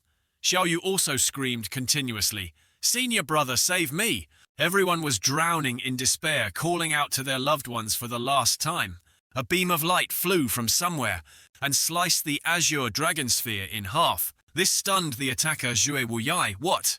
He pointed towards the distant bushes, shouting loudly, "Someone get out here now!" Wu Ming looked at his hand and sighed in relief. "No problem," the group of rescued people exclaimed in unison, "We're saved." Then they stared intently at the hazy smoke. An Jing, unsmiling, confidently walked out of the smoke, standing proudly facing the enemy without any fear. This caused the just rescued group to fall back into despair. "It's him!" Wu Ming and number 21 also gaped. Number 27. Only Ma Fa called out his name, "A disciple, a waste from the Tianqing sect." Xue Wuyai laughed loudly. "Turns out it's a disciple from the Tianqing sect." He wondered, "How strange. You didn't run, but willingly came here to die." An Jing just calmly replied, "Let me try. Then let's see what you're capable of." An Jing's challenging tone made the crowd shout warnings. Number 27. "You're crazy. They are Zhumen experts. Run quickly." "That's right. Run now." Wu Ming, with his sensitive heart, burst into tears. "I didn't expect number 27 to be so loyal and righteous. He wants to face death with us. He must be afraid we'll be too lonely on this journey." The assassins obeyed the order, targeting An Jing and charging forward. But with a charming smile and a gentle wave of his hand, An Jing released 3 streams of magic, causing the assassins to instantly vanish into nothingness. The scene startled Xue Wuyai, who stammered, What is happening?" Then quickly pointed at An Jing, saying, You. Outside, everyone cheered continuously. "So strong, the Tianqing sect has such a disciple. Who is he?" Xue Wuyai gathered his energy and shouted loudly, "I want to see your true strength." Dozens of fiery red energy streams circled around him. Ma Fa witnessed this scene with terror. This is the secret technique of the Xue men, a technique that consumes lifespan to increase strength by 50%. Hearing this, Wang Xin couldn't help but be horrified. He exclaimed, "He Wuyai really wants to risk his life." Number 21 saw his fellow disciple facing an extraordinary opponent and tremblingly reminded number 27, "Turns out he's a peerless expert." However, Anjing calmly chanted a counterattack spell. From his hand, a blue light formed a ring flying straight forward. He spoke disdainfully. "This petty trick dares to show off before an expert." He shouted, "Great might, heavenly sword," then launched a powerful palm strike towards the opponent. Wu Yai was not to be outdone. He also began summoning a demon with sharp fangs and a bizarre shape behind him. Blood demon descends. None of you hope to escape. Just like that, the great might heavenly sword and the blood demon clashed without any hesitation. It seemed the result was decided, but the outcome left Xue Wuyai stunned. What? How can this be? How could he shatter my blood demon? His demonic beast was already destroyed. Wuyai used one hand to shield the light from the great might heavenly sword, shouting questions. "Who exactly are you? Why are you so strong?" From afar, a large jade-green sphere appeared, then suddenly a loud explosion echoed.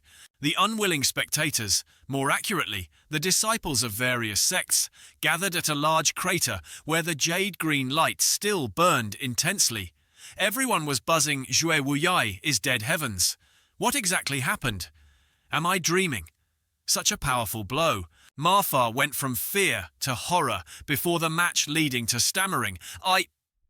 I didn't even see clearly what was happening. Wang Xin was in a similar state. Xue Wuyai summoned the blood demon, but the blood demon was destroyed unexpectedly. Anjing was about to say something when he suddenly felt dizzy and collapsed. Seeing this, Wu Ming and number 21 panicked, running over while shouting, "Quick, save him, number 27. What's wrong?" He was now frowning, unconscious on the ground. Good brother Wu Ming was worried sick, perhaps thinking his friend wouldn't make it. He didn't hesitate and repeatedly slapped Anjing's face. "Wake up! Don't scare me!" Senior brother Manhwa witnessed this slap strength and felt a chill. His tone trembling slightly mixed with fear, he asked, "Do you really dare to do that?" Just then, Anjing slowly opened his eyes, his voice weak. What happened to me?" He pretended to look around blankly. "Why am I lying on the ground? What just happened?" Outwardly calm, but inwardly grieving for his handsome, swollen face, so angry he wanted to bite someone. "Wu Ming, you brat, you're dead meat." Number 21 saw his friend was alive and praised him joyfully. "You're too amazing.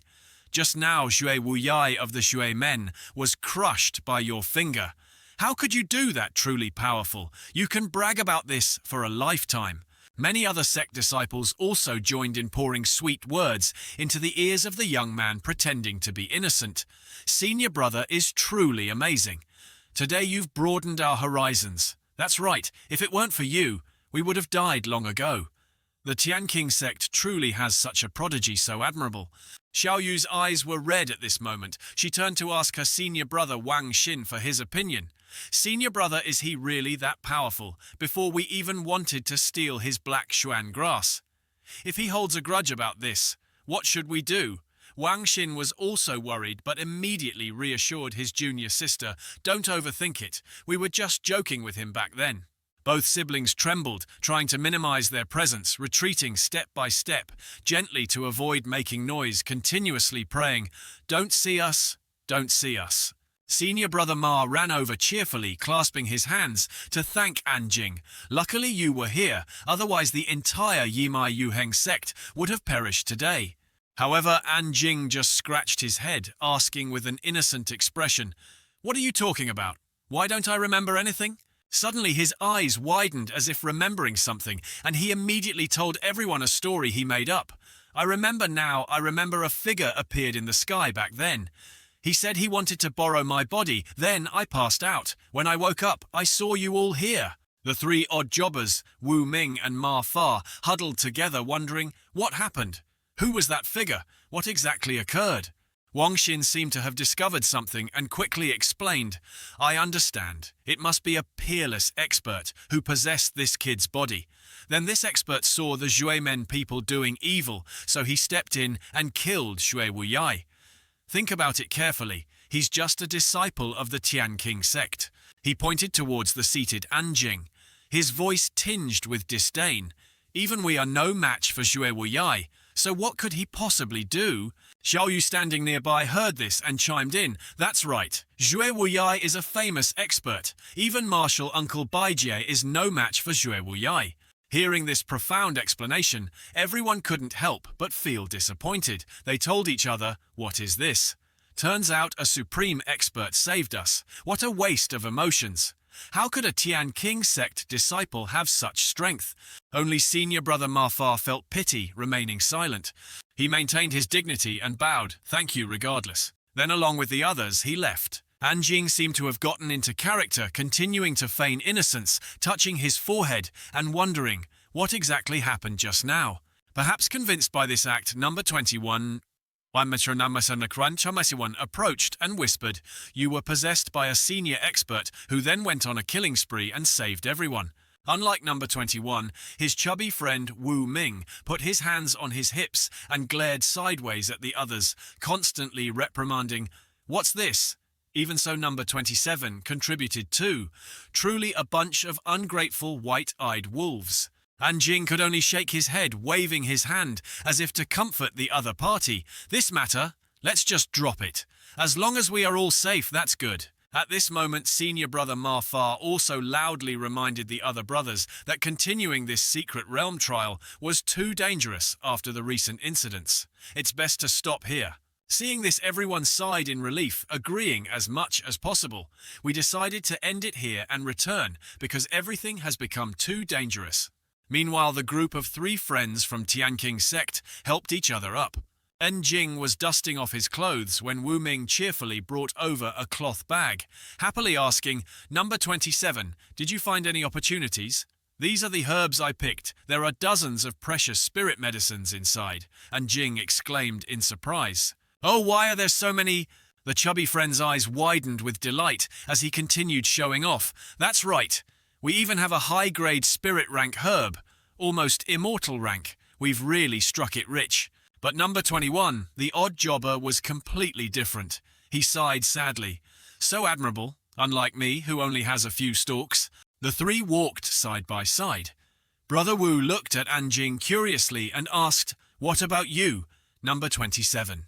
Anjing closed his eyes and sighed again, replying helplessly, "Me, I got nothing at all. I was always just running." Witnessing his fellow disciple crying over this, Wu Ming patted his shoulder comfortingly. Truly pitiful. Not long after everyone stood before the magically created portal to return, Manhwa pointed and said, "That's the exit." Xiao Yu looked at the portal, recalling what they had experienced, couldn't help but exclaim, "This trial was truly soul-stirring." Indeed, senior brother Wang will surely become famous far and wide. After all, he's the man who defeated the 4 great vicious beasts. Then his gaze turned towards the person he just mentioned. Wang Xin felt like he was struck by lightning. His face darkened, speechless. At this time, Lin Yuyu stood on the other side of the portal, smiling slyly and said, "Lu Yun-er, are you ready?" Yuna suddenly asked worriedly, "Ready for what?" Yuyu glanced at her and continued sarcastically, "Ready to marry my nephew Ma Fan. You are also the daughter of the Tianqing sect master. Surely the Tianqing sect master will provide a decent dowry, right?" Hearing this, Lu Yun-er was furious, shouting loudly, "Impudent Lin! Yuyu, victory and defeat are not yet decided yet. You dare to be so arrogant?" The opponent just shrugged, replying confidently, "Do we still need to determine victory or defeat? Isn't it already obvious?" The elder of the Baiyun sect also agreed with this opinion. "As I see it, the Tianqing sect will definitely fail." Both Jujian men and Tianqing sect nodded in agreement. Indeed, how could a Tianqing sect disciple be a match for the Feihua sect? No need to guess to know who wins and who loses. Only Yuner's father, the head of the Tianqing sect, sighed softly. His heart filled with helplessness, he mumbled, "This time we're really done for. Can't do well, I'm afraid." Lu Yuner was also restless now, her heart full of worries. So hateful. Have we really lost already? The portal behind them suddenly changed color. Disciples from various sects helped each other out one by one, stunning her. They cheered, "We're out." Lin Yuyu also hurried over to inquire what happened. "Why are you all in such a sorry state?" Hearing the question, Manhwa's expression immediately changed, full of fear. He quickly recounted, Elder Lin, we encountered Zhui Wuyai, an expert from the Zhui men. As soon as Lin Yuyu heard every word clearly, her expression instantly changed, extremely horrified. What Zhui Wuyai? An expert from the Zhui men. His strength is not inferior to mine, perhaps even a top-tier expert. Lu Yunair also hurried over to ask, how did Zhui Wuyai enter the secret realm? Xiao Yu replied fearfully, we don't know what method he used, but he tore a path from the edge of the secret realm to enter. Yu Yu stood stunned and silent. Then she looked at Xiao Yu and started questioning what happened next. Zhui Wuyai's strength is not weak. How did you manage to escape? Marfa and Wang Xin looked at each other hesitantly. A thought flashed through their minds. How should we put this? What just happened was too incredible. Thinking back now, it still feels unreal. Little Xiao Yu, like a small spy, carefully recounted the story. A senior expert happened to pass by. He found Zhui Wuyai's evil actions offensive, so he possessed the body of a Tianqing sect disciple and then killed the Zhuimen experts and Zhui Wuyai. Yuna felt a bit confused. A senior expert passing by, even Lin Yuyu, was not much different, asking, could it be he entered the body of a Tianqing sect disciple? Then Lu Yunair observed the Tianqing sect disciples and questioned them, trying to find out who had been possessed. Number 21 quickly jumped out to point first, saying, it's number 27. Even when Zhui Wuyai summoned the blood demon, he was no match for the senior. The disciples of these sects who didn't enter the secret realm earlier and only stood outside started buzzing with discussion. Why choose number 27? The blood demon, really? If true, one could brag for a lifetime. Lin Yuyu secretly assessed An Jing again. This young man seems unremarkable. Could he really be favored by that fortune teller? Seeing this, Lu Yunair kindly and gently inquired about An Jing, junior brother. Are you all right? Are you injured? How do you feel now? Was your divine sense damaged? Facing this awkward situation, An Jing gave a helpless smile, scratched his head and replied, Senior sister, I'm fine. After the senior left, I passed out for a while, but I've recovered now. She sighed in relief silently, thankful that everything was okay. But another voice broke the atmosphere. Lin Yuyu looked at everyone and spoke. We should be grateful to that senior expert. If he hadn't acted righteously, this could have become a disaster. Our Yuheng sect would likely have suffered heavy losses. Both sect masters stood silently aside, watching intently. They nodded in agreement again. Indeed, it was fortunate to have that senior expert. We don't know which High Master he is. To be able to directly enter the secret realm, something ordinary people cannot do. Immediately after, the heads of the two sects showed politeness and respect. The person who just arrived must be a hidden master, otherwise he wouldn't have left so quietly. Regardless, he protected the lives of our sect's disciples. If there's a chance, we will definitely thank him personally. Lin Yuyu quickly dismissed the matter from her mind, excitedly continuing, all right, since everything is fine, that secret realm assessment still stands. The heavenly materials and earthly treasures collected by the sects will be ranked in order for easy comparison. Hearing this, Lu Yunair immediately questioned Lin Yuyu. After being ambushed by the Zhui men, you still want to compare results. Yuyu, with a challenging attitude, just sneered and replied, what are you planning to go back on your word? You know you lost, so you're using the Zhui men as an excuse. Yuna was provoked, but could only grit her teeth and endure. Fine. If you want to compare, then let's compare. Then she turned to look at her fellow disciples and ordered, bring out the herbs that the disciples have collected. On this side, Lin Yuyu also requested her disciples do the same, bring out the heavenly materials and earthly treasures you have collected. The group immediately shouted in unison, yes, understood. Baijai looked at the harvest before him, carefully sorting each item. 1 mid-grade spirit rank heavenly material and earthly treasure, 3 low-grade spirit rank heavenly materials and earthly treasures, and 10 high-grade Xuan rank heavenly materials and earthly treasures. Wang Xin, who had been silent until now, suddenly beamed and boasted, Martial Uncle Baijai, this mid-grade spirit rank heavenly material and earthly treasure was found by me. Facing the disciples' expectant gaze, Baijai couldn't help but praise and encourage him to continue striving. On the other hand, a sect master watched the results intently. He looked at the medicinal materials his disciples brought back, unable to hide his surprise. Perhaps feeling satisfied himself, he clasped his hands behind his back and laughed heartily. 5 low-grade spirit rank, heavenly materials, and earthly treasures. The rest are all Xuan rank. And on Lin Yuyu's side, the disciples knelt on one knee, boasting their achievements before their master, reporting to Marshal Uncle Lin. These are the heavenly materials and earthly treasures we collected.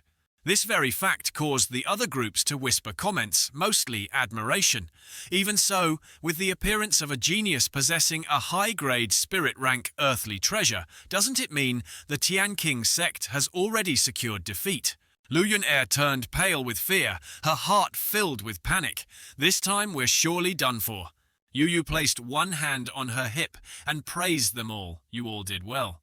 But with a passion for victory, she immediately turned her attention to the Tianqing sect group and asked Tianqing sect, "You can bring out your heavenly materials and earthly treasures now. Bring them out." Yun'er appeared calm on the surface, but inside she felt extremely uneasy and desperate. Do I really have to become Dao companions with this person?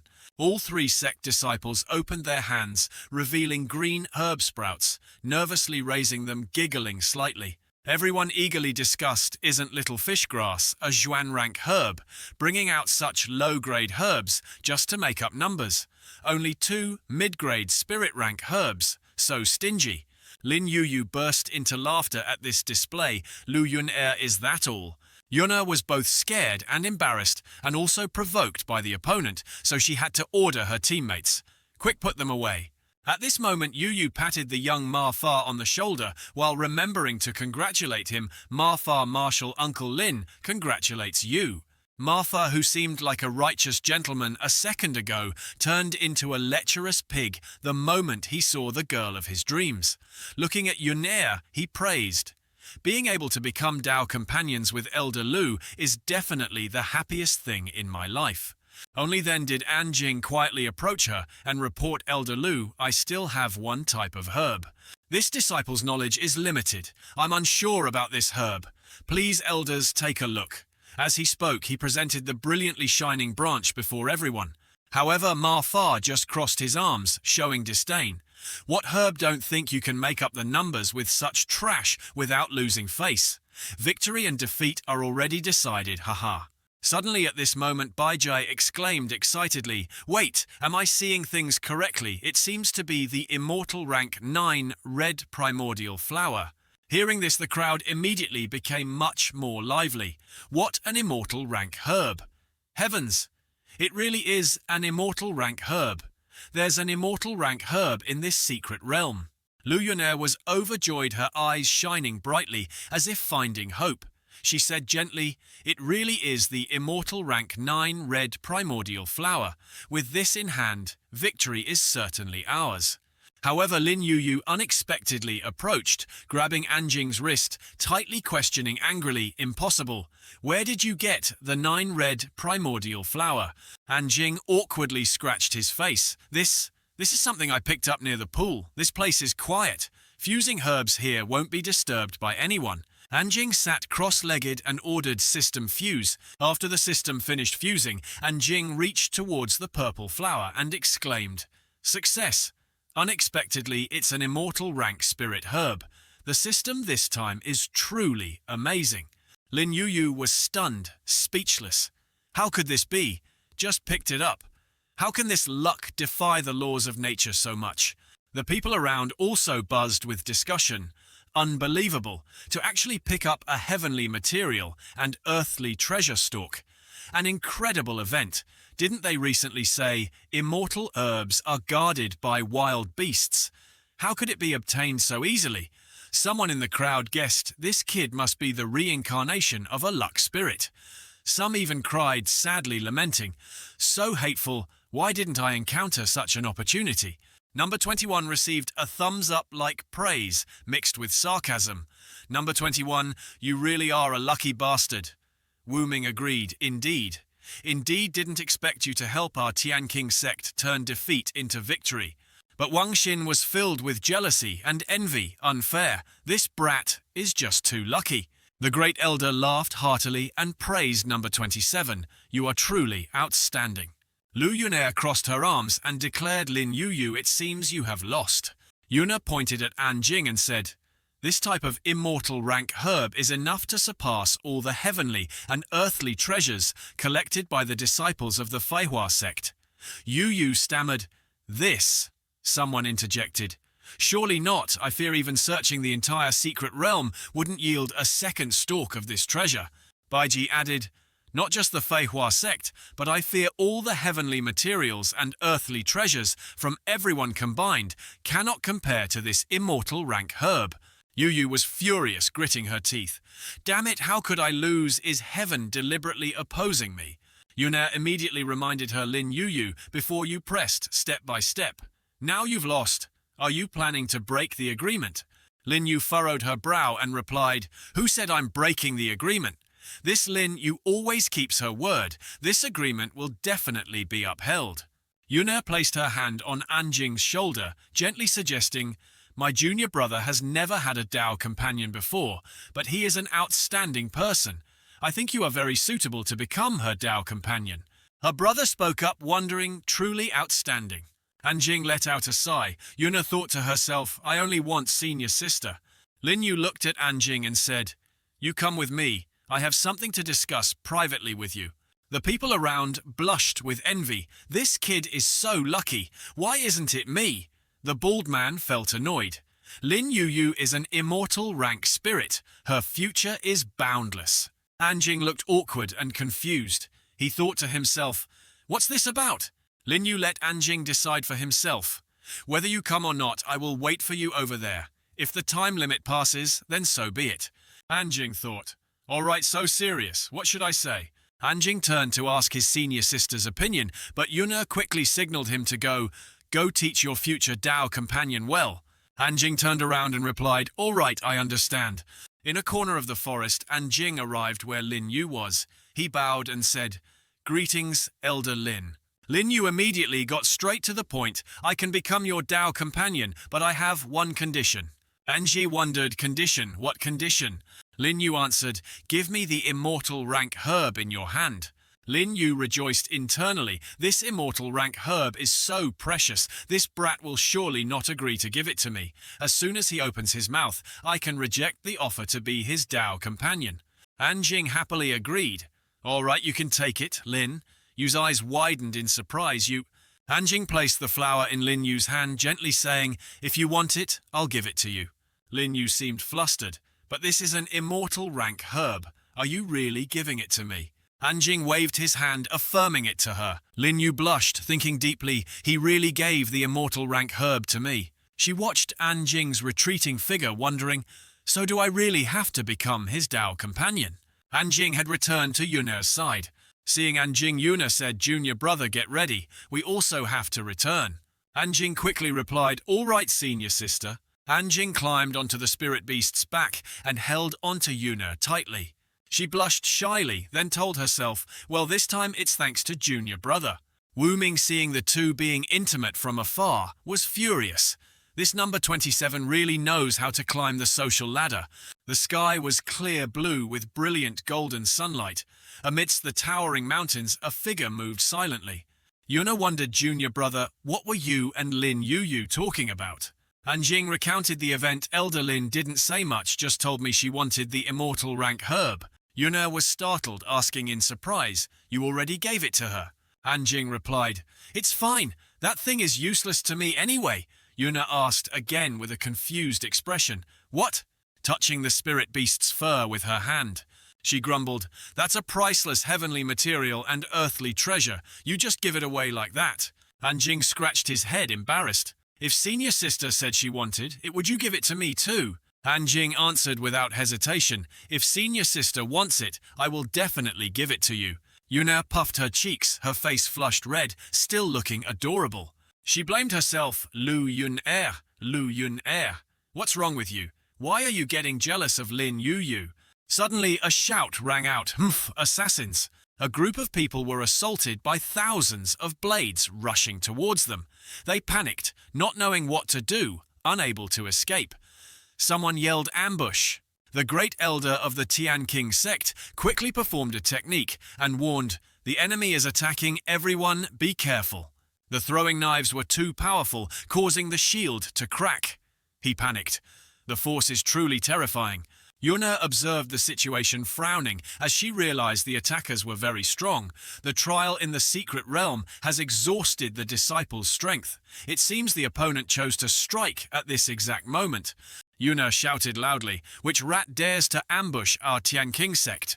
A group of people dressed in black appeared. The leader ordered, "We have waited here for a long time. Today capture everyone from the Tianqing sect and bring them back to me." The underlings replied, understood in unison, and began attacking fiercely. The great elder could barely hold on anymore. He was extremely shocked, unexpectedly able to penetrate my defensive shield. This is the 10,000 flower scatter. The defensive layer was destroyed, sending everyone flying back from the shockwave. The great elder yelled, "We're done for!" The disciples called out worriedly, "Elder!" The disciples groaned, so dizzy. Someone behind sat up quickly, asking Elder, "Are you all right?" The person next to him grumbled, "Damn it. Consciousness is fading." The leader observed the situation, then signaled, "Why did they fall so easily? Truly boring. Capture them all." The underlings acted quickly. One kicked the unconscious person and cursed, "Humph," passed out like a dead pig. Truly useless. The one standing beside crossed his arms smugly, didn't expect to achieve the goal so easily. Another reported, "This batch is wrapped up." Yuna was also hit. She struggled to support her body, but felt completely exhausted, without any strength left. As for Anjing, he lay face down, pretending to be unconscious. He thought inwardly, "I want to see what these people are really up to." The leader casually wondered, "Tianqing sect, all just a bunch of good-for-nothings. I wonder what the master wants with them." Then he ordered, "Go back to headquarters." An underling rushed towards Yuna and Anjing. "Get into the bag obediently for me." The men in black quickly packed up and moved out. Anjing wondered, who are they really? Then he turned and was startled, vibrating slightly. "Wow, I'm too close to senior sister." Unexpectedly, Yuna's chest was right before Anjing's eyes. Anjing apologized awkwardly, "Senior sister, I didn't mean to. It's just this space bag is too small. I didn't want to offend you, sister." A while later, the black-clothed men arrived at their destination. The leader reminded, "We're here. Carry them in carefully." The group carried the hostages inside. They paid respects and reported, "Great Elder, the Tianqing sect members have been captured." Jiang Shicheng praised them and then instructed, "Very good. The Tianqing sect is nothing. Locking them on the 3rd floor is enough." The leader obeyed. The group threw the sacks down. Reaching the 3rd floor, they tossed the sacks haphazardly. The leader ordered, "Stay here, all of you. Let's go." One carefully said, "Wait, just in case light another chi-breaking incense." He took out an incense stick and lit it. That one added, "This fragrance is the same type as before. It can either make people unconscious or strip their cultivation." They opened the sack. The purpose was to check everyone to ensure no one was missed. After checking thoroughly, they left. "All right, let's go to Elder Wen, as you command." And Jing saw the opportunity had arrived. He quickly grabbed the hand of an unlucky fellow. That one said in surprise, "What, you brat, you're not unconscious." Anjing interrogated, "Who exactly are you? What is the purpose of bringing us Tianqing sect disciples here?" He didn't answer, but just said vaguely, "Purpose, kid, you'll find out later." The unlucky black-clothed man pulled his hand away. He shouted and then began to attack. Anjing sneered, courting death. Anjing countered the move, using his hand to bend the man's arm backward. He groaned in pain. His companions shouted worriedly, "Deacon!" Anjing threatened in a harsh voice, "Who exactly are you? If you don't speak, I will turn you into dust right now." The deacon replied fearfully, I'll talk. We are people from the Zhui men. The great elder ordered us to capture you inside the Tongtian Baota. As for other matters, I don't know." Anjing realized something and asked again, "You said this place is the Tongtian Baota." According to Anjing's knowledge, the Tongtian Baota was one of the 4 great fierce lands of the Yuheng sect region. It was said this pagoda was created by demons, with formations inside designed to deal with the human race. The demon phantoms on the highest floor of the pagoda possessed peak strength, extremely ferocious and terrifying. For hundreds of years, countless cultivators had died in this Tongtian Baota, including top experts of the Yimai Yuheng lineage. The deacon nodded and continued. That's right, this place is the Tongtian Baota. Anjing asked if there were still people imprisoned on the pagoda floors and who they were. The deacon shook his head and replied, I don't know either. I'm only responsible for the task the elder assigned. Anjing rested his chin on his hand, pondering, what is the Xuemen expert's purpose in bringing the Tianqing sect people here? The restless deacon secretly plotted to assassinate Anjing. Anjing wasn't surprised at all. He easily caught the blade. The man was shocked. How is this possible? Anjing forcefully broke the blade. He glanced at him coldly, bringing death upon yourself. Anjing controlled the fragments of the blade, slashing them straight at the man.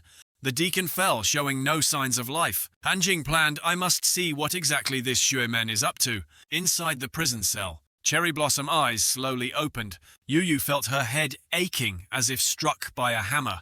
She held her head, wondering, where is this? Why does my head hurt so much?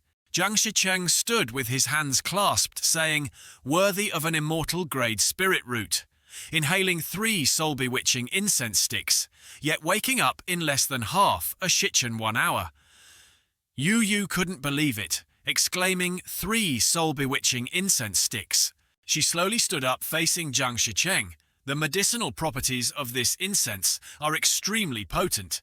It damages the divine sense and is incredibly difficult to refine. Who exactly are you? Jiang Shicheng said proudly, you, the current head of the Feihua sect, have extraordinary knowledge. Have you heard of Jiang Shicheng? Yu's eyes widened in astonishment. The great elder of the Xuemen.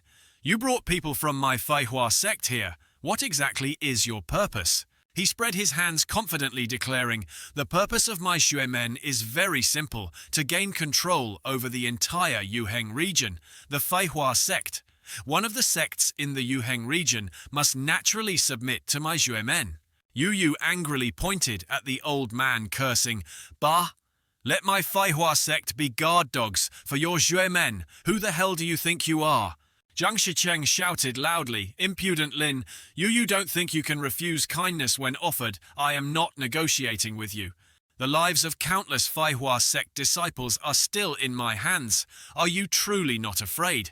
As he spoke, dozens of iron chains appeared in his hands, seemingly locking everyone's souls. Yu was furious, but she just stood there clenching her fists, thinking helplessly, despicable villain. Resisting recklessly will likely cost all the disciples their lives. This matter requires careful, long-term planning. Jiang Shicheng turned away, but didn't forget to threaten, don't worry, I will give you time. Just think carefully. Yu watched helplessly, her eyes filled with indignation and hatred. She watched his retreating figure, thinking, I've fallen victim to the Xuemen's schemes. My body feels weak. These 3 soul-bewitching incense sticks are truly vicious. Beside a wall, Anjing watched Jiang Shicheng's movements. He thought, the Xuemen has really made a big move, able to capture all the disciples of the Yimai Yuheng sect in one go. What other purpose does this Jiang Shicheng have? Where is he rushing off to? Jiang Shicheng grimly walked up to a stone wall. He raised his hand, pressed a mark on the wall, causing it to move. Stairs leading to a secret chamber appeared before him. He stepped down. Then he reached a gap, raised his hand to gently open it, and whispered, everything has been done according to the senior's instructions. All the young descendants of the Yimai Yuheng sect, including Lin Yu Baiji and Lu Yun Er, are imprisoned in the pagoda. A pair of fiery red eyes appeared, replying, Jiang Shicheng, you have done very well. My master will reward you. A purple beam shone down on Jiang Shicheng. He shouted joyfully, This is my master's reward. It feels like my whole being is ascending, so comfortable. This feeling of overflowing power is truly wonderful. He continuously exclaimed, Master is wise. Thank you, Master. Jiang Shicheng is willing to serve like an buffalo or horse. Even if my head falls and blood spills, I will not refuse. I am willing to die for Master. Feeling the abundant power circulating within him, Jiang Shicheng exclaimed happily, My cultivation realm has increased. This energy not only raises my cultivation level, but also extends my lifespan. Decades of cultivation are not equal to one reward from my master. Anjing watched from the side thinking, this purple light can actually increase Zhang Shicheng's lifespan. Then who is this being? Those red eyes spoke again, asking, is Lin Yuyu willing to surrender? Zhang Shicheng replied, temporarily she is still unwilling to surrender, but her disciples are all in our hands. I will definitely persuade her. Then he clasped his hands again, saying, rest assured, Your Excellency. Not only Lin Yuyu, but the entire Yimai Yuheng lineage is already in the hands of our Xuemen, all for the master's use. The small god's eye replied, good, go, be careful, don't let any mistakes happen. The master is waiting for good news from you. Zhang Shicheng clasped his hands and bowed his head respectfully, saying, yes, Zhang Shicheng will definitely not disappoint the master. At this moment Xiaoqi shouted loudly, there's an eavesdropper, someone show yourself now. Anjing appeared and said, Zhang Shicheng, you are truly audacious to dare imprison all the Yimai Yuheng disciples here. Are you really not afraid of losing your life? The old man looked at him and said, this attire belongs to a Tianqing sect disciple. Seeing this, Xiaoqi shouted loudly, Zhang Shicheng, the one following behind you, why haven't you killed him yet? Zhang Shicheng thought inwardly, how can he still move freely like this? Could the 3 soul-bewitching incense sticks be ineffective? Then Zhang Shicheng replied, yes, I will finish him now. Holding his sword, he ran towards Anjing while saying, kid, I don't know how you dispelled the 3 soul-bewitching incense sticks. You can only blame your bad luck. Ha ha ha, can't escape so you stopped struggling, probably scared stiff. Forget it, you're about to meet King Yama anyway. Finishing his words, Zhang Shicheng swung his sword towards Anjing. He yelled, take this. Anjing raised one hand to block the sword and said, is that all? It seems the strength your master gave you is nothing special. Seeing Anjing block the sword with just one hand, Zhang Shicheng exclaimed in panic, how is this possible? How could this kid block my blade so easily? Anjing spoke Zhang Shicheng. If you want to live, hand over the antidote and tell me who is behind you. If you insist on aiding the tyrant today, I will eliminate evil for the people. Hearing this, the old man furiously shouted, humph kid, you are truly arrogant. You are just a Tianqing sect disciple, yet you dare demand my submission.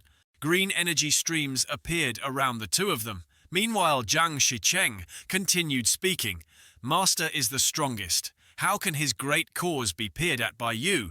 I will send you on your way. Anjing blocked the sword with 2 fingers and asked, are you sure this is your final answer? I gave you a chance, but you didn't take it. He struck Shicheng with a palm, saying, since you want to die, don't blame others. Zhang Shicheng was knocked back. Xiaoqi shouted, impudent, useless thing. The old man asked in panic, Your Excellency, why are red energy streams appearing on your body? Anjing spoke unexpectedly. The dignified great elder of the Xuemen is being killed by his own master. Truly ironic. Your master is truly ruthless. All gifts of fate come with a hidden price. That is the consequence of riding a tiger. Xiaoqi said, you're not bad. Submit to me and I will give you everything you want. Anjing sneered in reply, give me everything I want, then I want you dead. All right.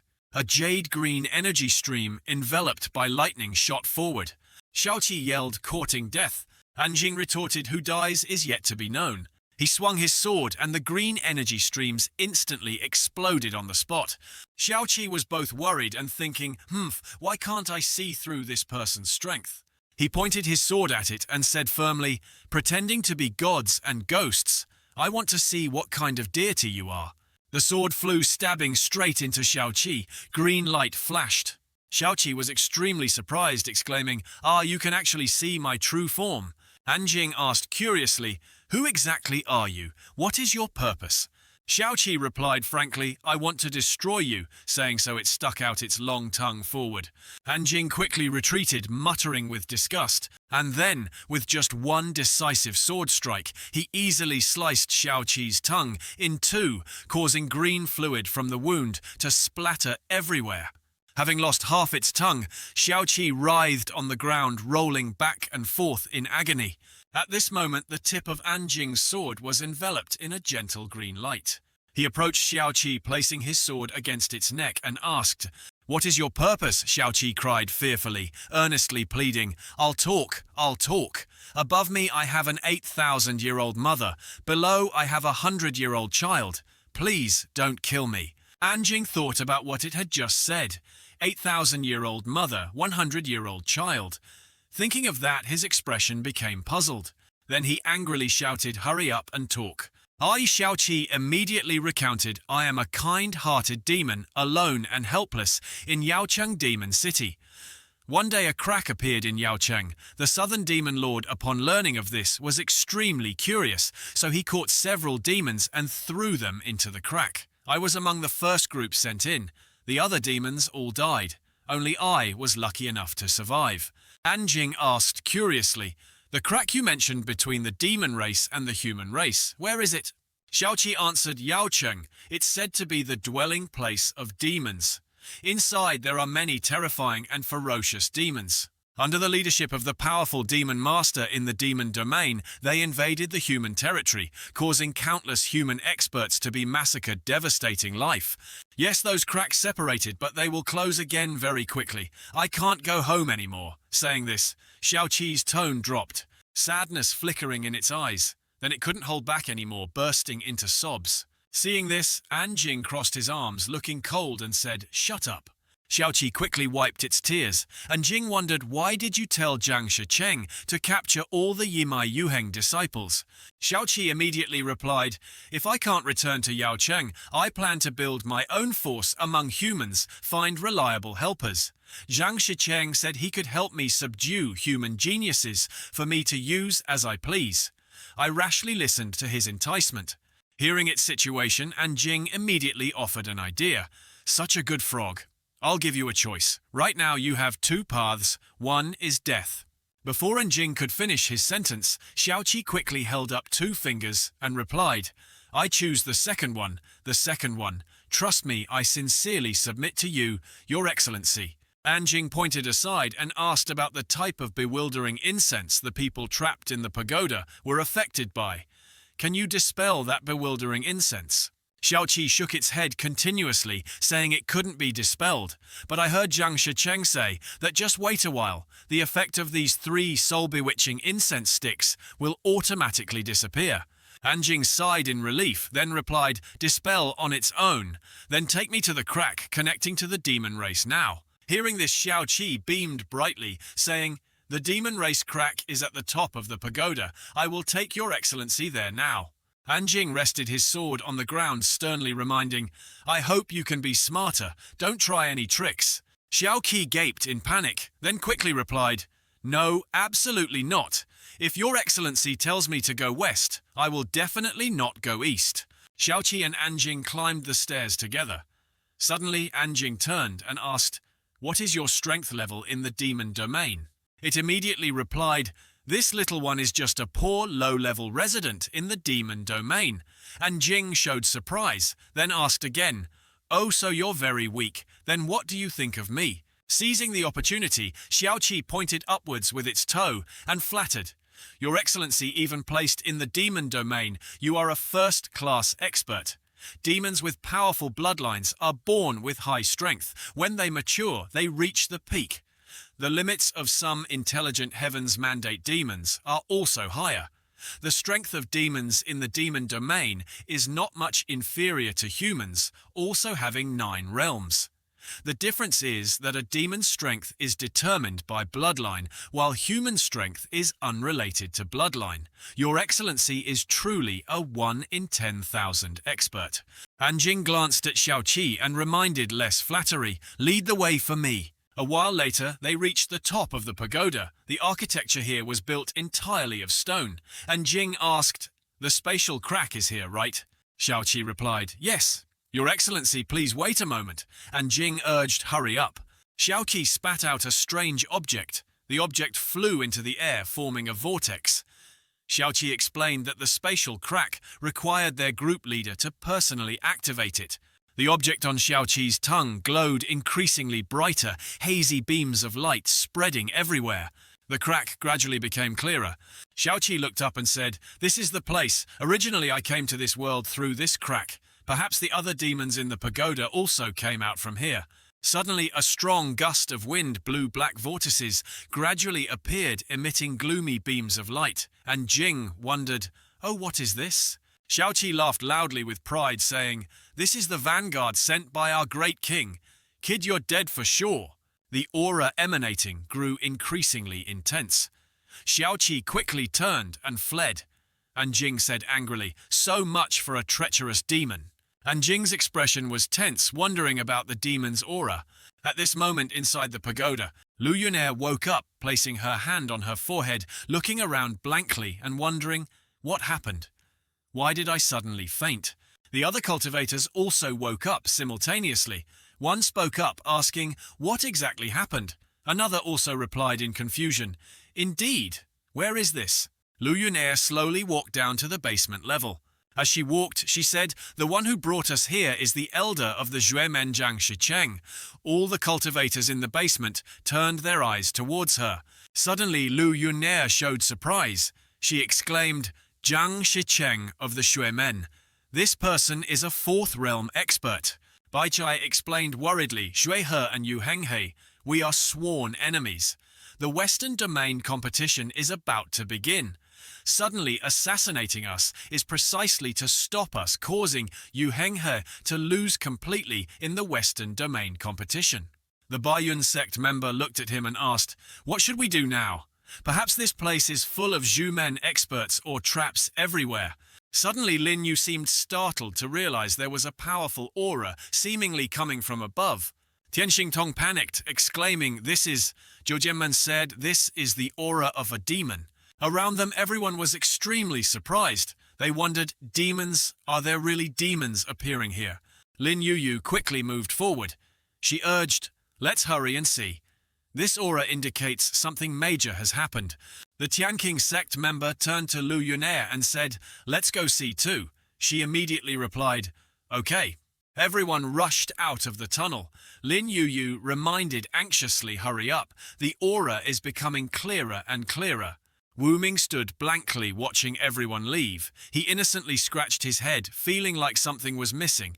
Could it be? "I haven't eaten today?" Number 21 quickly pulled him along, saying, "Let's go quickly. When we get out, we'll go eat." The monster's eyes glowed brightly, laughing and saying, "So this is the human world." It approached Anjing, its eyes full of craving, drool dripping. It said, "The smell of fresh blood and flesh. There's another human here." Xiaoqi hid behind a pillar, urging, "Quick, kill him."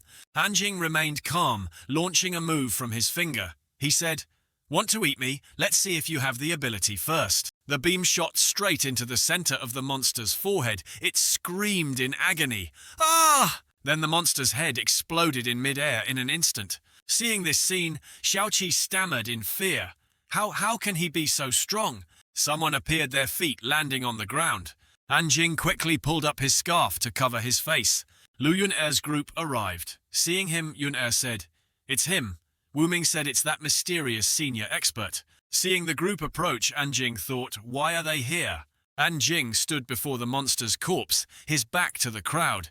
Lin Yu pointed, asking, "Who is he?" The Great Elder said he was the expert who helped Tianqing sect overcome difficulties. Everyone started discussing what that person is really him. It said the demon sect is desperately searching for his whereabouts.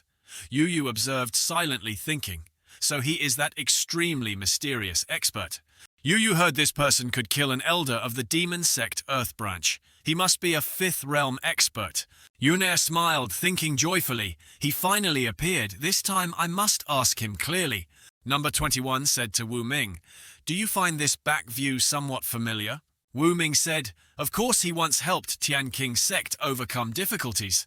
Back then, he caused carnage in the main hall. You witnessed his extraordinary power so naturally it looks familiar." Yunair watched Anjing's retreating figure, her heart filled with restless thoughts, unsure how to express them.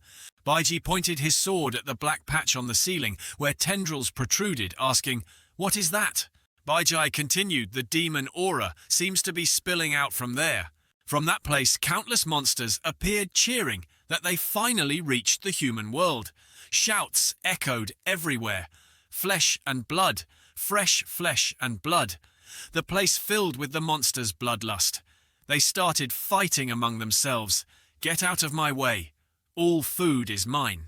The people from Tianqing sect trembled, terrified. Wu Ming said, so scary, and number 21 concluded that this group was the monsters recorded in ancient texts. Yu Yu summoned her weapon, a golden sickle. She calmly said, everyone don't panic. Join me in exterminating these demons first. She held the sickle firmly in her hand. Yu Yu powerfully swung a wide arc towards the monsters in front. The monsters saw Yu Yu drooling and saying, this is an immortal-grade spirit root. They stared intently at Yu Yu and said, what immortal-grade spirit root? Then it's mine. Yu Yu remained calm within the created barrier. Everyone in Tianqing sect drew their swords, preparing to fight the monsters. A cobra opened its mouth wide to swallow the person in front. Seeing the terrifying sight, this person trembled in fear. Very quickly, the snake lunged and swallowed the person. Wu Ming and number 21 saw their fellow disciple being eaten and were terrified. Wu Ming and number 21 one saw their fellow disciple being eaten and were terrified, tears streaming down. Wu Ming exclaimed, truly terrifying. A giant bear-like monster was attacking Baiji. He fought back fiercely and asked, where is that expert? Marfa said, surely he hasn't run away. Yunair immediately said to the guard, impossible, he is definitely not that kind of person. The great elder said, why impossible? It's often said you know the person, you know the face, but not the heart.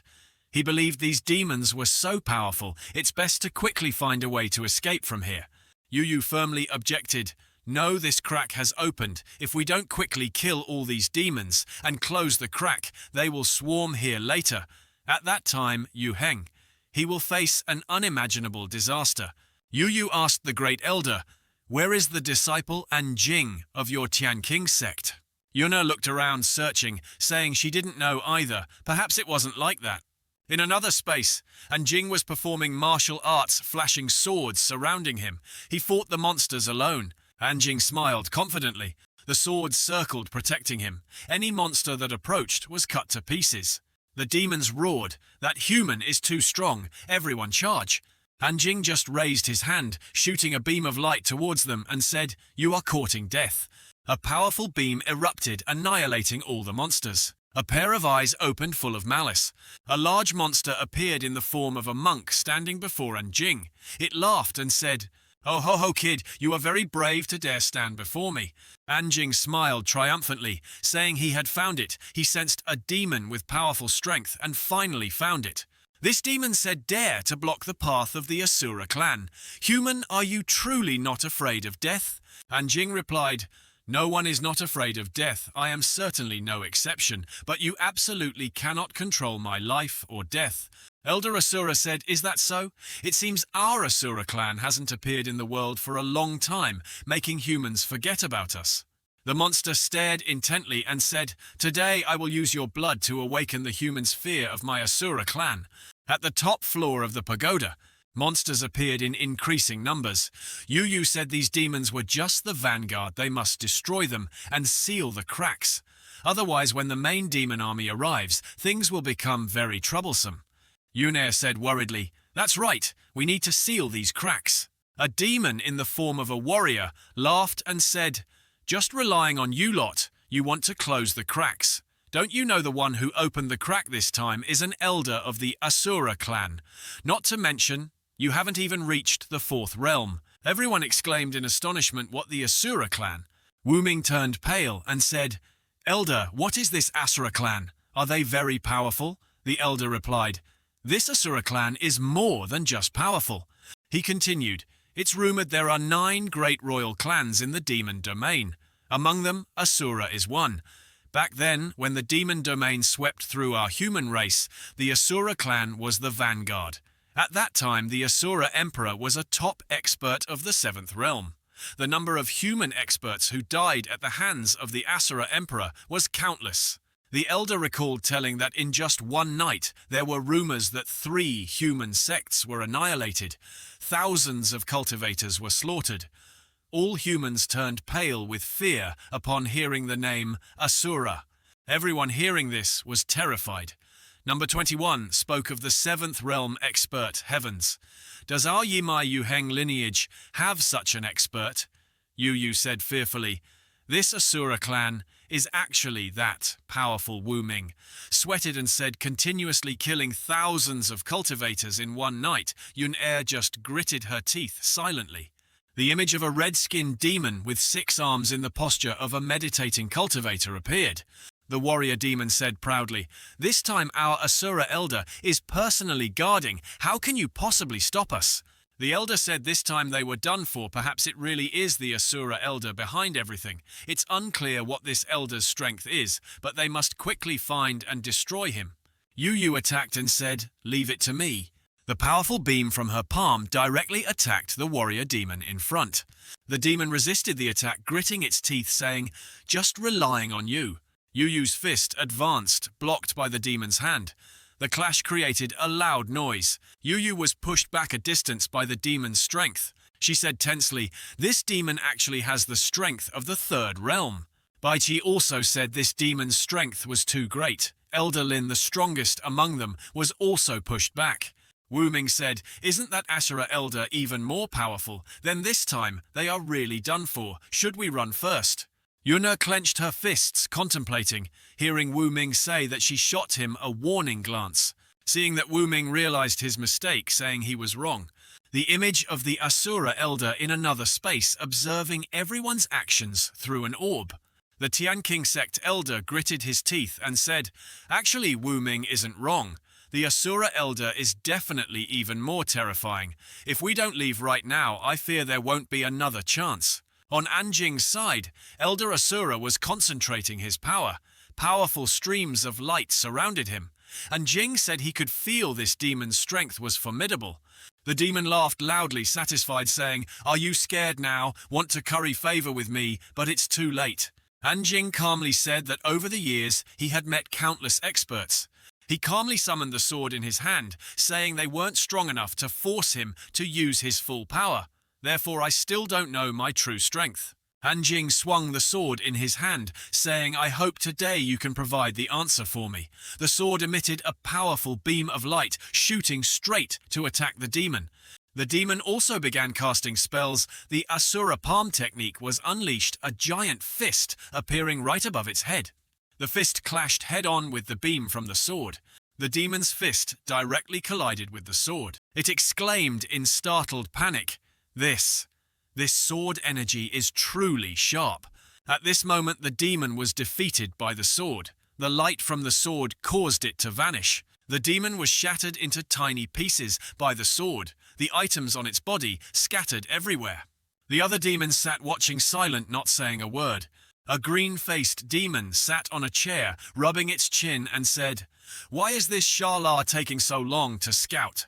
Still no news. At this moment, a beam of light pierced through space ahead, appearing right above their heads. One pointed up and said, "What's that ahead?" The powerful beam drew closer and closer to them. The one sitting on the chair suddenly jumped up and said, "Not good." They began to panic and scream, "Someone's attacking." At this moment, the beam was very close to where they stood. A loud explosion rang out, a pillar of smoke rising high like a nuclear explosion.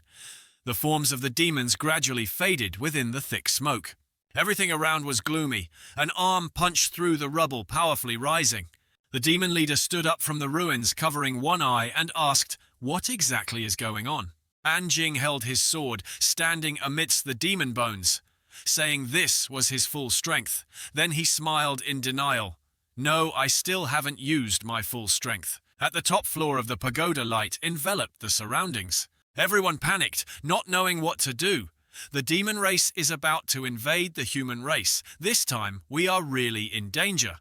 At this moment, a circle of light appeared again, directly attacking the horde of monsters. Seeing this, the warrior demon laughed gleefully. A long-faced owl flew over. It announced that the elder seemed to have passed away. The image of the demon elder, lying motionless, eyes tightly shut, limbs stiff. The warrior demon loudly asked, "How is this possible? Who could kill him?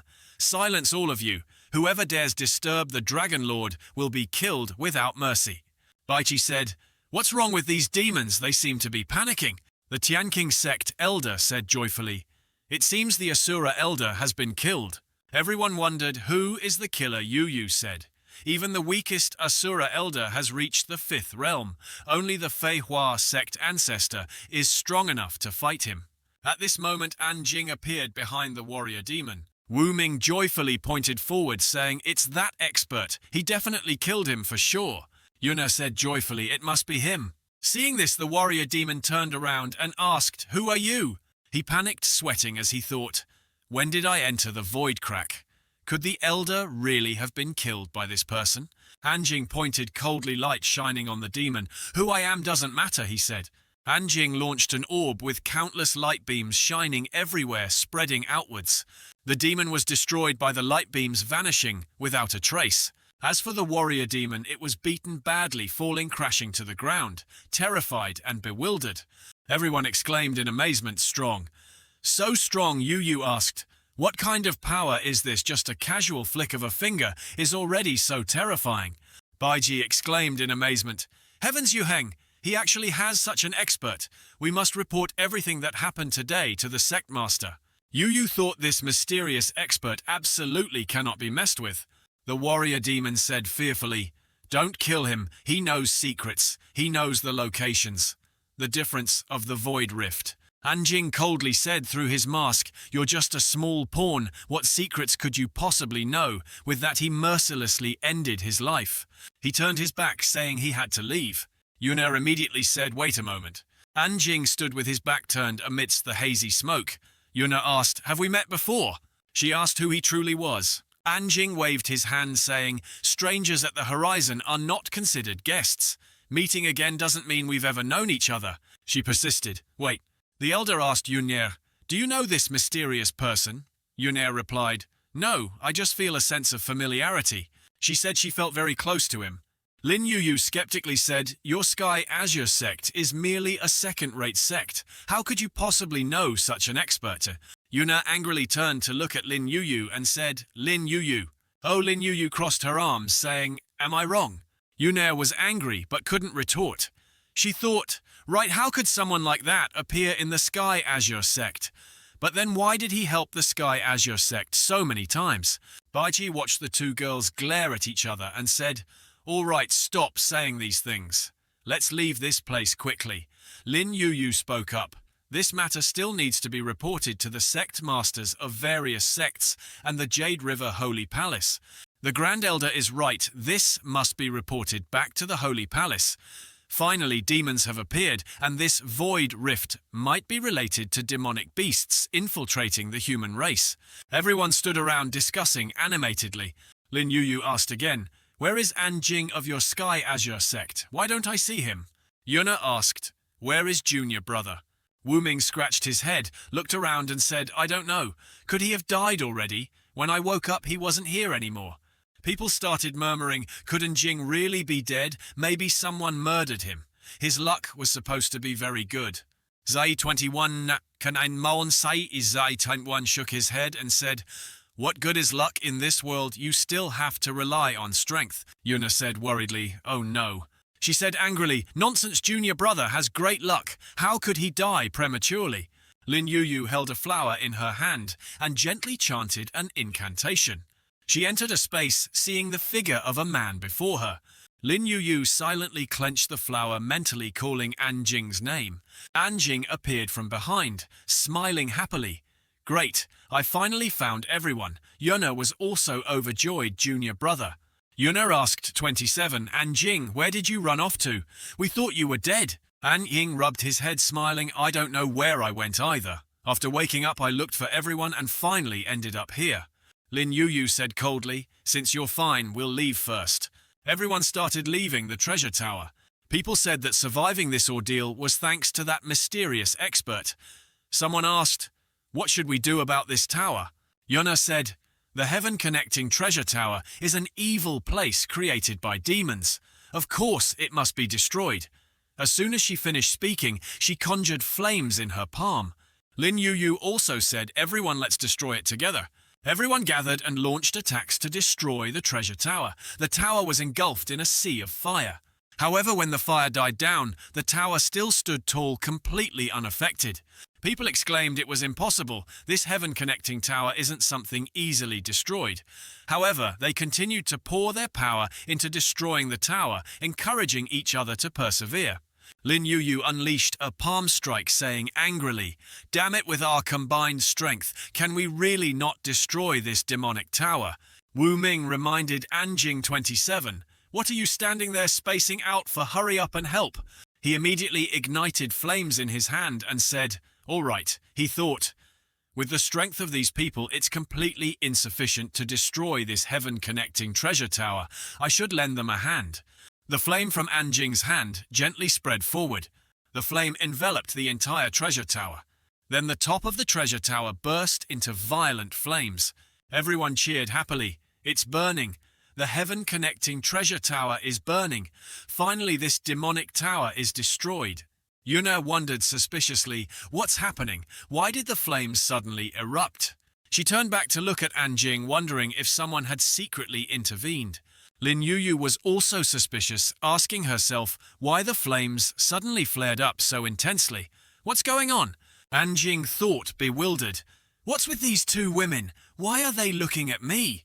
Then the tower burned fiercely, exploded, and sent debris flying everywhere. Yuna quickly warned everyone to be careful. At this moment, a large black vortex appeared in the sky, emitting bright red light, the gate leading to the demon realm. Baija said unexpectedly, "Even though the heaven-connecting treasure tower is destroyed, the path through it still exists." From within the dark vortex, pairs of glowing red eyes watched. The demons laughed loudly. "Human cultivators? Just you wait. Our demon race will descend upon this place sooner or later." Anjing retorted braggarts. "If you come, we'll just annihilate all of you." 3 days later at the temple, Anjing was sitting and cultivating.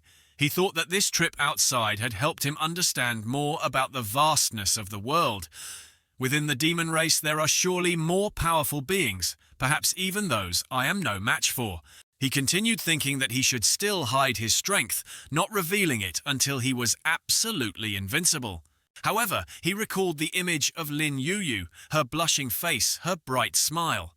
Besides the new harvest is Lin Yuyu. Comparing her to senior sister Yuna, they are indeed completely different extremes. He thought and chuckled. The crow saw this and said, laughing so happily, "Go get married. Holding someone left and right, isn't that more fun?"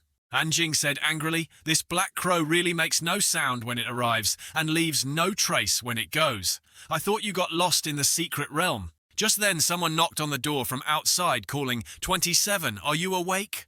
Wu Ming entered and said, "27, hurry up. Let me take you to see a beauty." He asked in surprise, "A beautiful girl?" Zai 21 cheerfully told the newly initiated junior sister, "I heard you are very beautiful." Wu Ming put his arm around Anjing's shoulder, saying, "Let's go quickly," he continued. "We are senior brothers. We must help the junior sister get acquainted with the sect a bit. We can't let those other senior brothers snatch her first." At the Sky Azure Sect Square, a large crowd had gathered. Everyone was gathered around a beautiful girl with pink hair. "Junior sister Bai Zhe, let me take you for a walk around the sect to get acquainted," one person offered. "Or let me take you to the scripture pavilion to choose a cultivation technique," another said. "Junior sister, my cat knows how to do backflips." Zai 21 said everyone is really enthusiastic. Wu Ming said angrily, "Damn it, we're late. Those brats got here first." Anjing stood behind, covering his mouth with a long yawn. Baija smiled happily. Senior brother's kindness, Baija accepts. Then she suddenly focused her attention on one person. Baija approached and said, "Is this senior brother Wu Ming?" Wu Ming was surprised. "Ah, yes, that's me." Baija said, "Senior brother, could you take me for a walk? I want to get acquainted with the Sky Azure sect a bit," she thought to herself. This Wu Ming is the disciple with the best aptitude among the recently promoted outer disciples of the Sky Azure sect. He might very well be the mysterious person who intervened multiple times. Wu Ming thought in surprise, such a good thing actually fell into my lap. Seeing this, Baiji wondered, senior brother, you don't want to. Wu Ming replied, how could I not? I want to, junior sister, follow me. Wu Ming was thrilled, his face full of confidence. Indeed, a handsome man is like a firefly in the dark, shining wherever he goes. A senior brother nearby was sulking, Aya, where do I fall short? Why is that kid Wu Ming so lucky? This is so boring. Liu Yao saw Anjing and called out, Anjing, asked Elder, Liu Yao, what do you need me for? Liu Yao said, I have something I need your help with. Anjing readily agreed, what is it? As long as I can help, I will. Liu Yao patted Anjing's shoulder, saying, 27. I really didn't misjudge you. Just for that sentence, from now on in the Sky Azure sect, I will protect you. Then she pulled Anjing away, saying, follow me. Outside, Anjing asked Elder Liu, we've left the Sky Azure sect. What exactly do you want to do? Liu Yao was evasive. You'll know when we get there. 2 hours later, they were both in front of Liu Yao's house. Anjing wondered, your Liu Manor? Liu Yao said, it's my home. Anjing asked Elder Liu, what do you mean by bringing me to your home? Liu Yao explained, my father is forcing me to get married, but I don't want to. Anjing was confused. What is this about? Liu Yao suggested, if you pretend to be my Dao companion today, you can cut off their intention of forcing me to marry someone else. Anjing said, isn't this too careless? I'm afraid we'll be exposed. Liu Yao suddenly thought of the image of a mysterious man with a covered face. Liu Yao expressed her feelings. Since we're already here, you have to help me. You know, I already have someone in my heart, that mysterious man in our Sky Azure sect. In this lifetime, if it's not him, it's no one else. Anjing felt helpless because he was that mysterious man. Anjing asked, senior sister, have you ever thought what if that mysterious person is an old man? Liu Yao vehemently objected, unacceptable. He is the great hero in my heart. He must be handsome like a jade tree in the wind, young and dashing, extraordinarily handsome. Anjing thought gleefully, I completely agree with your description. Just then Liu Yao's father walked out and asked Yao, you're back. Liu Yao ran over to greet them, father, older brother. Liu Yao's older brother asked, who is he? Liu Yao replied, my Dao companion. Anjing could only resign himself, thinking, it seems things have already been clearly arranged for me.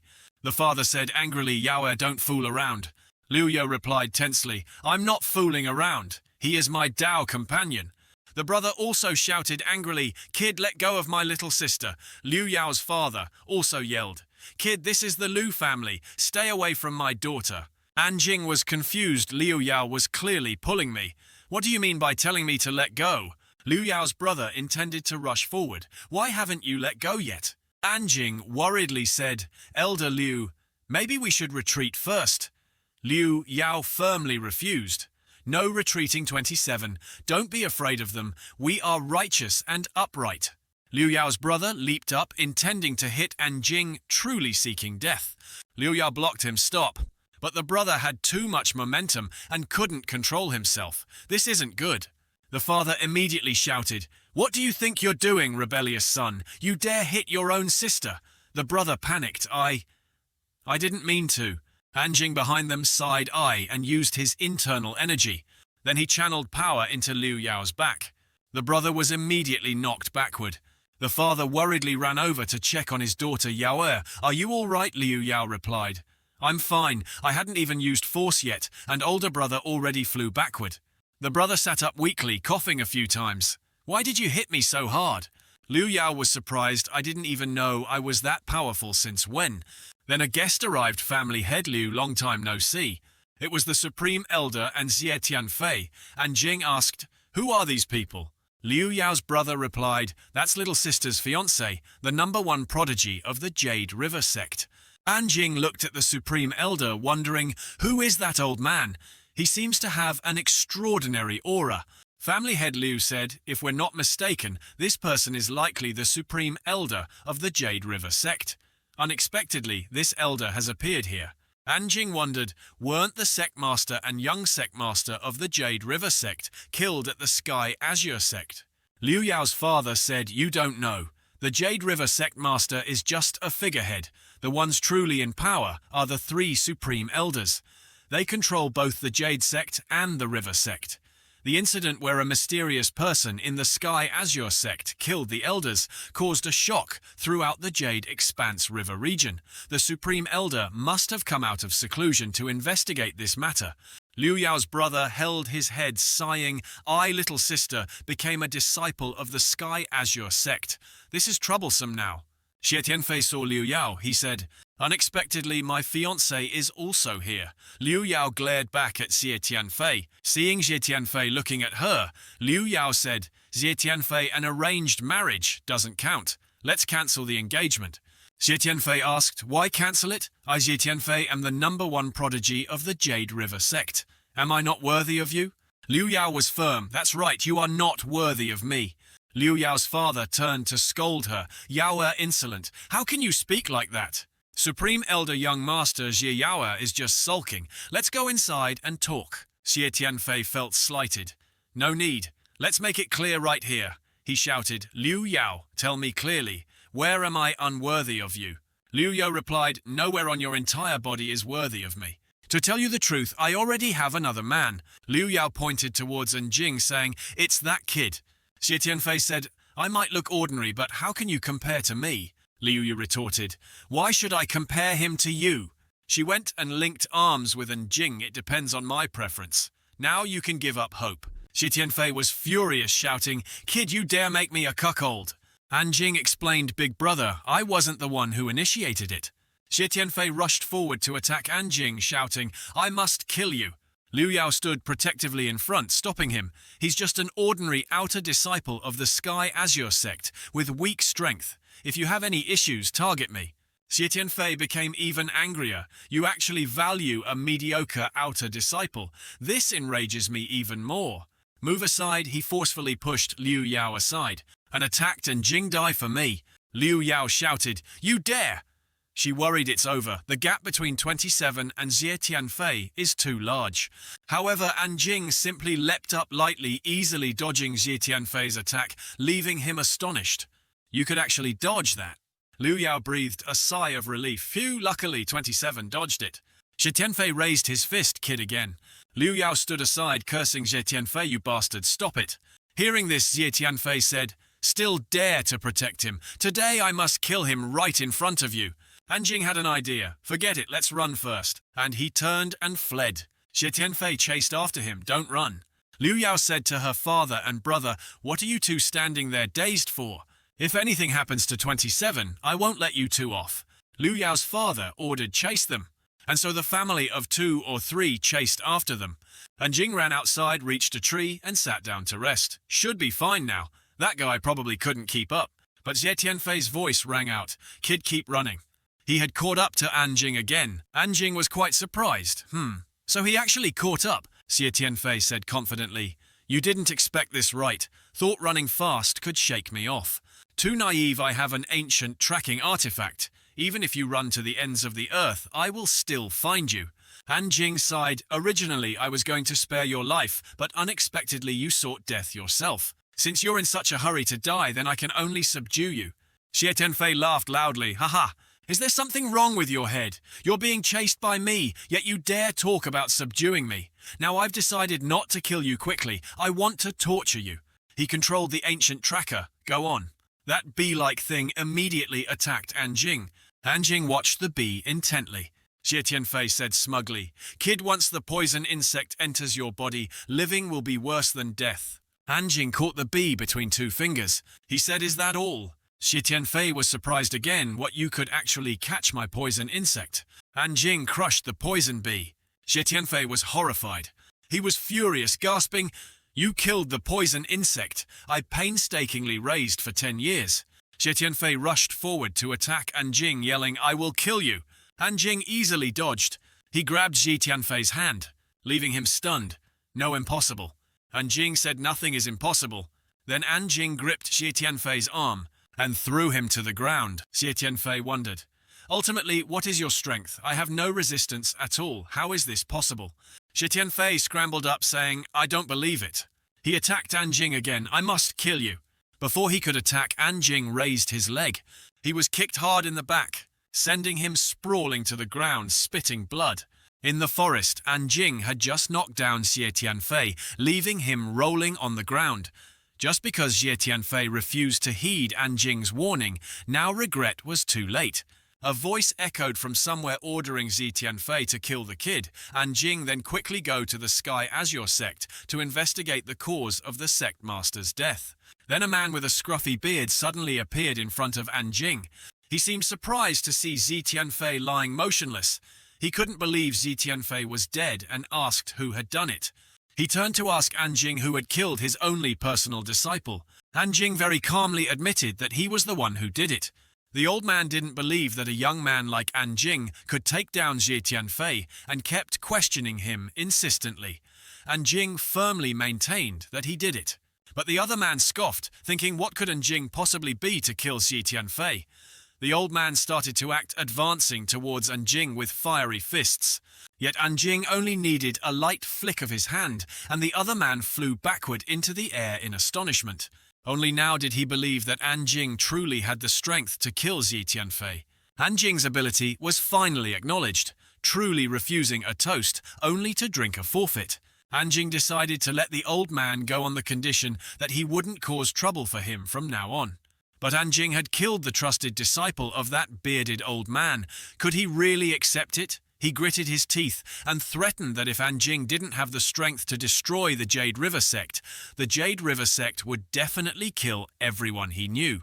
Anjing lost his patience, immediately glaring and preparing to unleash his power.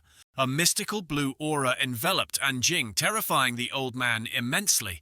Just as Anjing was about to strike, the old man, fearing death, agreed to the deal. But Anjing didn't let those words register and prepared to finish him off. Suddenly, a voice called out. It was Liu Yao's group that had interrupted Anjing. Just a little longer, and that bearded old man would have been done for. Anjing immediately withdrew his power to avoid revealing his abilities. Liu Yao asked what happened. Why is Xie Tianfei dead? Who did this? The old man had just escaped death, but still didn't know better, directly pointing at Anjing, saying he was the one who did it. Liu Yao didn't believe the old man's words, even though he claimed to have witnessed it himself. Liu Yao's group was flabbergasted and immediately questioned Anjing if he was the one who did it. Anjing simply replied with one phrase, "It wasn't me." His voice was extremely calm. The bearded old man was furious, thinking the kid Anjing was deceiving everyone. Anjing pretended to be naive, defending himself by saying he was just an odd-job disciple. How could he possibly have such great ability? Liu Yao spoke up, asking the bearded old man, their supreme elder, if there might be some misunderstanding. Anjing is really just an odd-job disciple of the Sky Azure sect. How could he be a match for Xie Tianfei? The supreme elder insisted there was no misunderstanding. But Liu Yao's group truly didn't believe the elder's words. They thought that Kid Anjing's strength was nothing special. Perhaps this old elder had seen wrong. The old man explained repeatedly, but no one listened, becoming extremely angry. He unleashed his power on Liu Yao's group, thinking they were treating him like a fool. Then he pulled Liu Yao towards him and threatened the two, accompanying her not to come closer or he would kill her. The man accompanying Liu Yao, her brother, was extremely panicked, not understanding what the Supreme Elder meant. The Supreme Elder with the scruffy beard thought Anjing's strength was too formidable, so he would need a hostage to be able to leave. With that said, he dragged Liu Yao along and fled. And he added that when he returned to the Jade River sect, he would come back to destroy the Sky Azure sect. The people who came with Liu Yao, her father and brother, were now helpless, unsure what to do, and preparing to give chase to save Liu Yao. The two of them hurriedly left to chase after that elder, leaving only Anjing standing still. Anjing crossed his arms, thinking, "It seems today I'll have to go on a killing spree." Deep in the dense forest with lush trees, the Supreme Elder landed to rest after fleeing for a while, not seeing Anjing chasing him. Liu Yao angrily demanded he release her, otherwise the Sky Azure sect wouldn't let it go. That detestable Supreme Elder dared to mock that the Sky Azure sect was nothing. If not for some mysterious backer, it would have been destroyed long ago. Liu Yao still firmly resisted, retorting that the old man was truly shamelessly boasting. The Supreme Elder struck Liu Yao hard on the back of her neck. Liu Yao then fainted, falling to the ground. That hateful old man finally knew the identity of that mysterious person. Now he needed to deal with him. Suddenly, Anjing was leaning against the tree behind the elder's back, having arrived unnoticed. Then he asked if the old man had the capability. The Supreme Elder was extremely panicked. How could Anjing chase him so quickly? Anjing didn't want to talk much, just wanted to quickly send that old man to the Western Heaven death. Seeing this, the Supreme Elder resorted to dirty tricks, threatening Anjing not to come over, or he would kill Liu Yao. Anjing gripped his sword tightly. Let's see if his hand is faster, or Anjing's sword is faster. The old man hesitated, waiting to see if Anjing dared to strike. Anjing's sword began to glow. Energy from somewhere was summoned by him. Anjing's power was steadily increasing. Anjing decisively swung his sword. A wave of energy slashed past the Supreme Elder. He realized he wasn't injured at all, and laughed mockingly, ridiculing Anjing. So you're just a kid who likes to brag. But while laughing, his eyes suddenly widened in fear. The Supreme Elder clutched his neck. Anjing held the short saber, intending to attack the old man before him, with eyes full of anger. Still bragging at a time like this, the man from the Jade River sect still stubbornly asserted to Anjing while feeling the wound on his neck, "You can't kill me." Anjing found it ridiculous, looked straight at the old man and said sternly, "Give me a reason." He pointed at Anjing, uttering threats without considering the consequences he would bear.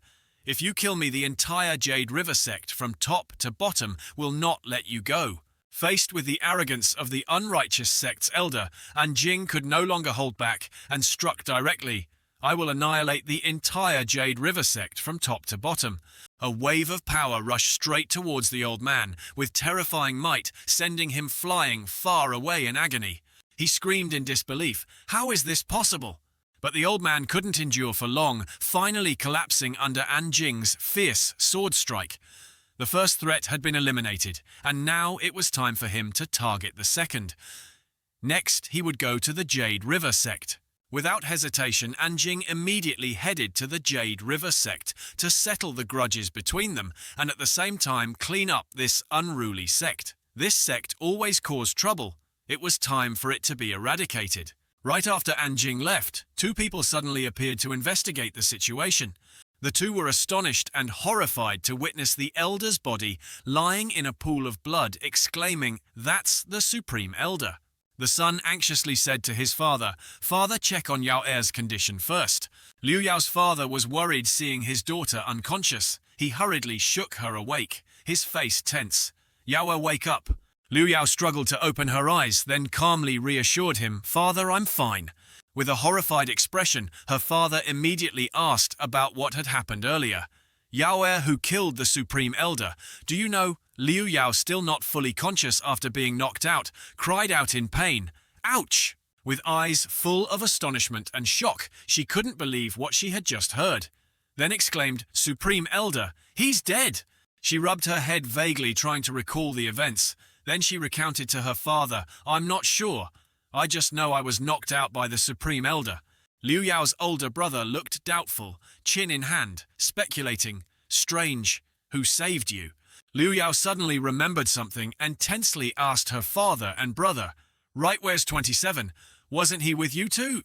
Pointing into the distance, her brother explained the current situation. "That kid is probably still behind, hasn't caught up yet." Doubts rising in her heart, Liu Yao thought to herself, "Could it be?" Everything was done by 27. Liu Yao couldn't believe it was true. She shook her head, trying to compose herself, thinking, "Impossible. What am I thinking?" Anjing had now arrived at the Jade River sect, hands on his hips, smugly saying, "Arrived." He looked at the sign clearly displaying the sect's name and confirmed again, "This must be the place." Suddenly, a voice from afar interrupted Anjing's thoughts. "Halt, who goes there?" Two members of the Jade River sect came out to investigate upon noticing the appearance of the stranger Anjing. Anjing directly asked the two young men without any hesitation, "Is this the Jade River sect?" One person answered Anjing's question. "Of course it's the Jade River sect." The other one started acting intimidating. "Kid, this isn't a place for strolling." Anjing replied with a stern and determined gaze, "I didn't come here to play." The Jade River sect member didn't understand Anjing's intention, frowning and reiterating the rules. He don't even think about trying to join the Jade River sect.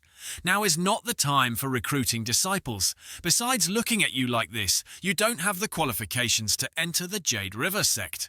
Anjing maintained the same tone and gaze, replying, "I'm not joining the Jade River sect either." The person on the other side started getting annoyed. "Then what did you come here for? Speak quickly, big brother doesn't have time for idle chat with you." Without beating around the bush, Anjing went straight to his main purpose for being there. "I came to destroy the Jade River sect." Hearing this, the man burst out laughing mockingly. "Destroy the Jade River sect? What a joke!" He paused, pondering Anjing's serious words and expression, momentarily confused. Realizing the intention of the person before him, this man tried to contain himself, but lost his composure, shouting, "What you said, destroy the Jade River sect." Anjing raised his eyes and emphasized to him again, "Is there a problem?" This person gradually lost control, fists clenched as if wanting to strike, Anjing directly shouting loudly, "Fuck, that's a big problem. Destroy the Jade River sect. Are you sick?" He angrily raised his hand, aiming at Anjing to take him down. Anjing swiftly parried the blow decisively and easily. The guy was sent flying far back by Anjing's devastatingly powerful strike, accompanied by the bewilderment of the person standing nearby. The remaining person trembled fearfully, pointing at Anjing, trying to utter threats. "You insolent! You audacious!" Anjing extended his hand, gesturing provocatively, then said to the other person, "You come here, I have some questions for you." He slowly backed away in terror, his heart pounding. Not wanting to face this mysterious person, he quickly turned and fled for his life, constantly shouting, "I don't know anything. Don't ask me." How could Anjing let this kid escape? He instantly appeared right in front of him, to his utter astonishment. Quite agile. He stood before the kid who was about to flee, saying, "You can't escape." Despite trying hard, he still couldn't change his predetermined fate. He could only exclaim in horror, Don't come here." The terrified kid held out his hands in front, trembling and begging, "Don't come here," fearing Anjing's sudden attack because his power was too terrifying. He ran for his life inside to call for help from allies within the sect. "I'll call senior brothers and elders to deal with you," he said. Once again, Anjing acted to stop this guy, not letting him escape his sight. He continued to warn the stubborn kid, who didn't understand the situation, then grabbed his collar, pulling him closer. He continued to warn the stubborn kid, who didn't understand the situation, then grabbed his collar, pulling him closer. "I told you, you can't escape," the kid cried in fear, flailing his arms and legs, struggling to escape this mysterious person with high martial arts skills. Meanwhile, Anjing was still quite amused. The kid panicked, pleading, "Wah, don't look for me." He immediately knelt down, apologizing to Anjing, begging for a way out. Tears streamed down his face. This guy no longer held his previous arrogance, but was now obedient like a puppy, hurriedly begging, "Big brother, please spare me, I'm just a small fry in the Jade River sect."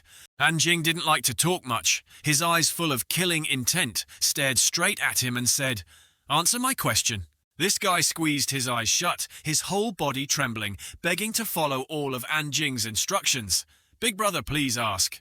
Anjing crossed his arms before the trembling kid, asking directly, "Is the Jade River sect colluding with the demon sect?" Turning his face away due to the difficult question, this person tensely and timidly replied, "This isn't easy to answer." Anjing's eyes flashed with anger and overwhelming killing intent. He fiercely reiterated the crux of the question just posed. "If you can't answer, what use are you?" At this moment he truly gave in, wholeheartedly serving Anjing, not daring to make another mistake. "Don't, big brother, I know everything." Anjing was walking over. Faced with the unbelievable truth just revealed, Anjing couldn't maintain his composure and exclaimed in astonishment, "Elder Zun of the demon sect is hiding in the Jade River sect." The red-headed guy lowered his head, struggling to recount the situation to Anjing. "Yes, according to what I know, things don't just stop there."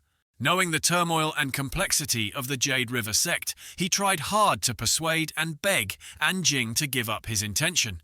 "Big brother, please, stop destroying the Jade River sect. Isn't something you can do." Anjing was furious, frowning. clearly showing his indignation, asking back, "What does Elder Zun of the demon sect intend to do?" Another difficult question made the other person afraid to face it, avoiding eye contact, turning away, hesitantly replying, "This," while still muttering something under his breath. The flame of anger within Anjing reached its limit. He swung his hand, intending to teach this guy a lesson for not following his instructions. "You still dare to dawdle," he growled. He had no choice but to confess. The story gradually unfolded with the final crucial detail. The Jade River sect captured over 100 young boys and girls to offer to Elder Zun of the demon sect. Anjing was stunned by that shocking answer. "What?" He clenched his fists, trying to suppress the fury about to erupt, and yelled, "This matter is too serious." The other person fearfully pointed at the bodies of fellow sect members strewn in front and said, "It really is serious. That Li Qiudan, the one you just killed, participated in capturing those young boys and girls lying over there." Anjing shouted in horror, realizing the evil and rottenness from within this place. The Jade River sect dares to do such depraved things. "Is there anything else? Quickly tell me." This person continued his unfinished story from last month. The Jade River sect massacred an entire small town. It was to refine bloodline pills to offer to the Supreme Elder for consumption. Gritting his teeth in pain, Anjing's anger reached its peak, a bunch of scum deserving death. The fire of fury raged intensely within him. He clenched his fists, shouting, "All of you from the Jade River sect must die." This person hastily defended himself to find a way out. "Big brother, what does this have to do with us? We didn't participate in anything at all. I was originally just a small fish, not concerned with worldly affairs." Anjing questioned the words of the person before him. "Then why do you know about this matter so clearly?" This person pointed at himself, stammering another truth to him. "Big brother, to be honest, I am the grandson of the Jade River sect's Supreme Elder. But he has many grandchildren, so he definitely can't remember having one like me." Hearing this, Anjing immediately wondered, asking the kid in front, the Supreme Grand Elder. He started connecting the information he had, pondering something. "Which Supreme Grand Elder? From what I know, your Jade River sect has 3 of them." This sect kid quickly saved himself by telling Anjing something else, that third elder, "Big brother. It's just that recently, Grandpa and young sect master Jie Tianfei went out and haven't returned yet." Anjing didn't stop but continued asking, "Such a coincidence. Wasn't your grandfather exiled?" Now it was this kid's turn to wonder about Anjing. "How do you know about this?" Having gathered enough information, Anjing spared his life and left, leaving the kid alone, saying, "Sorry to bother you." The kid watched Anjing's receding figure, his heart filled with lingering shock and amazement. He thought to himself, "This nameless powerhouse is a bit strange. But does he really want to destroy the Jade River sect? That's surely impossible." Anjing went deeper into the Jade River sect to completely eradicate the evil roots of this unrighteous sect. "Halt, quickly. Your face looks very unfamiliar. Which path do you belong to?" The people inside were confused, seeing a stranger brazenly enter without permission. Anjing introduced his origin to everyone, stating he belonged to the Yama Hall, Hall of Hell King. The other person heard this in astonishment, pointed at Anjing to drive him away, shouting loudly, "Yama Hall! A kid like you dares to call yourself Yama. Are you trying to provoke me?" Standing imposingly and confidently, Anjing braced his hands powerfully, declaring to the sect, "Today I am the incarnation of Yama here, to eradicate your Jade River sect." Everyone present boiled with anger at Anjing's arrogant words, clamoring and targeting the stranger, who feared neither heaven nor earth, insolently ordering, "Seize him for me." One person suddenly disappeared and rushed towards Anjing to capture him, simultaneously threatening, "That kid, don't cause trouble." Anjing roared majestically, "Get lost." Surrounding Anjing was a wave of power with terrifying, repulsive force, causing anyone trying to approach to be thrown backward. The leader turned back, ordering everyone to engage and charge straight in, bravely attacking in unison. Members of the Jade River sect lay scattered at Anjing's feet, covered in blood, amidst a horrifying scene of slaughter that had just ended. Among the fallen crowd, one person still struggled to get up, screaming desperately for help from the sect. "Hurry, inform the elders." There's a bandit causing chaos here. The sound of heavy footsteps on the brick floor gradually approached where Anjing was standing. Behind him were the sect masters of the inhumane faction, speaking out to correct the offender. Who are you to dare come to our Jade River sect and cause chaos? Anjing also directly condemned those hiding behind the name of a righteous sect, saying your group's crimes are heinous. Today, you must definitely face punishment. Unable to tolerate the smug kid, a sect elder's expression immediately changed. He gathered his strength to attack, heading straight for Anjing, unleashing a warning move, Audacious Maniac. Anjing, with just a light slash of his blade past the one wanting to eliminate him, sent him back to where he came from. Before realizing what kind of attack it was, the old man fell rolling on the ground, spitting blood, exclaiming in panic, "What? You?" The remaining people knew the kid in front was not easy to deal with, so they simultaneously rushed forward for a life-or-death struggle, determined to take him down. Anjing focused, analyzing every move of the old sect members, planning to attack him calmly, bypassing them one by one. Another slash was unleashed, this time ending 2 lives without any mistakes or difficulty. On the other side, the old man gasped in pain. What kind of expert is he? The old man beside him shouted loudly to inform those inside, urging them to quickly call the head of the Jade Sect faction out to fight. Quickly go inform Expert Zun of the Demon Sect and the Supreme Elder immediately.